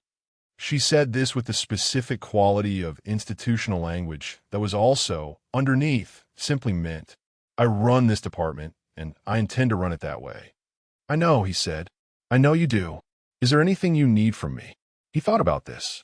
He thought about it the way he thought about clinical questions now, directly, without the routing. Not at the moment, he said. I wanted you to have the information. The rest of it I'll manage as it develops. She nodded. She picked up the agenda. She looked at it for a moment and then looked back at him with the expression of a woman who had run a department for 9 years and had developed, across those 9 years, the specific capacity to know when the important thing had just happened and the rest was procedural. The others will be here in 10 minutes, she said. Yes, he said. They were.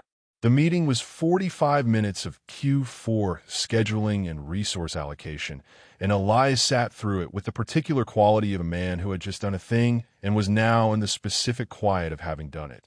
The aftermath, the lack of earthquake. The world had not shifted. The fluorescents were the same fluorescents. Dr. Okafor in room 14 had been discharged in good health 3 days ago, and the room now held a different patient with a different case, and that was the ordinary miracle of a hospital continuing. The meeting continued. The world continued. He had told Dr. Hargrove. He held the specific texture of the having told her and found it smaller than expected. Not in its importance, which was entire, but in its external consequence, which was nothing. A sentence. An okay. A thank you for telling me. 11 years of architecture and the demolition had taken less than 4 minutes, and the building was, apparently, still standing. He understood, walking out of the meeting, that the building standing was not the same as the building being what it had been. Something had changed in its structure. Not dramatically, not with the specific theatrical violence that fear always suggested demolitions involved, but changed nonetheless in the way of things that could not be unsaid, a permanent alteration in the material, quiet, total. He went to find Reef. He did not tell himself he was going to find Reef. He went in the direction of the resident lounge because the resident lounge was where Reef was at this hour, had been at this hour for 7 weeks now. The rotation's rhythms as known to Elias as his own, the specific internal clock of a floor shared with someone whose movements you had stopped pretending not to track. He went, and Reef was there, alone, which was either circumstance or something more, and Elias had decided some time ago to stop requiring the distinction. He was eating a granola bar with the focused efficiency of a man whose body had been running at a deficit and was finally being serviced, which was probably accurate. The rotation's Tuesday schedule was long, and the granola bar was what happened when the schedule had not accommodated a lunch. He looked up when Elias came in. Something moved through his face, the quick sequence that Elias had been cataloging since hour 15 of the supply room. Recognition, then the specific careful quality, then something that was neither, something that had no professional name. Hey, Reef said. I'm going to come out, Elias said. To the department. I told Dr. Hargrove this morning, before the meeting. I wanted you to know. Reef put down the granola bar. Elias. You don't have to do anything with that. He had not rehearsed this part. He had spent 3 days rehearsing not this part, specifically because this part required him to say something true without making the saying of it a demand, without using his own vulnerability as leverage, which was the specific cowardice that disguised itself as honesty. I'm not telling you because I expect anything. I'm telling you because I've been not telling people things my entire life, and I am. The word arrived without searching for it because it was the exact word. Tired. I'm tired of it. He paused. And because you were there in that room when I said the true things, and it seems wrong to do this without you knowing. Reef was quiet. The resident lounge was the specific institutional space of all resident lounges. The couch that had survived more shifts than most of the residents who'd slept on it. The coffee machine that was adequate. The window that looked out on the hospital's interior courtyard, where at this hour a maintenance worker was moving equipment across a path still edged with the last gray remnants of the blizzard snow. Ordinary. Entirely ordinary. The room where nothing usually happened except the specific compressed exhaustion of people between demands. Reef said, "What true things?" Not a question. The sentence arrived as something else, as an invitation, as the specific thing Reef said when he already knew the answer and was asking for the saying of it anyway, because some things were not the same thing as having been said. You know what true things, Elias said.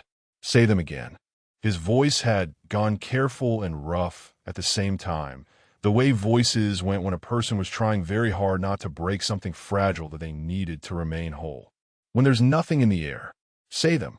Elias looked at him, his childhood best friend, the man he had kissed in a parking garage 20 years ago and had been carrying quietly ever since, the way you carried things that were too load-bearing to examine. Not in your hands where people could see, but somewhere internal, structural, in the part of the architecture that held everything else up. 20 years of not looking and not naming and not doing, in the supply room, and the 30 hours, and Odile across her dinner table saying, then go, and the NDA in the sealed envelope, and the specifically tired feeling of a man who had run the cost-benefit analysis for the last time and arrived for once at the other column. I love you, Elias said. He said it without performance, without the protecting layer, without the architecture that usually stood between the feeling and the air of any given room. He said it with the directness he had been practicing since the supply room. The supply room's most lasting installation, the specific surgical removal of the routing, and the words landed in the resident lounge with the particular weight of things that had been true for a very long time and were finally being said in a room that had nothing in its air except the ordinary November air of a hospital. I think I've loved you for 20 years, he said. I think that's what that us Reef said. Us Elias said. The words sat in the room. Reef looked at him with the unmanaged expression, the one he was slowly learning to leave open, the one that Elias had been watching him practice across the weeks since the supply room, the effortful and not yet effortless work of a man dismantling a very old habit. He left it open now, did not reach for the professional redirect, the warmth at a distance, the carefully calibrated register. Just looked. I told Dessa, he said. I know. I told Tomas yesterday. A pause. He said, okay. Do you want to grab lunch? Just like that. Like it was the most ordinary thing. People are usually more boring than we expect, Elias said. Reef almost laughed. The real one, surprised and warm, arriving from the chest before the face. Yeah, he said. Yeah, they are. Elias sat down. Not across from him, beside him, on the inadequate resident lounge couch, at the specific distance of two people who had stopped performing the amount of space between them and had arrived at the amount that was actually there, which was he found not very much. You told Hargrove, Reef said. This morning, before you told me. I told Hargrove, because it was mine to tell. I'm telling you because, he stopped. Found the right word. Because you are the reason the order mattered. Because I needed to do the thing that was mine before I could stand here with it, without making it yours. Reef turned to look at him. The specific quality of his attention when something was arriving that he wanted to receive accurately. The stillness, the slight forward inclination, the absolute presence of a man who had finally stopped running the avoidance geometry and was simply in the room. It is mine, Reef said. It's been mine for 20 years. He exhaled.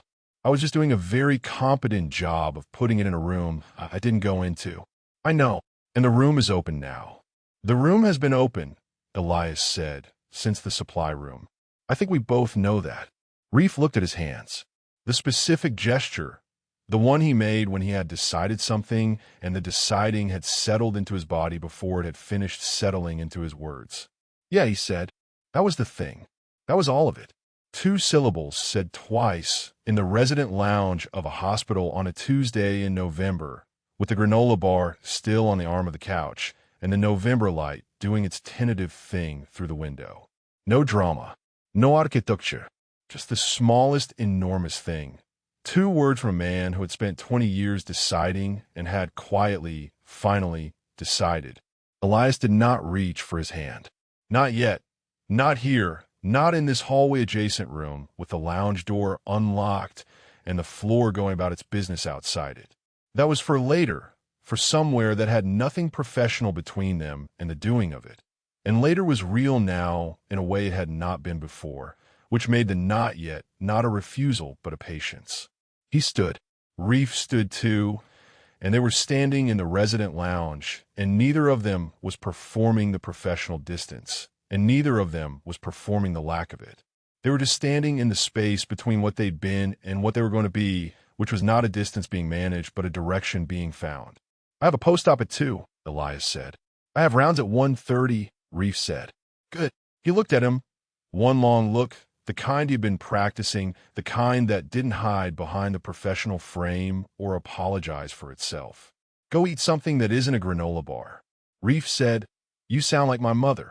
Your mother sounds like a reasonable person. The laugh arrived, the real one, the one that came from the chest, brief and genuine and entirely unmanaged. It lasted 2 seconds, and Elias held it the way he held things he found worth holding, with the full attention of a man who had stopped pretending he didn't know what was worth having. Reef picked up the granola bar. He looked at Elias across the small space of the resident lounge with the open expression, the one he was getting better at leaving open. Later, he said. Not a question. Later, Elias confirmed. They went back to work. In the corridor, the floor was doing what floors did. The mid-morning efficiency of a rotation in progress, chart being pulled, nurses moving between rooms, the specific layered sound of a place that ran on the continuous and unremarkable dedication of people who had decided to be here. Elias walked into it and became part of it. The way he always had, the attending, the surgeon, the man who was competent and known, and, as of 8:47 a.m. on a Tuesday in November, no longer performing the version of himself that kept the institution comfortable and the truth at a distance that felt from the inside like safety. He was still afraid. He noted this with the clinical accuracy he applied to all findings. The fear was present and real and was not going away today or tomorrow. The Conrad situation was real. The department's geography was real. The cost of visibility in an institution that had already shown him 11 years ago what it did with the visibility of people like him.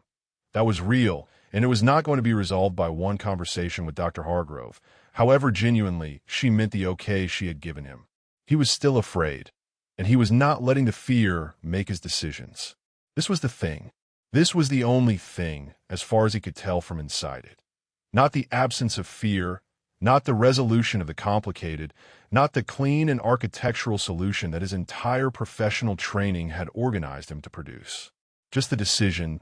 The text from Reef arrived at 9 p.m. when Elias was home, at the kitchen table with the post-op notes and the particular quiet of an apartment that had begun, over the past several weeks, to feel different. Not larger, not dramatically changed, just different in the specific way of a space that was being occupied by someone who had stopped mentally furnishing it as a holding pattern and started mentally furnishing it as somewhere he actually lived. The text said, Tomas wants to do lunch on Friday. He's going to ask you to come. Elias read this. He read it again. He typed, Tell Tomas I have a post-op at noon. The reply, he'll reschedule the lunch around the post-op. He's already planning to. Elias set his phone down. He looked at the kitchen, the table, the window, the particular angle of the nighttime streetlight coming in that he had noticed and not examined for 11 years. He looked at the shelf behind the desk, which was visible from the kitchen table at this angle, where the ceramic figure was doing its permanent and unexamined job. He picked up his phone. He typed, Tell him 1:30. The reply came in 40 seconds. He says, Great. And then, after a pause that was not 40 seconds, but something longer, something with more inside it. Thank you. For this morning. Elias held the phone. He typed, You would have done it without me. The reply, I know, but I didn't have to. He put the phone down. He looked at the kitchen window. Outside, the city was doing its nighttime thing. The amber light, the specific sound of the city at 9 p.m. still fully operational. The distance between the window and everything happening beyond it narrower than it had been 11 years ago, thinner, more permeable. Not gone, but different. The wall with the view, rather than the wall with nothing on the other side. He went back to his notes. He worked until midnight, which was the hour his body had decided was sufficient, and then he went to bed in the apartment that was not a holding pattern, and he lay in the dark with the city outside the window and the specific, quiet, structurally significant fact of what had been said in a resident lounge that morning, and he felt something he recognized. Not happy. Too large for happy. Arrived, maybe, in the preliminary and impermanent and entirely real way of arriving somewhere that required continued commitment to stay. Not a destination, but a direction. Not a resolution, but a beginning of a thing after the resolution. He slept. Outside, the city continued. It did not know what had happened. It continued anyway, which was what it did, which was also, when you stopped resenting the indifference and simply lived alongside it, one of the more honest things about cities. They held everything and required nothing, and what you made inside them was entirely and absolutely yours. Chapter 22, What the Compound Did. The official report called it an inadvertent pharmacological event.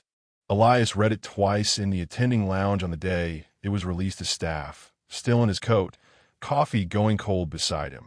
He had already read it once, 2 weeks earlier, the night he signed the NDA in the dark apartment. But this was the finalized version, the one with the institutional language fully set, the one that would live in the department's records and constitute the official story of what had happened on the 4th floor during the blizzard. Non toxic, non addictive. Half-life of 11 hours. The pharmacist had been placed on administrative leave, pending a formal review. The review, which was ongoing, would determine the procedural failures that had allowed the error to occur, and those findings would inform the updated compounding protocols that the hospital's pharmacy committee was drafting. The patients had experienced no adverse effects. The incident was, from the institution's perspective, manageable, a near miss with a happy ending, contained, addressed, and in the process of being resolved. Non-toxic, Elias thought, as if that were the relevant question. He had been thinking this since the night of the NDA. He had been thinking it with the specific quality of something that had nowhere useful to go. It was not an argument he could make anywhere, not to the report's authors, not to the pharmacy committee, not to the legal team whose non-disclosure language he had already signed and returned in a sealed envelope in a hospital corridor 2 weeks ago. The report was accurate on the clinical facts. The clinical facts were not the whole story. The whole story was not the report's job. He signed a consent acknowledgement. He put the document in the appropriate filing. He picked up his coffee. He thought about Neve Sela. He had not spoken to Neve since the night of the lockdown, had not sought him out, had not filed a complaint, had not done anything that required them to be in the same room addressing the same event. He had signed the NDA. Reef had signed the NDA. Everyone on the floor that night had signed the NDA in the quiet and efficient way that institutional NDAs were signed, without ceremony, without discussion, the machinery of liability management moving through the staff like a weather front, impersonal, thorough, complete. He had heard, through the floor's ambient information network, the same network that had preceded him and Marcus, the same network that had moved on after Marcus in a month and would move on after this in whatever the appropriate interval was, that Neve was not doing well with the administrative leave. Not professionally. The review would likely find procedural failure at the institutional level as much as personal. The compounding protocols had been under-resourced. The staffing had been short. The conditions for the error had been built over months by the specific accumulated deficiency of a department trying to do too much with too little and discovering the cost during a blizzard. Not professionally, then. Personally.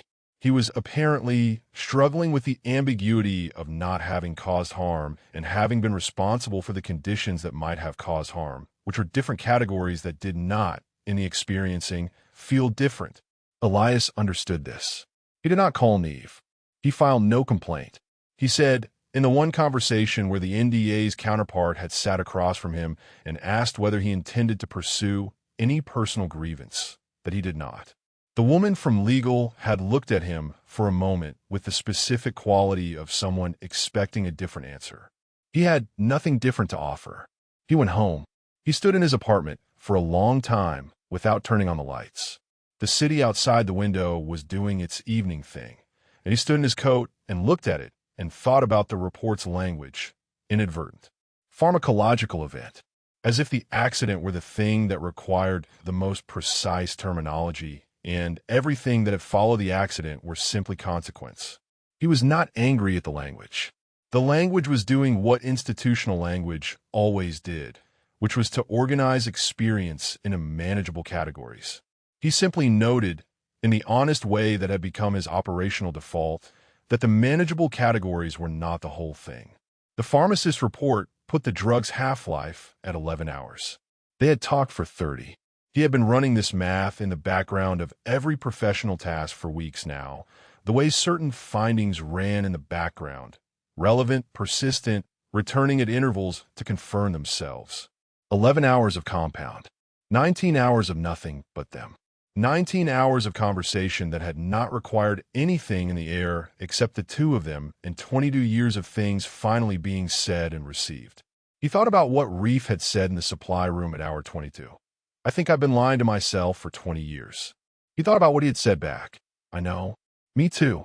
He thought about the locker room at the end of the shift, the morning light on snow, the specific quality of the corridor outside the hospital's automatic doors when the cold hit them both and the city was white and quiet and already returning to itself. He thought about Reef saying, "We'll figure it out," and the way it had landed. Not as reassurance, but as architecture. We, the specific first-person plural of a man who had decided what he was building. He turned on the lights. He made tea. He stood at the kitchen counter and waited for the kettle and looked at the shelf with the ceramic figure. The not bird, the not fish, the deliberate joke at the expense of categorization that had lived on 4 shelves in 3 apartments for 22 years. And he looked at it with the same directness he was trying to apply to everything now, the compound stripped honesty that had apparently decided to be permanent. He thought, "The report says the drug wore off at 11 hours. We kept going for 19 more. He thought that is the only fact that matters. He had told Dr. Hargrove on a Tuesday. He had sat in the resident lounge that same Tuesday and said the true things in the daylight, in the clear air, with nothing between him and the saying of them except his own willingness to say them. He had told her, and then he had told Reef, and the world had not shifted. The world had not shifted, and Conrad Spear had called him on Thursday. The call had been, in its surface texture, entirely collegial. He wanted to check in. He had heard things, he always heard things, Conrad, whose institutional osmosis was a professional asset of 30 years' cultivation, and he wanted Elias to know that he was thinking about him, that these things could be managed, that there were ways of handling the visibility question that protected everyone involved. Elias had said, "Conrad, I appreciate the concern." Conrad had said, "I just want to make sure the department stays cohesive." The department's cohesion was, Elias had understood with the clarity of a man who had been inside an institution for 11 years and had recently stopped organizing his understanding of it around the things the institution found comfortable, not the issue. The issue was that Conrad had spent 30 years building a department in his own image, and Elias's visibility threatened the equilibrium of the image, and Conrad was constitutionally unable to threaten his own equilibrium directly. So the threat arrived, as it always arrived, dressed in the language of concern. "I'll keep it in mind," Elias said. He had been on the phone for 7 minutes, and when it ended he had sat in his car in the hospital parking structure and felt the specific feeling that he had not, before the supply room, had the vocabulary for, the feeling of a wound being managed rather than cleaned. The difference between those two things was that managed wound stayed infected. He had known this clinically for 20 years and had been applying it to everything else for approximately 7 weeks. He called HR on a Monday. He had not planned this. He had planned to see how the Conrad situation developed, had planned in the careful and architectural way that was still his default even as the default loosened, to gather information, to document, to be precise about what was actually being said versus what was being implied. He had planned to be measured. He had been sitting in the attending lounge on a Monday morning reviewing a post-op chart when his phone showed a calendar notification. Conrad had requested a second lunch. This week, the good cafeteria, concerns he'd like to discuss. Elias had looked at the notification for approximately 45 seconds. Then he called HR. The conversation had been thorough and quiet and conducted with the specific precision of someone who had been building documentation in their head for weeks without knowing they were building it and had, the moment of the call, discovered the building was complete. He described the first lunch in detail, the language, the framing, the specific word protected, and the specific word most used in the context of his visibility. He described the phone call. He named what he understood the pattern to be. He said it clearly and without apology, in the way of a man who had spent 11 years understanding what the institution would and would not do and had recently decided that the understanding was not the same thing as acceptance.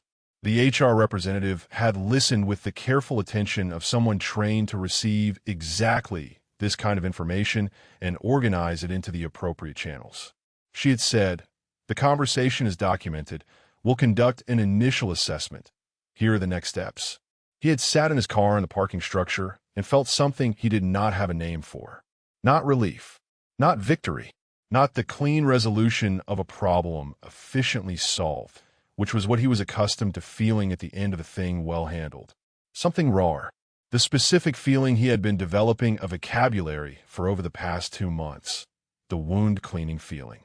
The feeling of something that hurt more than the status quo, and was therefore by the only metric he trusted, working. He had sat with it. Then he had gone back upstairs and finished his shift. The unraveling, as he came to think of it. His word for the past, the compound's aftermath, the long dismantling of everything that had been built on the wrong foundation, happened to both of them simultaneously and separately and in different textures, as the reef that Elias knew about. Not all of it at once. In pieces. Over time. In the specific fragments that arrived over late-night takeout at the kitchen table, over morning coffee in the November gray, over the particular hours between 2 and 4 a.m. that had revealed themselves across the week since the supply room as belonging to a different kind of conversation than the daylight hours, the hours when the performance requirement was lowest and the available honesty was highest. Reef had told him about Dessa in one of those hours. Not all of it. Not the parking lot. Not the specific weight of the drive home as the sun came up, not the particular quality of the hurt that was also underneath it, the beginning of something lighter.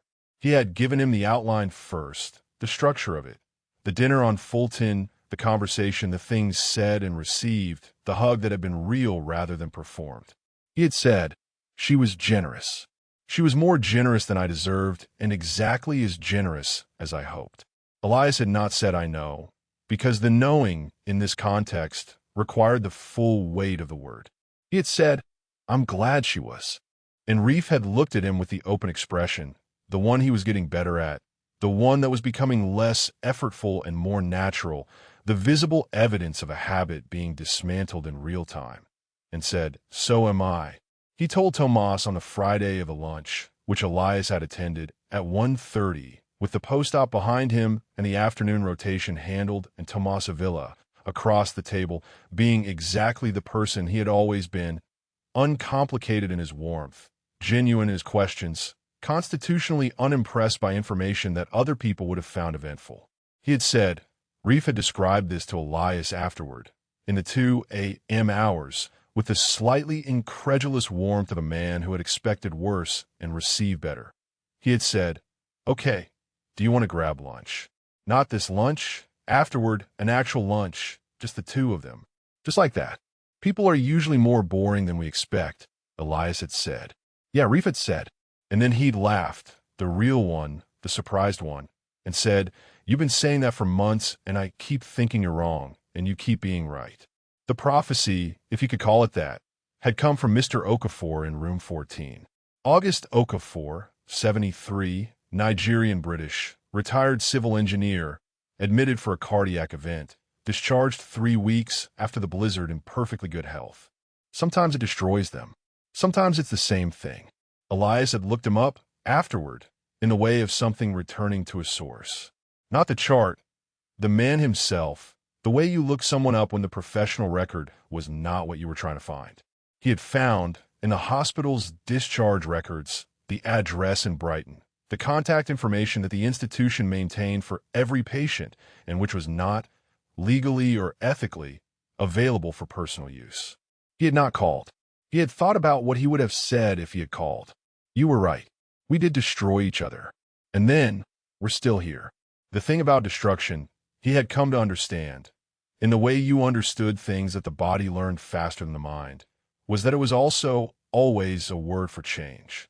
The thing being destroyed had to be built wrongly for the destruction to matter. A controlled demolition, a prescribed burn, the specific violence that was also, underneath its violence, the condition for what came after. He had been destroyed.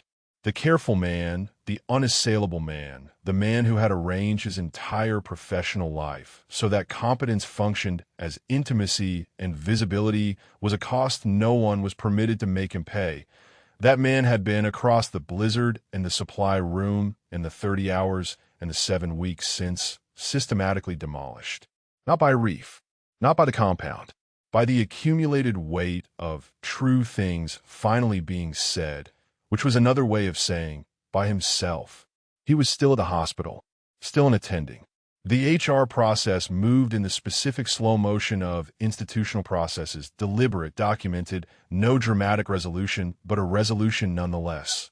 The conversation formally on record, Conrad's behavior formally flagged, the quiet recalibration of the department's geography that came not from confrontation, but from documentation, from a specific institutional power of having made the thing official and therefore real in the only register the institution recognized. Conrad had not spoken to him again about the visibility question. He had been collegial. He would remain collegial. The collegiality was different now. Thinner, more careful, with something running underneath it that was neither friendship nor hostility, but the specific quality of two people who had both understood what had just happened and were continuing in each other's professional orbit with the full awareness of it. It was, Elias thought, the most honest their relationship had ever been. He was still performing, because performance was also just personality now, the dry wit, the aesthetic precision, the specific private warmth that he no longer routed away from the people who were allowed to receive it. The performance had not disappeared. It had changed register, from armor to idiom, from protection to voice. It was just him now. He was learning the difference. The ceramic figure was still on the shelf. He looked at it differently.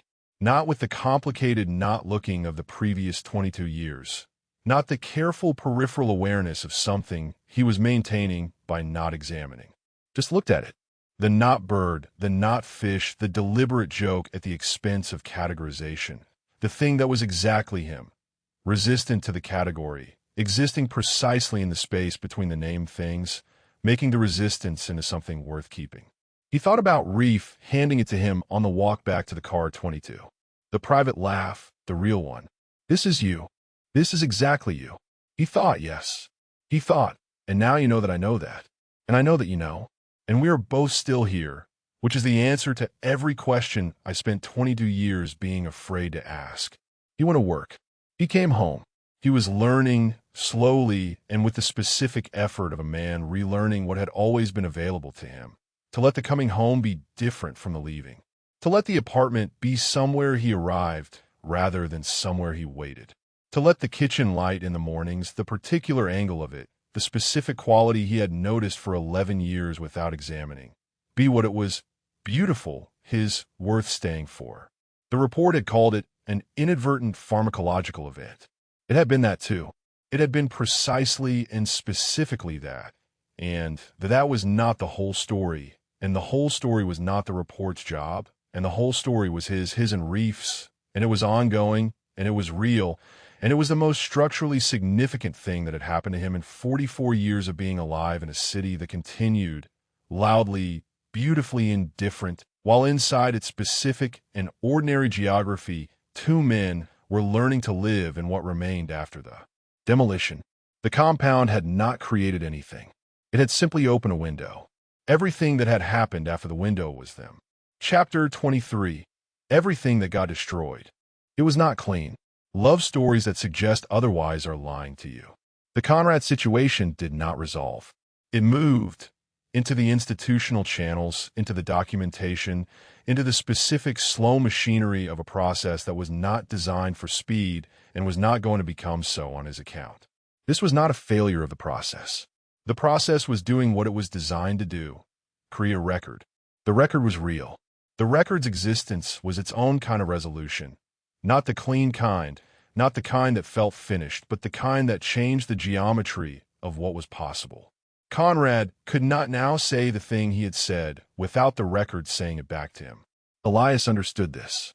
He had made his peace with institutional resolutions that were incomplete in their satisfaction and complete in their function. He had made his peace with a great deal in the weeks after the resident lounge. He had also, in the same weeks, made his peace with the fact that peace was not the same as ease. The department had continued. Most of it had been unremarkable, in both directions. Neither the sweeping wave of professional consequence that his fear had always projected, nor the clean and uncomplicated acceptance that the more optimistic version of himself had occasionally allowed himself to imagine. It was the ordinary middle thing, which was both a relief and its own small grief. The world turning out to be neither as dangerous nor as welcoming as the extremes of anticipation. Dr. Hargrove had been exactly what she said she was. Several others had been unremarkable in ways he had not expected, had registered the information and continued, had treated him with the same collegial warmth or cool professional distance that characterized their prior interactions, had given him no indication that anything had fundamentally shifted. Most people, he had discovered, were more interested in their own work than in his taxonomy. And one person had said the thing he had prepared himself for. Dr. Vickers, older, a colleague, someone he had had dinner with twice in 11 years, and whose surgical skill he had respected and whose politics he had not examined closely enough, had pulled him aside after Thursday rounds. Not in an open corridor. In the side hall, near the stairwell, which was the specific topography of conversations that were not intended to be witnessed. What he said was quiet and almost polite. I just want to make sure you're okay. It could be a lot, changing how people see you. And then, you've worked so hard for this position. People talk. He said it like concern. He meant it like a warning. The specific cruelty of the phrasing was its precision.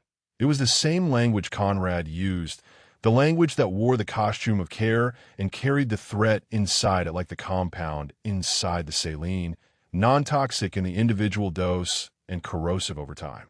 Elias thanked him. He said, I appreciate that. And he meant it the way he meant all the things he said to people who were being something other than what they presented. Accurately. The appreciation was accurate. He understood what was being offered. He understood its price. He was not interested in paying it, which did not make the offer uninteresting. He went home. He sat with it for 2 days. He sat with the specific feeling of it. Not the fear version, the one he would have lived in 11 years ago. Not the anger version, which would have been easier and was not, accurately, what he felt. The feeling he sat with was more complicated than either, and was also, he recognized with the clinical honesty he was applying to everything now, not about Vickers at all. It was about the architecture, the long and careful architecture, 11 years of it, and the specific grief, unfamiliar, arriving without announcement, of dismantling something you had built at real cost and lived in genuinely. He had not been pretending all those years. He had been surviving. The distinction mattered. On Monday, he called HR again. He described the conversation in the side hall, the specific language, the specific framing, the specific location. The HR representative received it with the same careful attention and documented it. The documentation joined the previous documentation. The record grew by 1 entry. When the call ended, he sat in his car in the hospital parking structure. The same parking structure, the same fluorescents doing their steady work above him. The specific geography of a place that had witnessed several of the more consequential moments of the past 2 months, and felt the thing he had not had a name for until recently. Not relief, not victory, something rawer than either. The feeling of a wound being cleaned. It hurt more than it had hurt before. That was how he knew it was working. He sat with it for 6 minutes. Then he went back upstairs. He told Reef about Vickers that night, in the 2 a.m. hours, over the takeout containers that had become the specific domestic texture of a life they were building without having officially named the building. Reef had listened with the focused quality of his listening, the real kind, not the performed warmth, but the actual attention of a man who was receiving something with his full weight behind the receiving. When he was done, Reef was quiet for a moment. Okay, he said. Okay. Elias said. You called HR. Yes. Good. His voice was very even, which was the specific quality of Reef's evenness when he was feeling something considerably more than even and had decided the feeling was not what was useful in the moment. Good. That's the right thing. I know. Reef looked at him. Are you? He stopped. Started again with the precision of someone finding the most accurate question rather than the most available one. Are you okay? Not the functional okay. The other one. Elias thought about this. I think so, he said. I think I'm in the part of it that hurts more than the status quo. which apparently means it's working. He looked at the takeout container. I'm learning to trust that metric. Reef was quiet for a moment. It works, he said. The metric. I can confirm from personal experience. He looked at his own hands, which were resting on the kitchen table in the easy way of someone who had stopped monitoring his own posture for the correct professional signals and was simply in a room. The DESA thing hurt for a long time. Still hurts, sometimes in specific ways. But the lighter thing is also real. They're both in there at the same time. How do you carry both? Elias said. Reef looked at him. Slowly, he said, and with company. The apartment was quiet around them. The city outside the kitchen window was doing its 2 a.m. thing. The reduced traffic, the specific sound of a city that was never actually silent, only quieter, the orange sodium light making the window's reflection of the kitchen interior visible. 2 people at a table in a kitchen in November with the takeout containers, and the company, and the specific ongoing project of a life being assembled from the material of a very long time coming. Elias looked at the window. He looked at the reflection in it, the kitchen himself, Reef across the table. And then he looked at the window's other offering, which was the city beyond the glass, and he noted that both were visible at the same time, inside and outside, both real, both present. He thought, this is what it looks like. This is what I was afraid I'd never have. 2 people at a table at 2 a.m. with the takeout containers and the difficult conversation and the company. He thought, it looks like this, just like this. Reef's unraveling had been quieter and happened over a longer time. This was what Elias understood in retrospect in the fragments Reef gave him across the weeks. The late-night pieces, the 2 a.m. installments, the specific generosity of a man who had spent 20 years keeping things in separate rooms and was learning, with the specific effort of that unlearning, to bring them into the same space. He didn't give all at once. That was not how Reef gave things. He gave them in the rhythm he had. The warmth dropping 10 degrees when the real thing was arriving, the shorter sentences, the particular quiet that was his tell for the things he loved too structurally to perform. There had been DESA, the dinner on Fulton, the parking lot, the drive home as the sun came up.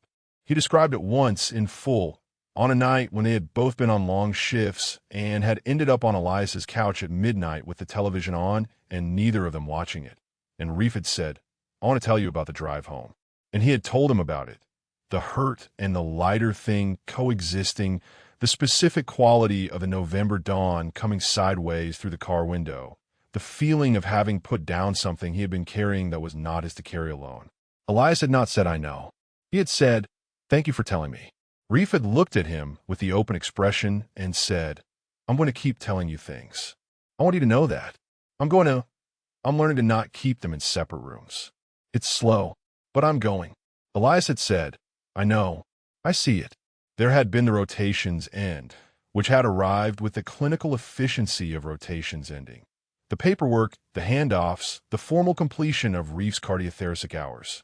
His evaluation had been the most straightforwardly accurate evaluation Elias had written in 11 years. The best clinical instincts he had seen in a 4th-year resident. The specific gift of keeping a room calibrated, the precision of thought and the warmth of presence that were, together, the rarest possible combination in a good doctor. He had written it and submitted it, and it had been true, and it had been only clinical, and it had been its own small and private satisfaction to be able to say the true thing in the professional register without the professional register being the container for everything else. The rotation had ended. They had not ended. There had been a lunch with Tomas on a Friday at 1:30, post-op behind them, the 3 of them at the cafeteria table with the hospital's acceptable soup and Tomas being Tomas. Genuinely, entirely, constitutionally incapable of making a thing into more than it was. He had said, so you've been in love with the attending for 20 years, and now you're not in love with the attending. Reef had said, that's a complicated way to put it. Tomas had said, it really isn't, though. And eaten his soup, Elias had found, across the soup and the 1:30 and the specific warmth of a table with 3 people at it, that he liked Tomas Avila enormously. That Tomas's lack of drama was not a deficit, but its own kind of radical generosity. The offer of a relationship that asked nothing in exchange for its warmth, that simply was steady and uncomplicated in there. He thought, The world is mostly this. Mostly Tomas Avila. He thought, I spent 11 years preparing for the worst of it when the majority of it was always just going to be soup. There had been the morning, a month after the resident lounge, when Reef had come for the first time with a bag. Not because they had discussed it, not because a decision had been reached in the specific formal way of decisions. He had come on a Saturday morning with the bag on his shoulder and said, I have a double shift tomorrow, and it's 40 minutes from my apartment, and you have a parking spot. And Elias had said, the closet in the hallway. And Reef had said, okay.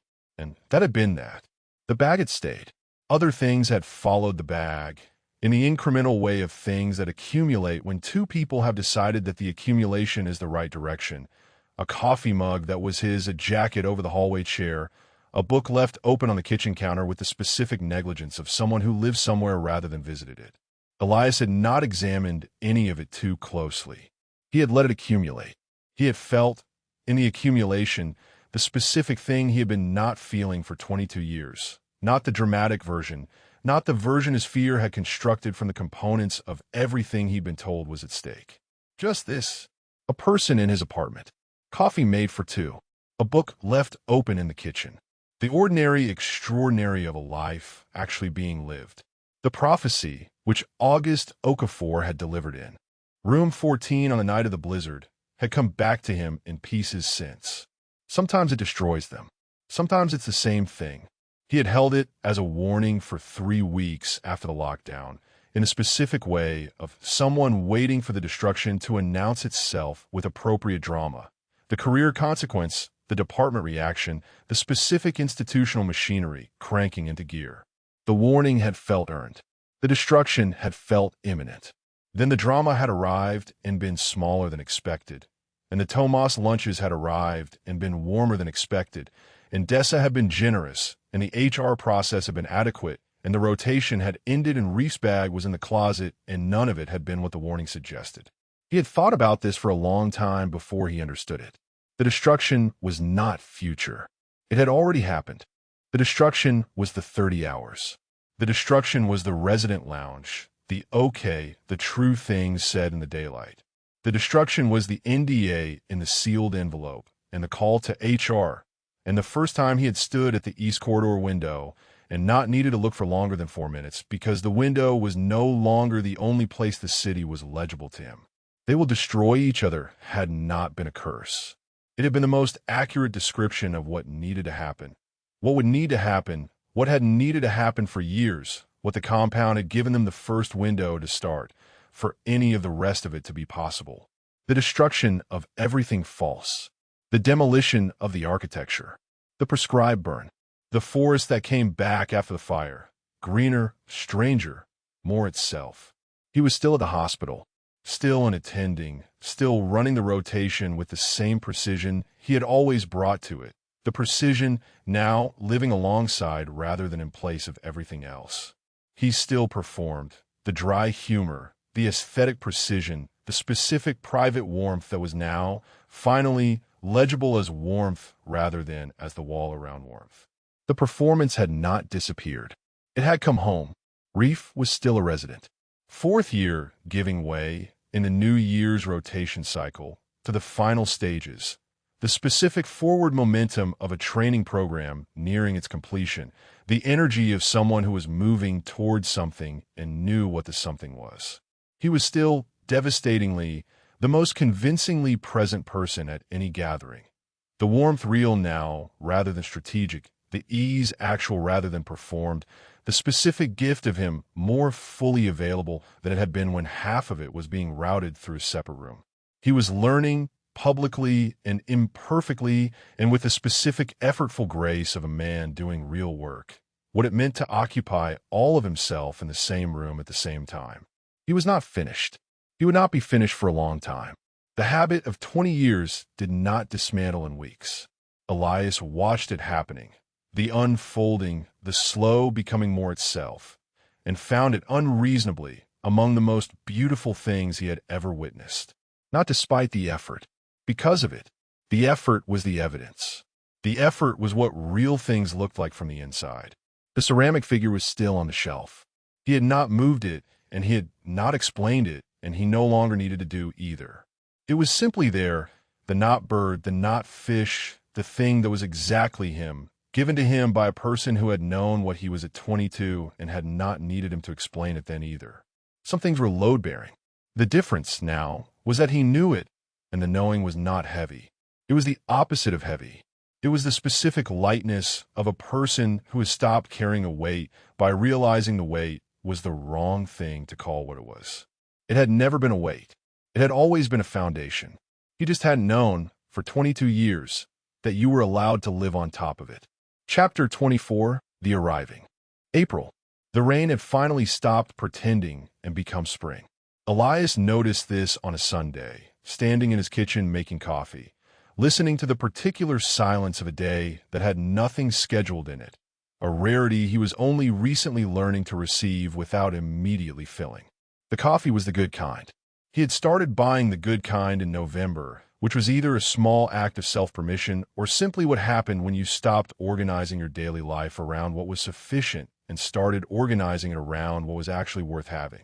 He had not examined the shift very closely. He had just bought the coffee. Outside the kitchen window, the city was doing what it did in April, conducting its ordinary business with the specific additional quality of things that had survived something and were arriving at the other side of it. The trees on his street had been bare since October and were not yet fully leafed, but were in the specific process of almost. The buds visible, the branches with that faint green haze that was the first visible evidence of the decision to try again. He had been watching them for 2 weeks with an attention he had not given trees before, or not a long time. He heard a key in the door. The key had been there for 3 months. Reef had a key to his apartment, which had arrived not as a gesture and not as a declaration, but in the practical and entirely sensible way that things arrived now between them. As the obvious next thing, the thing that the situation had been indicating for several weeks before either of them named it. Reef worked 40 minutes away. Their schedules were mutually insane in the specific overlapping way of attending and resident schedules in the same department. Elias had a parking spot. Reef had increasingly been here. The key made it simpler. The key was simple. The key was also not only simple, and they both knew it, and they had not discussed what else it was because some things did their meaning in the background without requiring the foreground to notice them. Reef came in. He looked like he had come from a long shift, which he had.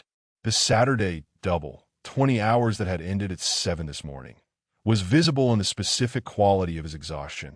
Not the acute kind, not the crisis kind, but the deep and earned tiredness of someone who had given a very long time to something that required everything and was now in a place that did not.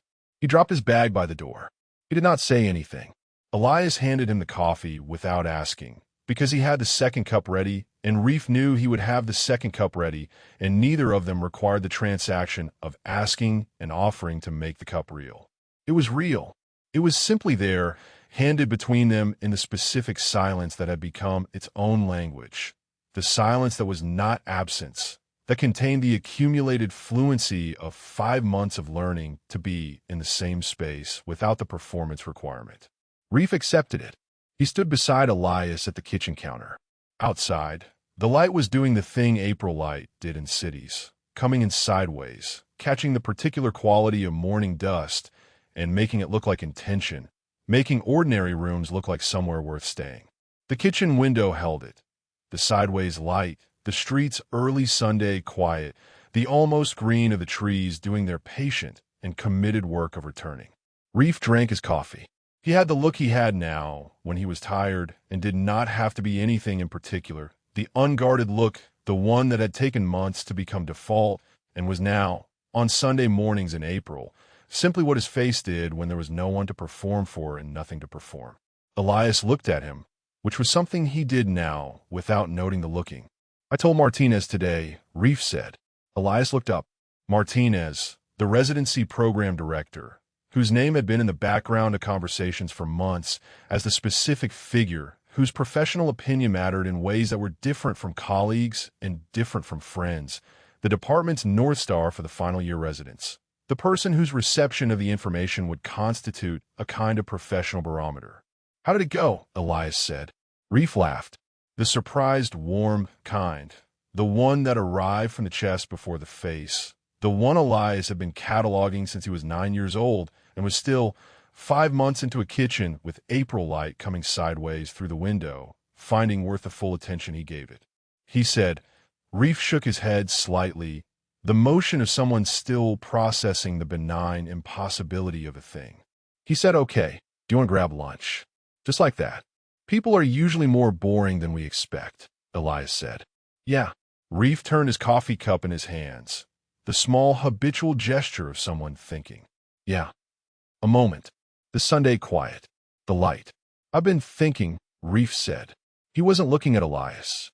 He was looking at the window, at the April light on the street, at the whatever was past it, the city still waking into its Sunday, the trees in their almost, the ordinary and extraordinary fact of the morning doing its morning thing. His voice had the quality it had when he was about to say something true. Quieter, the warmth dropping the 10 degrees to the register where everything was real, the sentences getting shorter. His tell.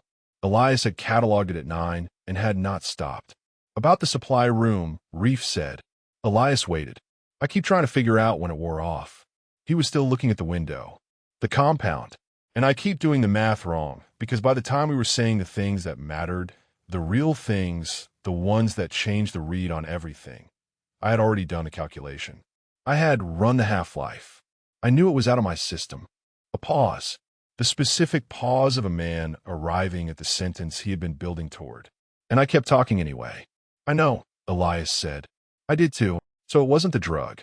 "No, it was just," he stopped. The pause of someone finding the most accurate word for something that had never had a word because it had never needed one, because it had always been too fundamental for naming. "It was just us. That was just us the whole time." "The whole time," Elias said. 20 years of it." Reef finally looked at him. He had the look that Elias had been watching him learn to leave open, the unmanaged one, the one that was his face doing what it did when the performance was gone and what remained was the real thing in the real register. He was better at leaving it open now. He was not finished learning. He would not be finished for a long time. And Elias was not finished either, was still learning his own version of the same thing, the specific effort of a man who had spent 44 years being unreadable, allowing himself to be read. They were both learning. The learning was the work. The work was what they were doing. The whole time, Reef said, he said it the way he said true things, without decoration, just the fact, offered in the clear air of a Sunday morning in April with no compound and no blizzard and no mechanism between them except the accumulated weight of 5 months of learning to be in the same space, and the 22 years before that, and the 9 years before that when neither of them had the language and hadn't needed it yet. Elias looked at him. He reached over and took his hand. No performance, no architecture, no careful professional distance or considered remove or any of the managing structures that had, for 22 years, stood between the feeling and the having of it. Just his hand and Reef's hand in the kitchen in the April light, the coffee going warm between them, the city outside the window, doing its indifferent and beautiful work of being the city. Reef looked at their hands. He was quiet the way he was quiet around things that were too structural to perform, the specific silence that was his tell for the things he loved. He did not say anything. He didn't need to. Outside, the city continued in the specific and indifferent way of cities, the Sunday morning traffic finding its particular rhythm, the trees on the street in their almost green doing their patient returning, the light coming sideways and making everything it touched look like somewhere worth staying. A taxi somewhere. A dog. The city's ordinary music which did not know about the kitchen or the coffee, or the 2 hands, or the 22 years that had arrived. Finally, at this moment, which was not a destination, but an arriving, the specific and ongoing arriving of 2 people who had been in motion toward each other for the better part of their lives, and were, in an April kitchen with a light coming in and the coffee warm and nothing between them that needed maintaining here. Here, the prophecy had been right. They had destroyed each other completely, and what was left, standing in the wreckage of all that careful hiding, all that architecture, all those years of choosing the bearable over the real, was this. The light coming in sideways. The coffee going warm. 2 hands in a kitchen in April. Real.